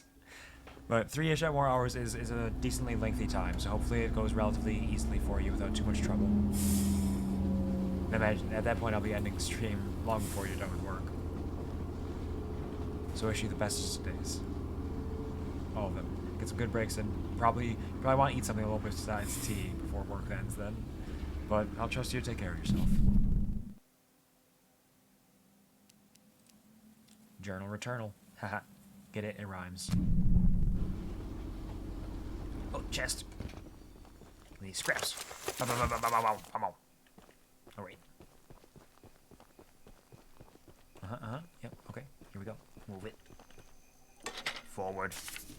They call it hydration, not low hydration. Drink. Thank you, Burn Cookie. We're gonna upgrade our damage a little bit. Wait, did I just pass by a bunch of shit back there? I'm so hydrated today. I'm incredibly hydrated. No, that's just a bridge. Just a bridge. Well, we are at the crossroads, so time to start traveling through the woods and hoping we don't run across Charles anywhere around here. Hello. It's quiet. Too quiet.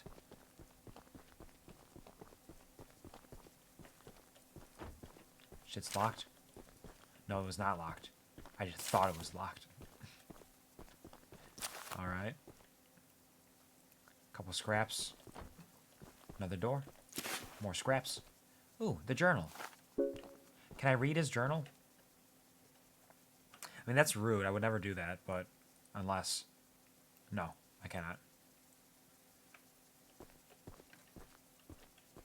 Alright, so that's that taken care of. What else we got around here? Got this spot over here. Run, run, run as fast as we can. Grab some scraps along the way. Oh, is this the temple? Or is this just a temple? That could be the temple. It is roughly the center of the island, right?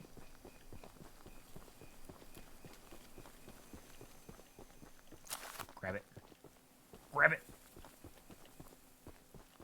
Say, you're that monster hunter. I must know, do you have any experience with ghosts? Yes. Someone or something I've has had been many doing exactly 16 relationships drawings with... to Sorry, what? lampposts in the boulder field every night. Huh. I always collect and burn them, but as I was looking for them last night, I began hearing strange noises and seeing strange things. I only found half of them yesterday because of the commotion. Could you go find the last date and bring them to me? Sure. For the past 7 days, there have been some strange happenings in the nearby boulder field. A week ago, I went over there to clear my mind, as I often do, and found a strange drawing pinned to a lamppost. I took down the page and burned it, because it seemed like the best way to deal with paranormal paper. The next night, I found even more drawings and burned them as well. I found exactly 16 drawings, multiple nights in a row, and now they're accompanied by horrific ghastly noises. I don't feel safe going out there again. My best guess is the place is haunted. Maybe by our lost crew members? Maybe by something else? Oh shit. Charles rolling in. I already got the journal, so I can... What?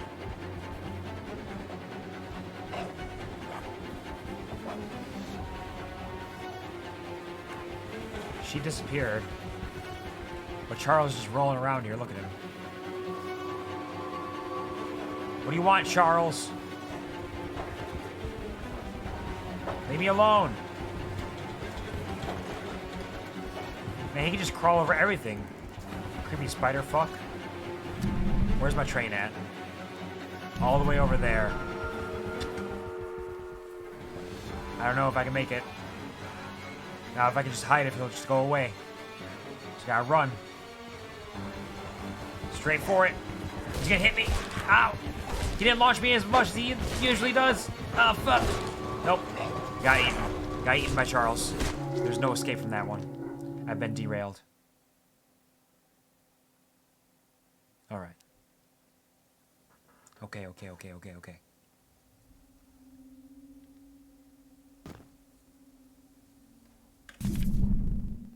And that. Because we'll...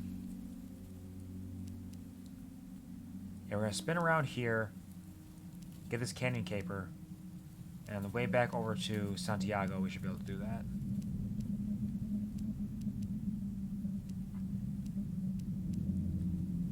Did I not complete Santiago's mission? Wait, no. Theodore's mission. Oh, that's the canyon. He's the journal. She's that. Okay, we're good. I got that already, so we'll just keep moving forward then.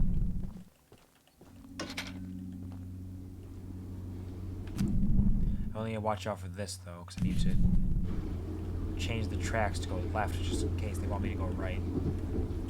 Oh, shit. Thank you.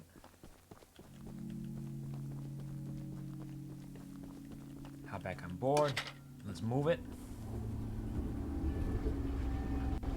Okay, we're going left. We're going the right way. Everything's coming up. Oh, I accidentally hit the stop button. I was like, why are we stopping? It's because I hit the stop button, that's why. And ha! Take it. Take it all. Run. Yeah. Actually, I'm not going there first. I'm going... Actually, I could just run over there quick while I'm down here. Try to be as efficient with our movement as possible. There's a lot of places to stop by. It's a large island. Very large. Getting pretty close to fully upgrading everything. Slowly but surely.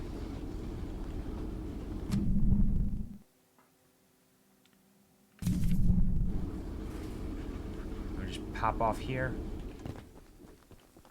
And go for a run. And I just ran. I ran so far away. I just ran. I ran all night and day. Couldn't get away. It's true, I couldn't. Charles found me, no matter how much I ran. And I hear him out there. He's coming back.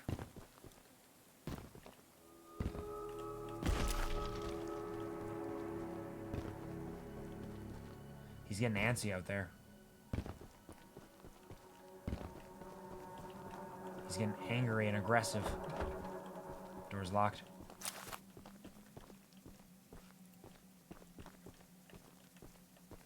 Like, there's stuff in these locked places, so I wonder if there's supposed to be a way to get in them.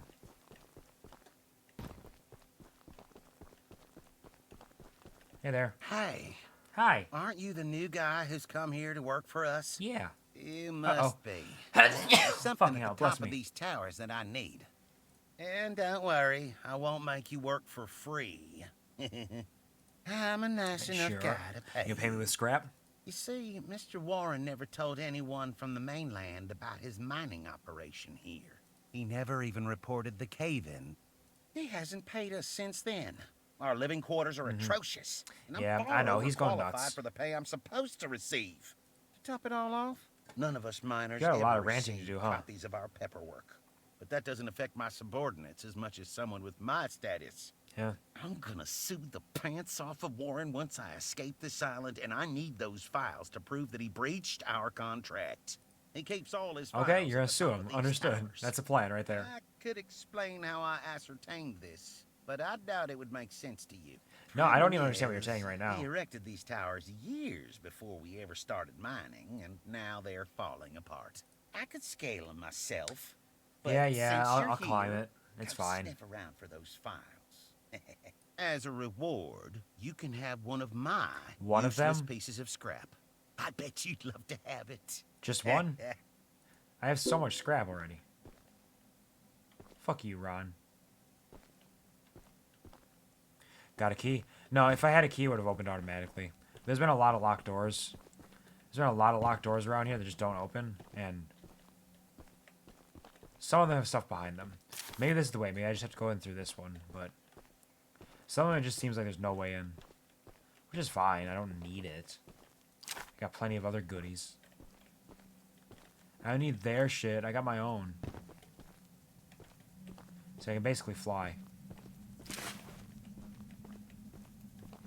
Look at me. I figured it out. I'm a genius. A platforming genius. Because I can't get up there. Alright. Give me that scrap. Ooh, and more paint. Lime paint can. Ooh. You have a lime green train. Talk about garish. Can you open it from the inside? And where does he want me to go? Climb the tall abandoned towers to find the missing files for Ronnie. Sure, I can do that. Ow!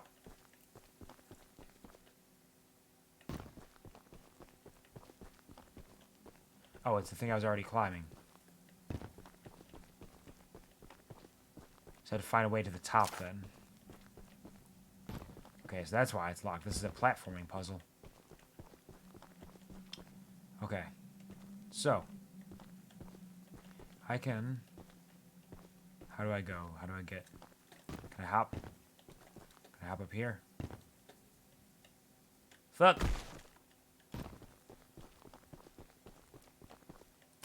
Thank you for the scraps. There's surely a method to this madness.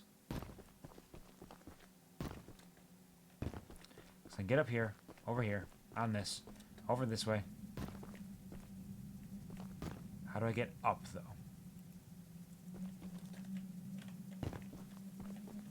I can go upstairs here, but that's all boarded up.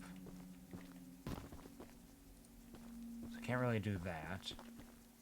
Aha! Up. Fuck. The platforming in this is not the most smooth or clean. I'm going to use that as an excuse. I'm throwing my Johns out there. It's not my fault. It's not my fault. Of course not. That'd be ridiculous.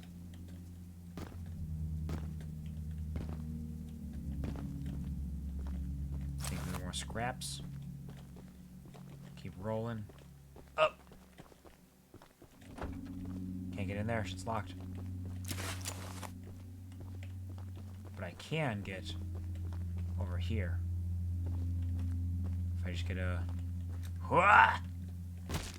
It's a good thing I'm so good at jumping. I can jump so far. I hear you out there, Charles. Setting the foundation for this operation has been considerably more complicated than I expected. Not only by cost, but the logistics of construction and delivery of supplies to the primary mine sites. We'll need to strike gold fast if we want any chance of avoiding bankruptcy. Uh-oh.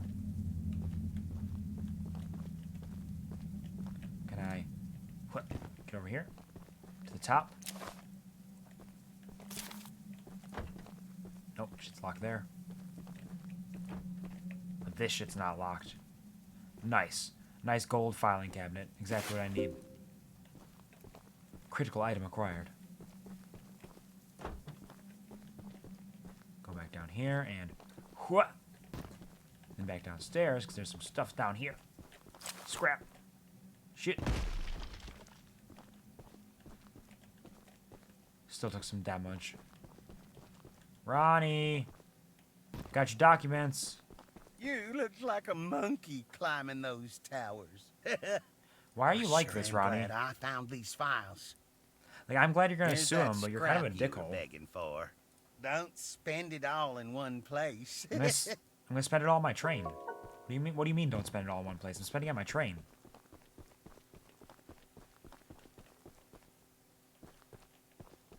Every last bit of it. My sweet baby train gets all the scrap I can find. I'll make him big and strong. So big and so strong. Alright, back to the train. All the way over that way. Alright, running through the woods again. This will be fine.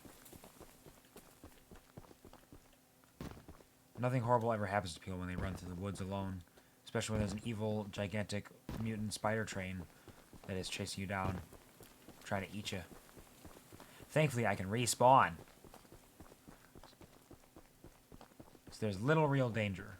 In fact, sometimes dying is the fastest way back to your train. All you do is you lose some scrap for it.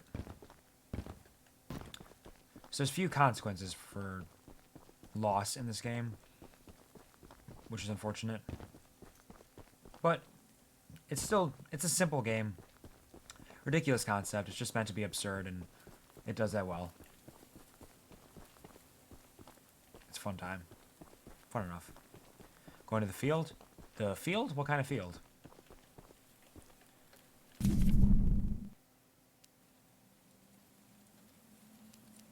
I'm going to the canyon, at least. Spider train, does whatever a spider train does.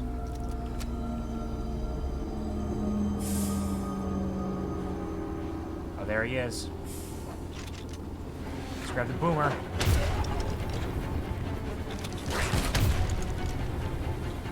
Come on. Shit.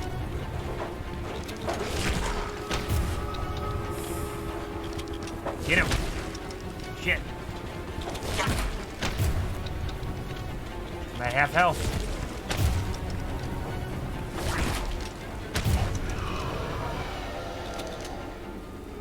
There we go. Eat shit, Charles. Alright. Where am I? I should be able to loop back over that way, so we'll be alright. Found baby lizard mauled by ants. I'm sorry to hear that, Sky. I mean, it was a baby lizard. It had little opportunity to really truly live, and ants can be vicious. Such is the circle of life, sadly. It had a moment of existence. Did you release it outside, or was it inside still?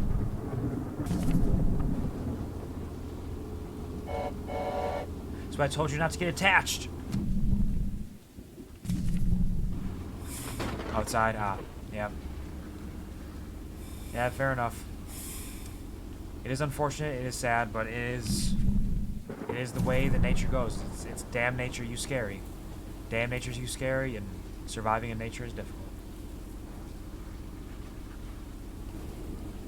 It's honestly lucky it had any chance to live at all, considering its circumstances of being a weird, lone lizard egg in the middle of somebody's home. So it had a day. It had a day. It had a good day of life. And now it's on to the next journey, wherever it may lead it.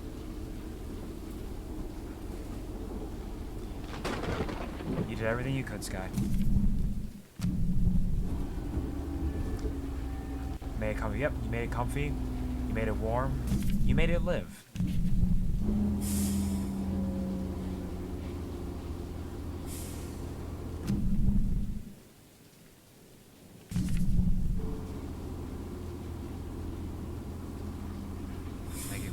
Thank you.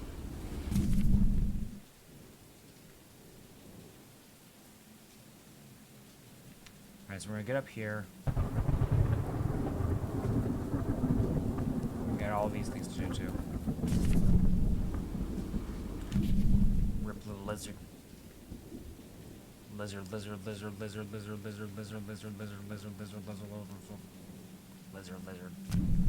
Alright. So at this point, I should be good to just pop off here quick. Run down to Santiago. Give him his journal. That's that done.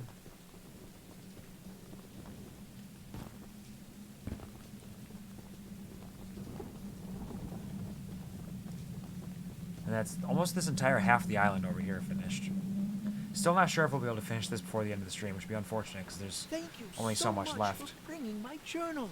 I would hope, for your own good, that you didn't peek inside. But here are those scraps. Why? I What's in there? What's in the journal, Santiago? What secrets are you hiding? It does seem like it's a pretty short game, honestly. But is it short enough that I can beat it before I have to go? We'll find out. Spawns in demonically. Choo! Oh, fuck! Oh, no! Hello, Super Lit SMG5. There you go. Super Lit SMG5. Welcome to the stream. How are you doing? Hope you're having a fantastic day. Hope that you are feeling nice and spooky. And like a train, I guess. How is it going? Ding dong. Hello. Ding dong. Hello. Hello, Super Lit SMG5. Thank you for joining the QuvarTV. There is no turning back. You're mine now. Hope you enjoy your stay. You're welcome to stick around as long as you'd like. It's going to be a relatively short stream today. Only another hour or so. Because I have Dungeons and Dragons later. Nude self-portraits? Ah, of course. For your own sake, you do not want to see my nude self-portraits. Not because I'm ashamed of my body, but because I'm not that fantastic of an artist. So you really have to see the real thing if you want to get the full breadth of what I have to offer. Santiago. Good old Santiago. Where's the canyon? I don't like this large open space. Relatively short stream, 5 or 6 hours. Yeah, just pretty short, you know. Just a little short one. Have fun with D&D? I will. I always do. I love D&D. D&D is amazing. It's a joy.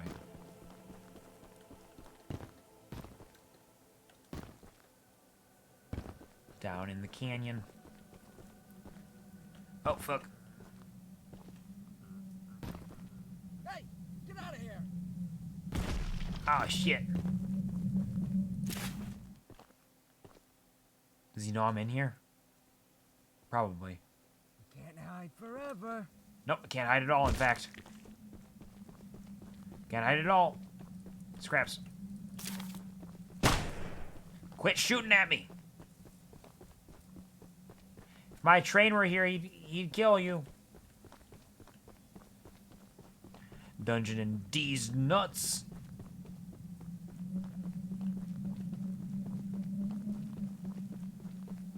Maybe I could just lure him away. Who needs stealth? I can just lure him away and run in and grab it. Right?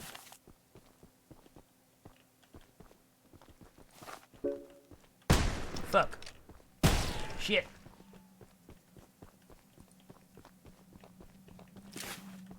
I'm fine. Everything's fine. Everything's okay. No one can hear you screaming out here. I'm not screaming. I'm saying I'm fine. I did it. I did. I'm running. You can't catch me. You're never gonna catch me. Better hope you're fast. I'm fast. Oh, you're never gonna catch me. Hey, Big World, what's up? It's been a minute. It has been a minute. I've been well. Life is beautiful. Life is magical, truly at its core, no matter what. So it's been good. This is the last stream of Kuvar Week, which is actually a 10-day period. I've streamed over 100 hours in that time. This is the last day of that. So we're celebrating by hunting some trains. A little bit. are you doing? Thank you for the health check. I'll get to that in a second. I might be being chased right now. So big and so strong. I'm so big and so strong. Damn straight. They call it hydration, not low duration. Drink. Straighten up and wiggle. And I'll do the stretchies as soon as I'm in a safe spot.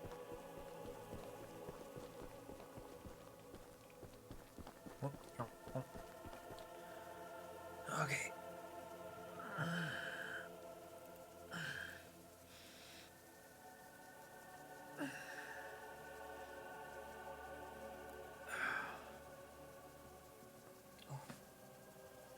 There it is. Character you're playing as in D&D, I forgot. Is it a bear man? It is not a bear man. No. In this campaign, I'm actually playing an elephant man, a loxodon, a divine soul sorcerer named Emil Almondai, who is finding himself and has a very, very torrid history, which is very troublesome. But he's a good man. He's a little bit of a coward. He's been getting braver over the years. He's been getting smarter. He's been doing very well, and I'm proud of him. Many hours. I'm glad to hear you're doing good. That's way better than bad. That's fantastic, and I love that for you. Now take these scraps. Yeah, I've and streamed skedaddle. in these 10 days. I think I've streamed as much as I did in the entirety of summer combined. It's been quite the time. It's been good though. Lots of good stuff. Oops. Back to my train. I have so many scraps now. So many. Now I just need the eggs and to clear out the other side of the island, and then we can kill Charles and hopefully do it within the hour. Oh fuck, there's Charles right now. Oh fuck. Fuck you, Charles. Fuck you. I'm gonna die. Oh, there he is. He got me. He's eating me. Lizard was still alive, so I saved it from the ants, but I made it comfortable. There's no hope, sadly. Yeah, I can imagine. Well, you have saved it from a much worse fate, I suppose. Now it can hopefully pass quietly, resting softly. You've done everything you could. You've done more than you could, really. I'm proud of you.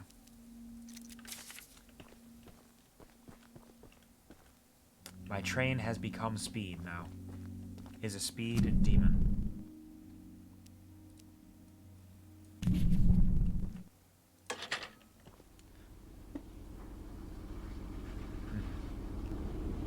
Flicoco lived a short life, but a good life, knowing that he was loved and cared for. And now he can rest.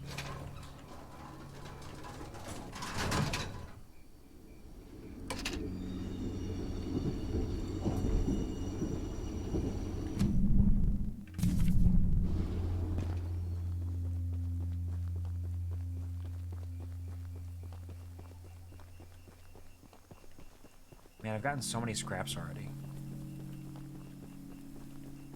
My train is so strong. But now I need to go to the haunted Boulder Canyon.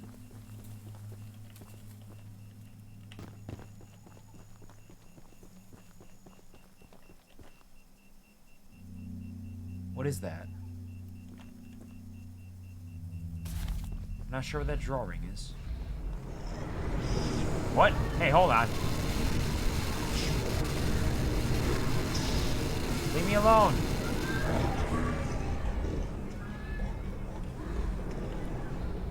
There's an evil ghost of some kind there. That's a nice drawing of a man with a gun. Found 2 of the pages.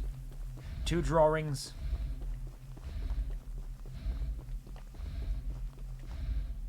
Spooky. Ooh. A phantom of some kind.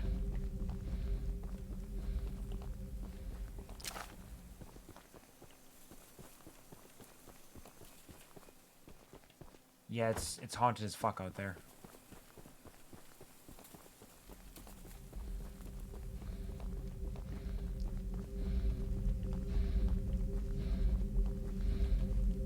Still chasing me somehow? somewhere.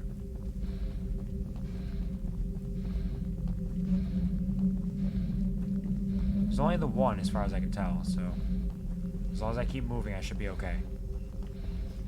Spider train! Some scraps. More drawings. Ah, shit.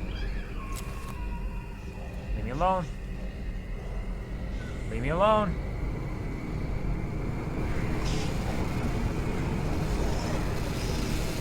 It's getting faster.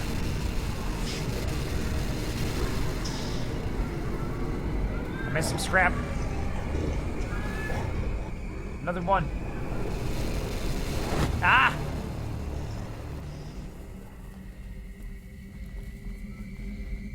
The more papers I find, the faster he goes.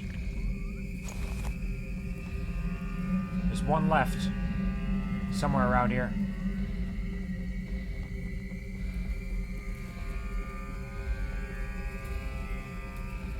But where? In this here Boulder Canyon.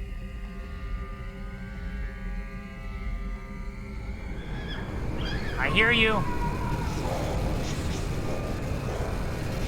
Leave me be! Can you travel through walls? I don't know.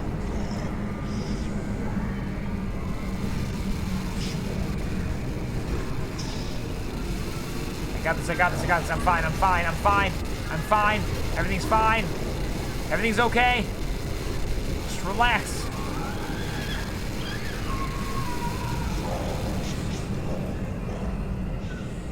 See, I told you, I'm fine.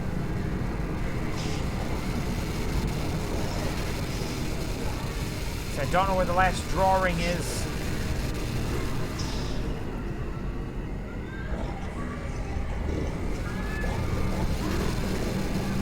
It's a large area. Very large. Quit screaming at me. Nope.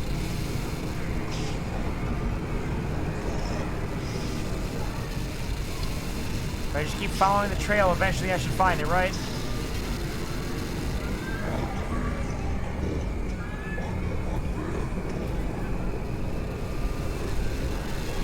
there any over this way? There it is! Ah! We did it, we're fine. Everything's okay. See, we gamed it. We gamed it good. Good gamers. Actually, you know what? Shit. Should go back to the train.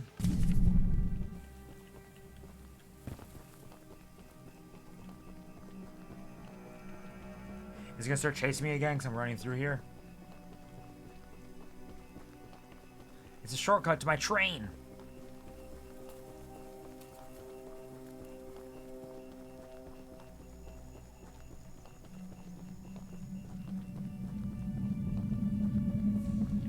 So it's not because I can't get out of here.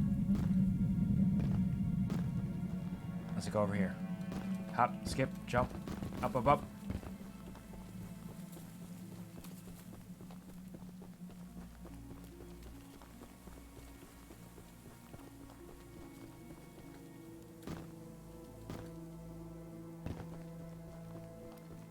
And there's my good boy. There's my good boy. We're safe again. Just move forward. Pop a squat right there. Pop a squat in conventional wisdom, like it or not. Bunch of revolutionary manumission abolitionists. Give me your position, show me where the ammunition is.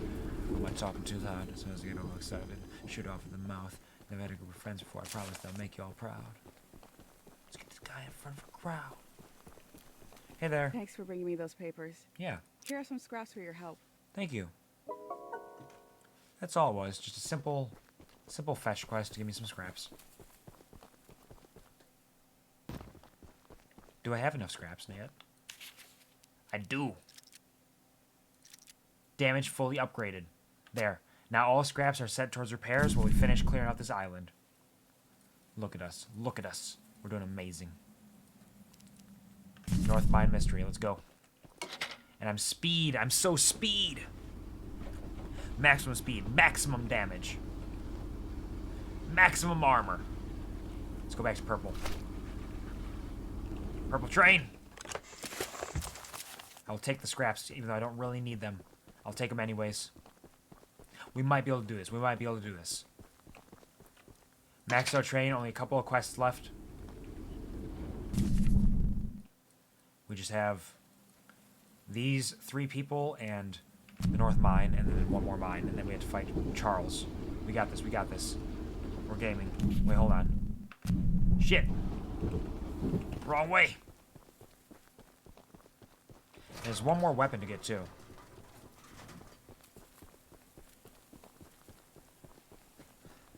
I wonder what that other weapon is. We have a flamethrower, we have a rocket launcher, we have a Gatling gun.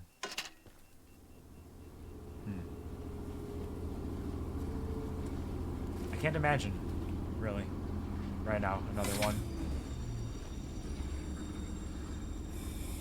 Because I don't think it's just going to be another gun, because we have that already. Oh, look, the rockets are purple. Cute. I didn't get to test this out at all. Oh, there he is. There it is. It seems like it burns out quickly, though. I mean, it is on fire, so it makes sense. Alright. So, get that mine, talk to these required missions, and talk to the weapon master there. A railgun? Yes, a railgun would be the way to go, wouldn't it? A railgun for a train? I mean, that'd be fucking awesome, actually. Oh, here he comes. I hear him.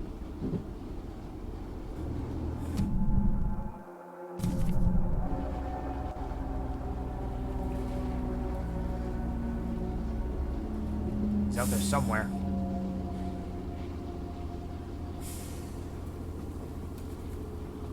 And there's the mine. Okay.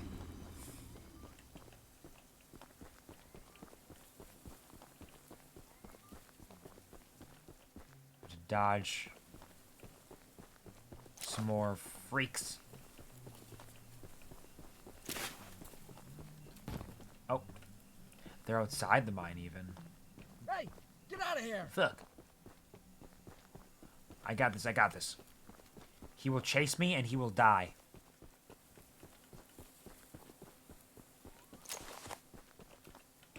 Oh, shit, he's still chasing me. Ah, fuck. Okay, okay, okay. Hold on, hold on. How about in here?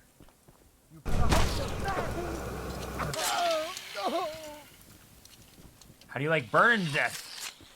Do you like it? Are you fond of it? Why can't I take the gun? I bet he loves being burned to death. It's always been his dream. Happy to oblige. Okay. Let's go get this fucking egg.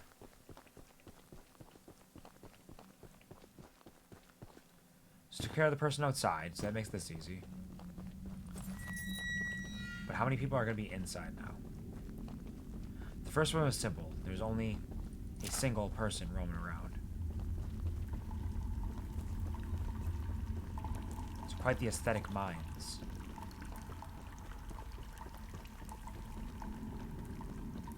Maybe all the way down here. Ooh, a drawbridge. Okay, this one's going to be a little larger, I think. I think this one will be a little bit more involved.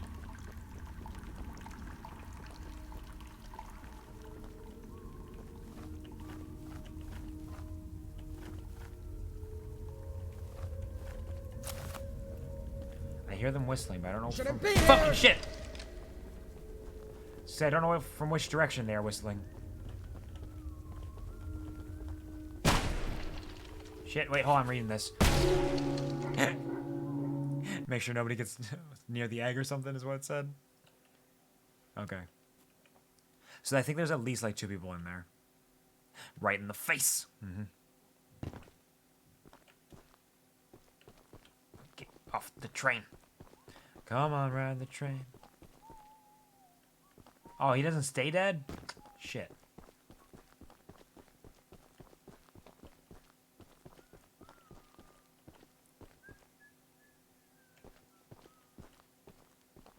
Either he doesn't stay dead, or there's more than one out here. It looks like he's following the same track, so I don't think they just don't stay dead if you die. Tragic. Visitors allowed! Man, they can see so well. How come they can see so well? That's not fair. Their eyesight is incredible, and the stealth in this game is non-existent. Screaming out here! I'm not gonna scream. You will, though, when I set you on fire. I hope you're fast! I'm very fast. You better run! Where are you? How do you like that? Alright. So we've once again cleared our path directly in there. We're going to have to be careful once we're in there again. Because there's at least one, possibly two people. Disco, disco, good, good. Disco, disco, good, good. Burn, baby, burn. Disco Inferno, burn, baby, burn.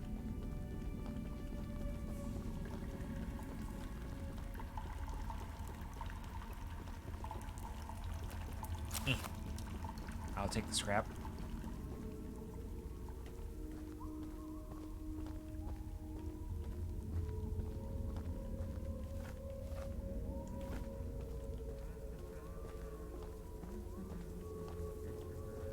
Okay. Make sure nobody goes near the egg. If you see anyone that shouldn't be there, shoot them immediately. No risks can be taken. As soon as it finishes, kill it and bring the body to me. Huh. Wonder what that means. As soon as the egg finishes? Is the egg meant to hatch and then he wants the body brought to him? What is Warren planning?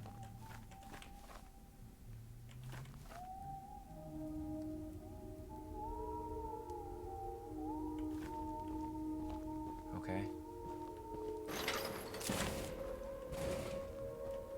Thankfully they can't hear anything. They can only see.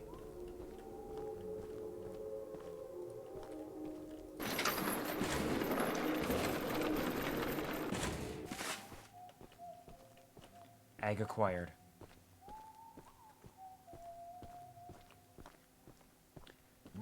I wonder if good old Charles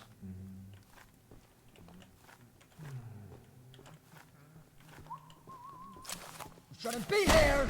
is planning on becoming a spider train or something.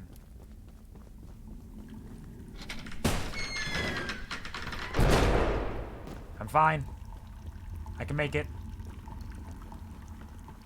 This is okay. I may have taken a little bit of a risk there. I took a risk for no reason. We're okay, we're okay. We got it. We did it. We escaped. One more egg. I don't even need that scrap. Scrap is only for repairs now. My train is strong. It's long and strong and down to get the friction on. Is he still chasing me? Beat it. You beat it. Eat my ass. The entire thing.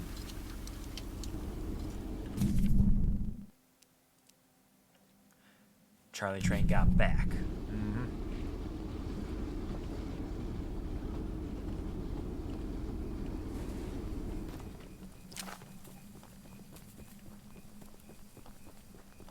Two eggs, 2 NPCs, and a weapon left. Oh, it's the municipal building. Hello. I'm here for the Charles. Mutiny meeting notes. I've discovered our latest battle plan with everyone. Discussed our latest battle plan with everyone, and nobody had objections. The whole crew knows what to do, and will set the track's directions accordingly when the time comes. All the archivist needs to focus on is pummeling that beast, keeping his distance, and getting Charles to his weakest point. My father should be back within 2 days, at which point we can supply him and the hunter with the keys and other supplies we've gathered. We never wanted to take such harsh action against Warren and the other miners, but he's twisted our arms too long. Charles needs to go, and Warren won't stand in our way. Think there's scrap I passed? I may have passed it, but I'm not. At this point, I'm not looking too closely for scrap, because I have a fully upgraded train, so all I really need it for is for repairing my train. So I don't need massive amounts of scrap anymore. So if I see it while I'm walking through, I'll kind of give it a quick grab. I don't like, not gonna be searching intensely for it. Stakeout summary, day 3, location 4. I've been staking out this area for days, and Charles has never crossed the old wooden bridge. Somehow that beast is cunning enough to know it's dangerous. But if he's angry and desperate, he might just chase someone across it. Then, BAM! We use John's bombs to blow the whole thing up, and Charles falls face first into the canyon. If the blast doesn't kill him, the fall surely will. Yeah, so you got a lot of plans. What's up? You're the archivist my father told me Oh, about. it's Paul. We found Paul. Although, I'm disappointed to see that he chose to stay on the mainland rather than return. Yep, that's what he did. He's definitely not horribly Not dead. to say that your help isn't appreciated, but we could have used his aid as well. If you haven't already heard from the others, the mine boss Warren is protecting dangerous monster eggs that could lead to catastrophe. I know. While our main plan is to summon Charles into a duel and fight him to the death, we've devised a perfect trap as a precaution that may help defeat him. Is it Go the attach bridge? these remote explosives to each of the support pillars under the wood bridge out there. Then meet me back here. I can do this. I'll do this for you. My friend.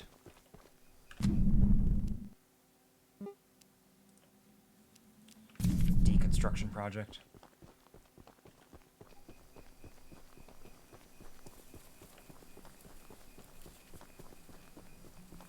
Hello.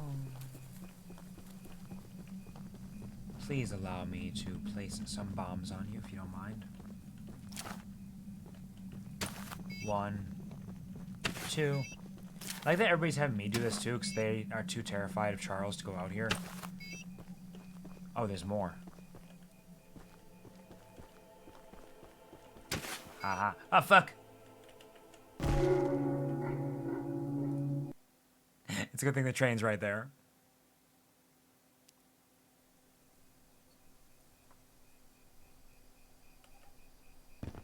Okay.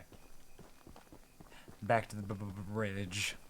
Take it to the bridge. Wow. I know, I'm pretty impressive, aren't I? I'm an impressive man, it's true. That fall will definitely kill Charles. Absolutely, 100%.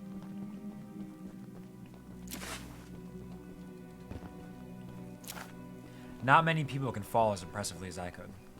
Falling with style. For sure.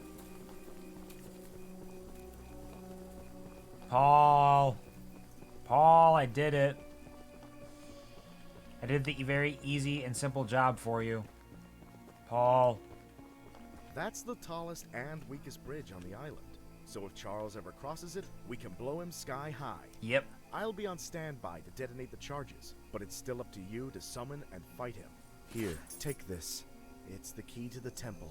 Once you think you're prepared enough, you can break in and fight the battle of a lifetime. I need to get the other egg first. I need one more egg and one more weapon. And then we'll be okay. We'll be ready to fight Charles in the battle of a lifetime. My purple baby boy train against his evil spider train nonsense. Alright, what kind of weapons you got for me? Is it a railgun? Do you have a railgun? Would you do that? Could you do that?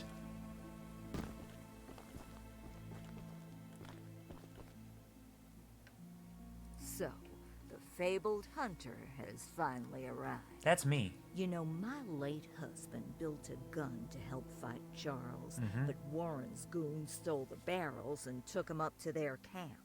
Bob was such a brave man. Damn, Much Gertrude. braver than you, I bet. You're rude. Take what I have left of the gun and steal back those other parts. You can put it back together to use against Charles. Just do me one favor, Yeah, what's will up? ya? If you do end up using it, name it Bob in memory of my honey. I can do that for you, Gertrude. Thank you for Bob. Let us make Bob the strongest we ever could. Can I talk to this person next?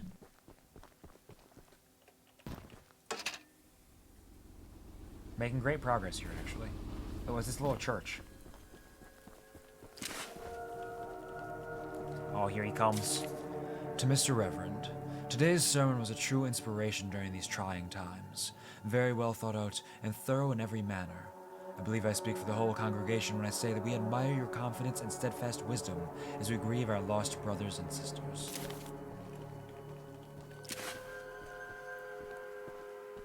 In times of strife, such as being massacred by a giant evil spider train, people will turn to religion and faith. Sermon outline. God is very, very mad, I think. Probably. Charles may be devil? 96% certain. Always sneaky. Spider versus snake. Spiders have more legs, usually. God always wins. Hopefully? Sacrifices. Ask for volunteers. Don't cry a lot, only a little. Closing prayer, clean up. Amazing sermon. That's a fantastic sermon. No wonder they're so proud of him. He did an amazing job. Ooh, I got the black paint. Now I can make a real shadow train.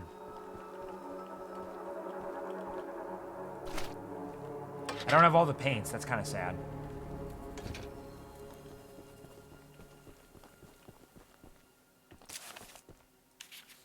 At last night's meeting, Greg told us a crazy conspiracy about Warren trying to use spider trains for world domination.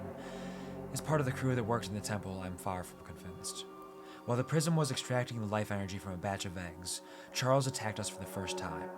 Not only did he fight like hell while the eggs were being destroyed, but he nearly doubled in size as he fought, as if he were consuming the energy. His legs grew larger and stronger, while his face grew more distorted right before our eyes. Those of us who survived couldn't even fathom what we witnessed. That was when Warren hid the eggs and ordered us to protect them. That was when he began evacuating people. That was when everything turned for the worst. I know Warren has plenty of skeletons in his closet, but I can't help thinking he might actually be looking out for us this time. The Archivist, in all your radiant glory. Hey there, what's Paul up? Trusted me with a key to one of the mines containing an egg. But before I give it to you, I have to warn you about something. There's an Which ancient part? shrine on the island. Yeah. Pyramid of sorts. With Yeah, a I know. curious prism located at the top. I'm aware. The prism seems to have been designed for one purpose: to destroy monster eggs. Yep, that makes The sense. slots are carved into the prism, which perfectly fit the eggs. When fully loaded, a massive beam of energy is emitted.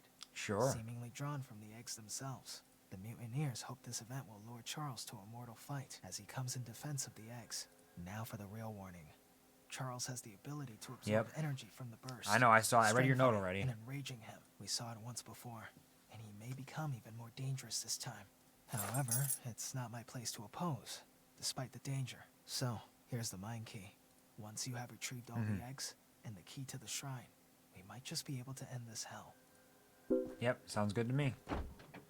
Do you have any idea where all the other paint is? I want all the paints, if I can grab them, but I don't know where they are. I'm pretty sure I'm being hunted right now by Charles, too.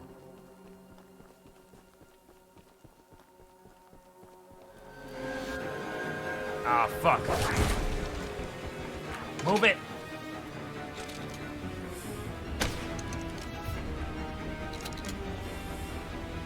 Bang! Bang, bang! Be gone, Charles! You don't even know who you are! But I do! You're a dead son of a bitch!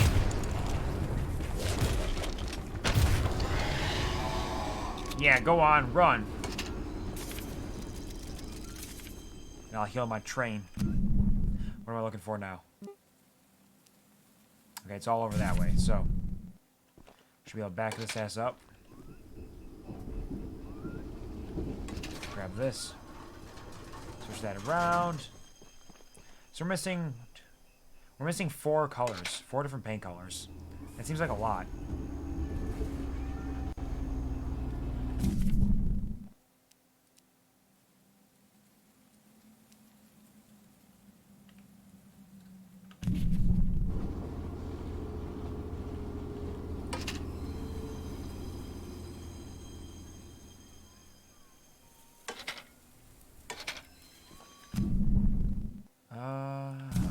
Okay.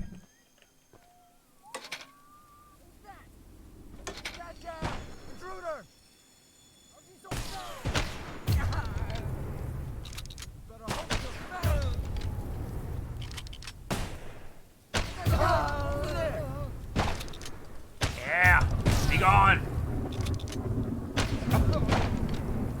Nope. Missed. It's a lot easier to hit a giant spider train. Is that everyone?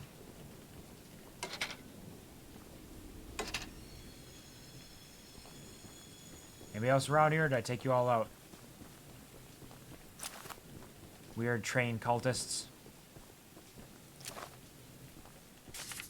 We've been digging for over a month, and I'm beginning to wonder what we're really doing here.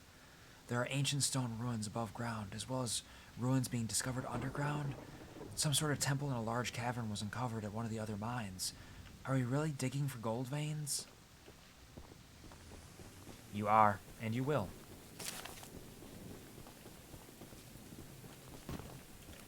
Yeah. Nope. Be in. Where is the stuff? Found a key of some kind, at least. I don't know what the key's for.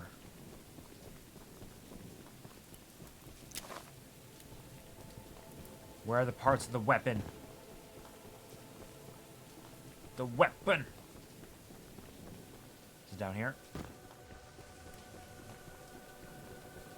Hello?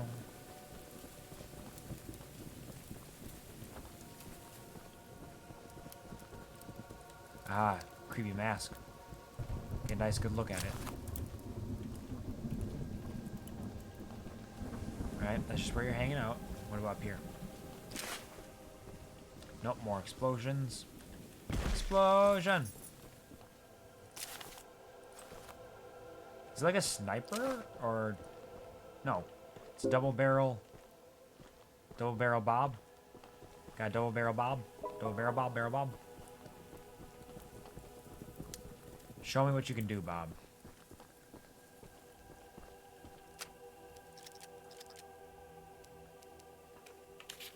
Oh. Big damage, big range, slow fire. Okay, it's just a longer range thing, basically. This one's 2-3-3-3. And Bob is 3-5-2-2. Okay. Good to know. Now, I need to get over yay. Which means I need to back up a bit. Just a wee bit. To this fork here. Switch the tracks. That should be good. Let's go. Need a new paint job.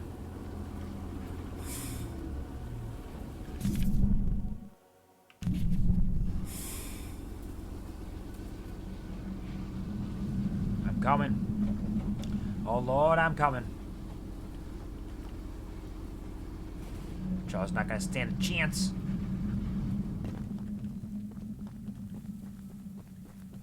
Did you add horns to your train? When I got the full armor upgrade, horns were added to it. As an aesthetic choice of some kind.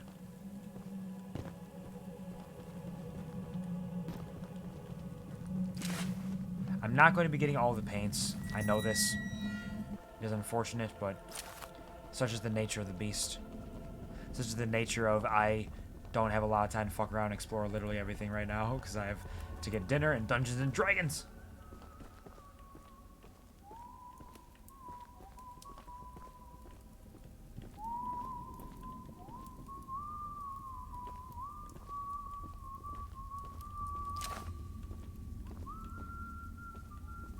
Very, very sneaky.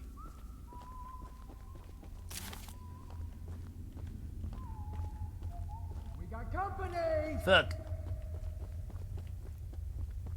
Maybe if I'm fast enough.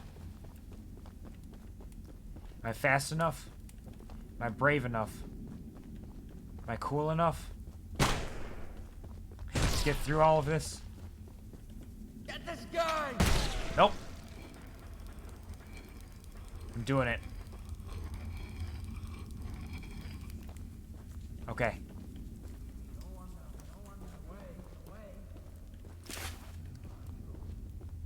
He's gonna come back down. No visitors Fuck. allowed!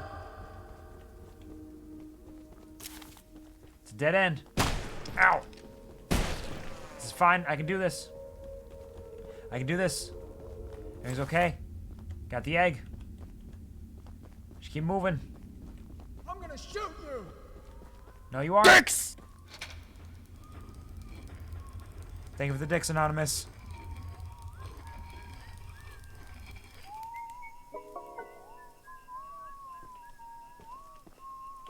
We got company! Where did he come from? Shit. Shit, shit, shit. Get him, boys! There's a chest down there. I don't know what's in the chest, but I want to open it. You wish you never came here. I didn't. I'm not real. Better run! Leave me alone.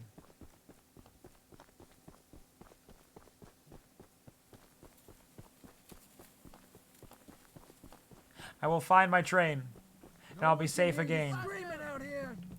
Man, this last mine was huge.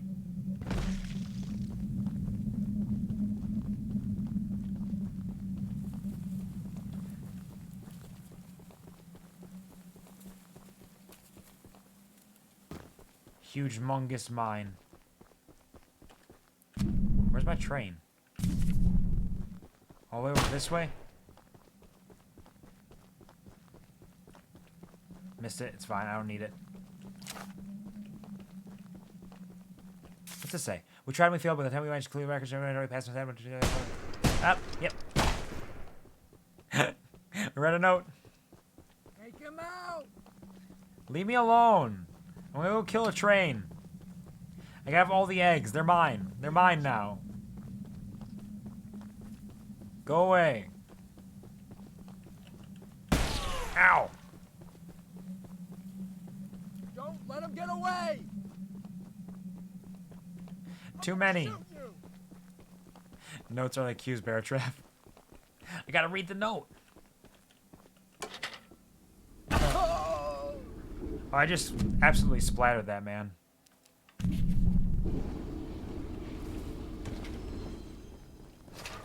Alright. This is it. We missed some paints. We missed some chests. We probably missed some notes. But unfortunately, I don't have time to fuck around. We gotta go fight Charles. Final stretch here. I've also had to piss for like an hour. But I've been holding off. Because I wanted to make sure I got this done.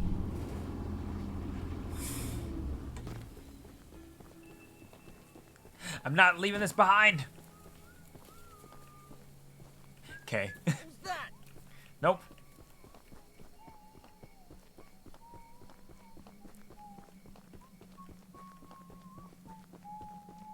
I'm going in. Time for the main event. Here we go.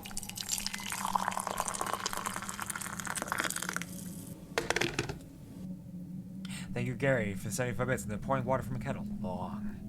Quvar the bear train. I'm not a bear train. I'm not even a train or a bear. I'm just Quvar. Go to the bathroom. I will.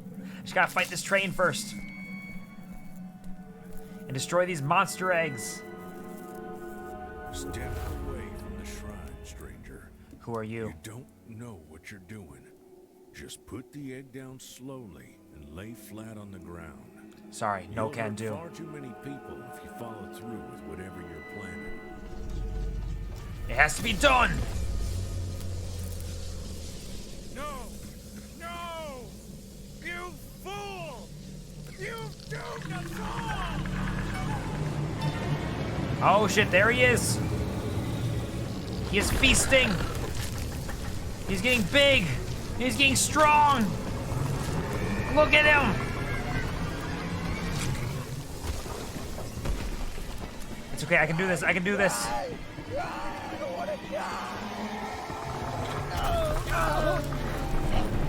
Oh, he's eating Warren! He's so big and so strong! You're right! Let's go! Fucking move! Shoot him until he's dead! Can I swap weapons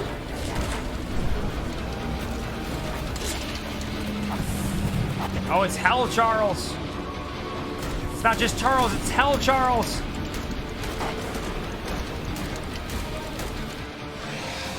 What's he gonna do now? He's powering up even more.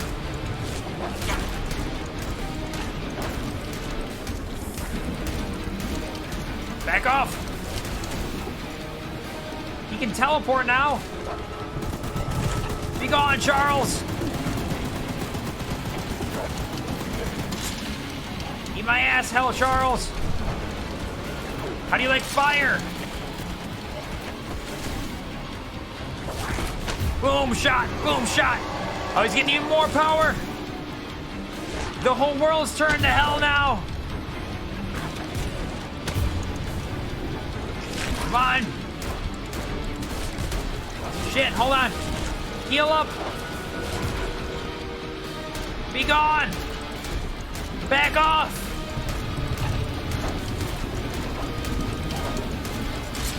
Another one, another one. Grab it. Grab the boom shot. Yep. Okay, okay. It's fine, it's fine. Where's he going? Slow down, baby. Woo. Got the derailer. It's fine, it's fine. I'm a gamer. Get some more heals in there, quick. Grab Bob again. Come on, Bob. Shoot him in the face.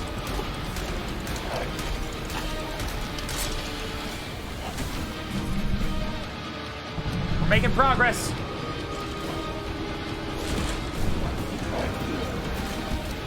Even if I can't make him explode, he's gonna die.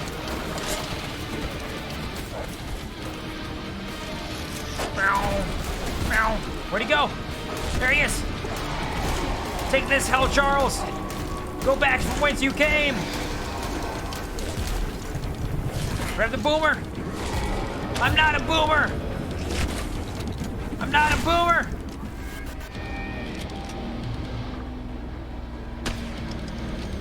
Oh, we're on the bridge now. Yeah, there he goes. Take him out.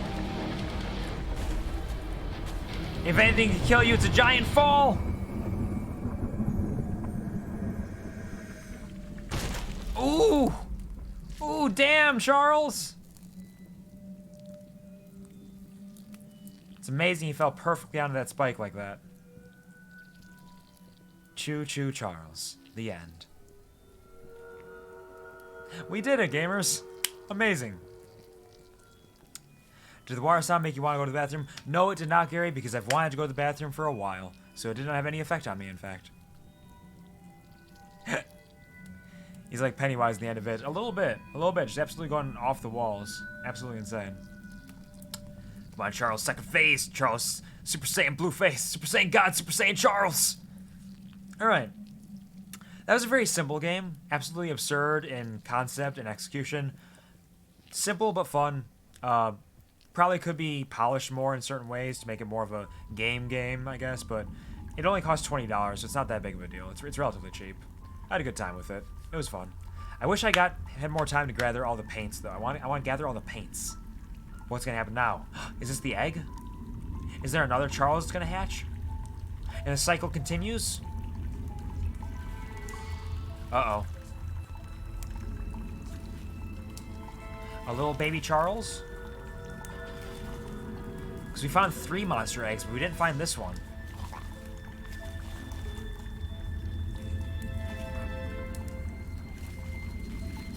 Uh-oh, SpaghettiOs. Oh, shit. Are those all eggs? Oh, we're fucked. The world is fucked. It's a rainbow. It's a rainbow of death and destruction.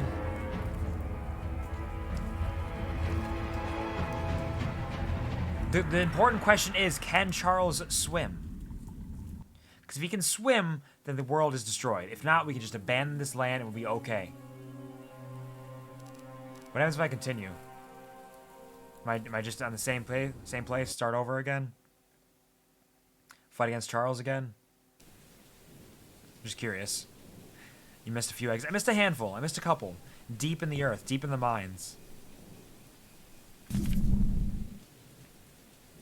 Okay, Okay, it just puts us right where we can go back to finishing the fight if we want to. So let's just go back and explore more if we'd like to find all the missing things, all the missing paints and the like. Alright, there we go. We did it. We gamed out. We did amazing gaming. Fantastic. Oh, I lost my hood at some point. Hold on. There we go. Alright. Now, your boy Kuvar needs to go do some bullshit. He's got to go get some dinner. He's got to get some dinner. He's got to do Dungeons and Dragons. And he's got to use the restroom. So, let's pop on over here.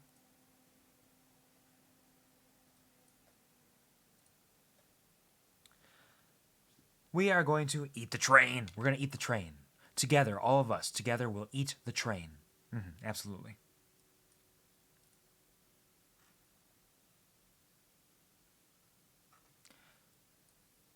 So, we're going to send a raid over to Sneggles himself. He's playing Cult of the Lamb right now. He's a delightful man, very charming, very funny, has a beautiful voice. You'll love your time there. And we'll play some cult stuff with him. I won't, because I got to go. I got to get going right away. But we're going to be raiding him, so we're just, here's a raid command if you do not have the sub. If you do have the sub, you can use this. I'm glad you had fun, Measy. Thank you for hanging out.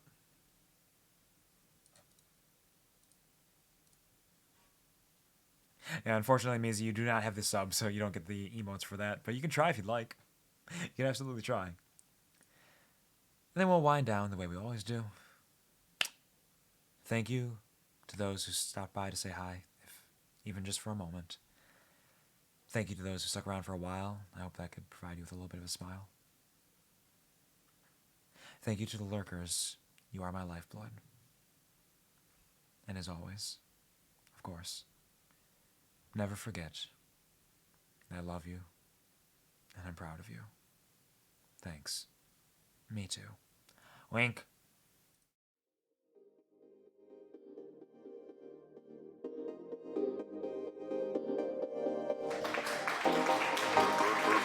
Urban Boy 7323232. Somebody's got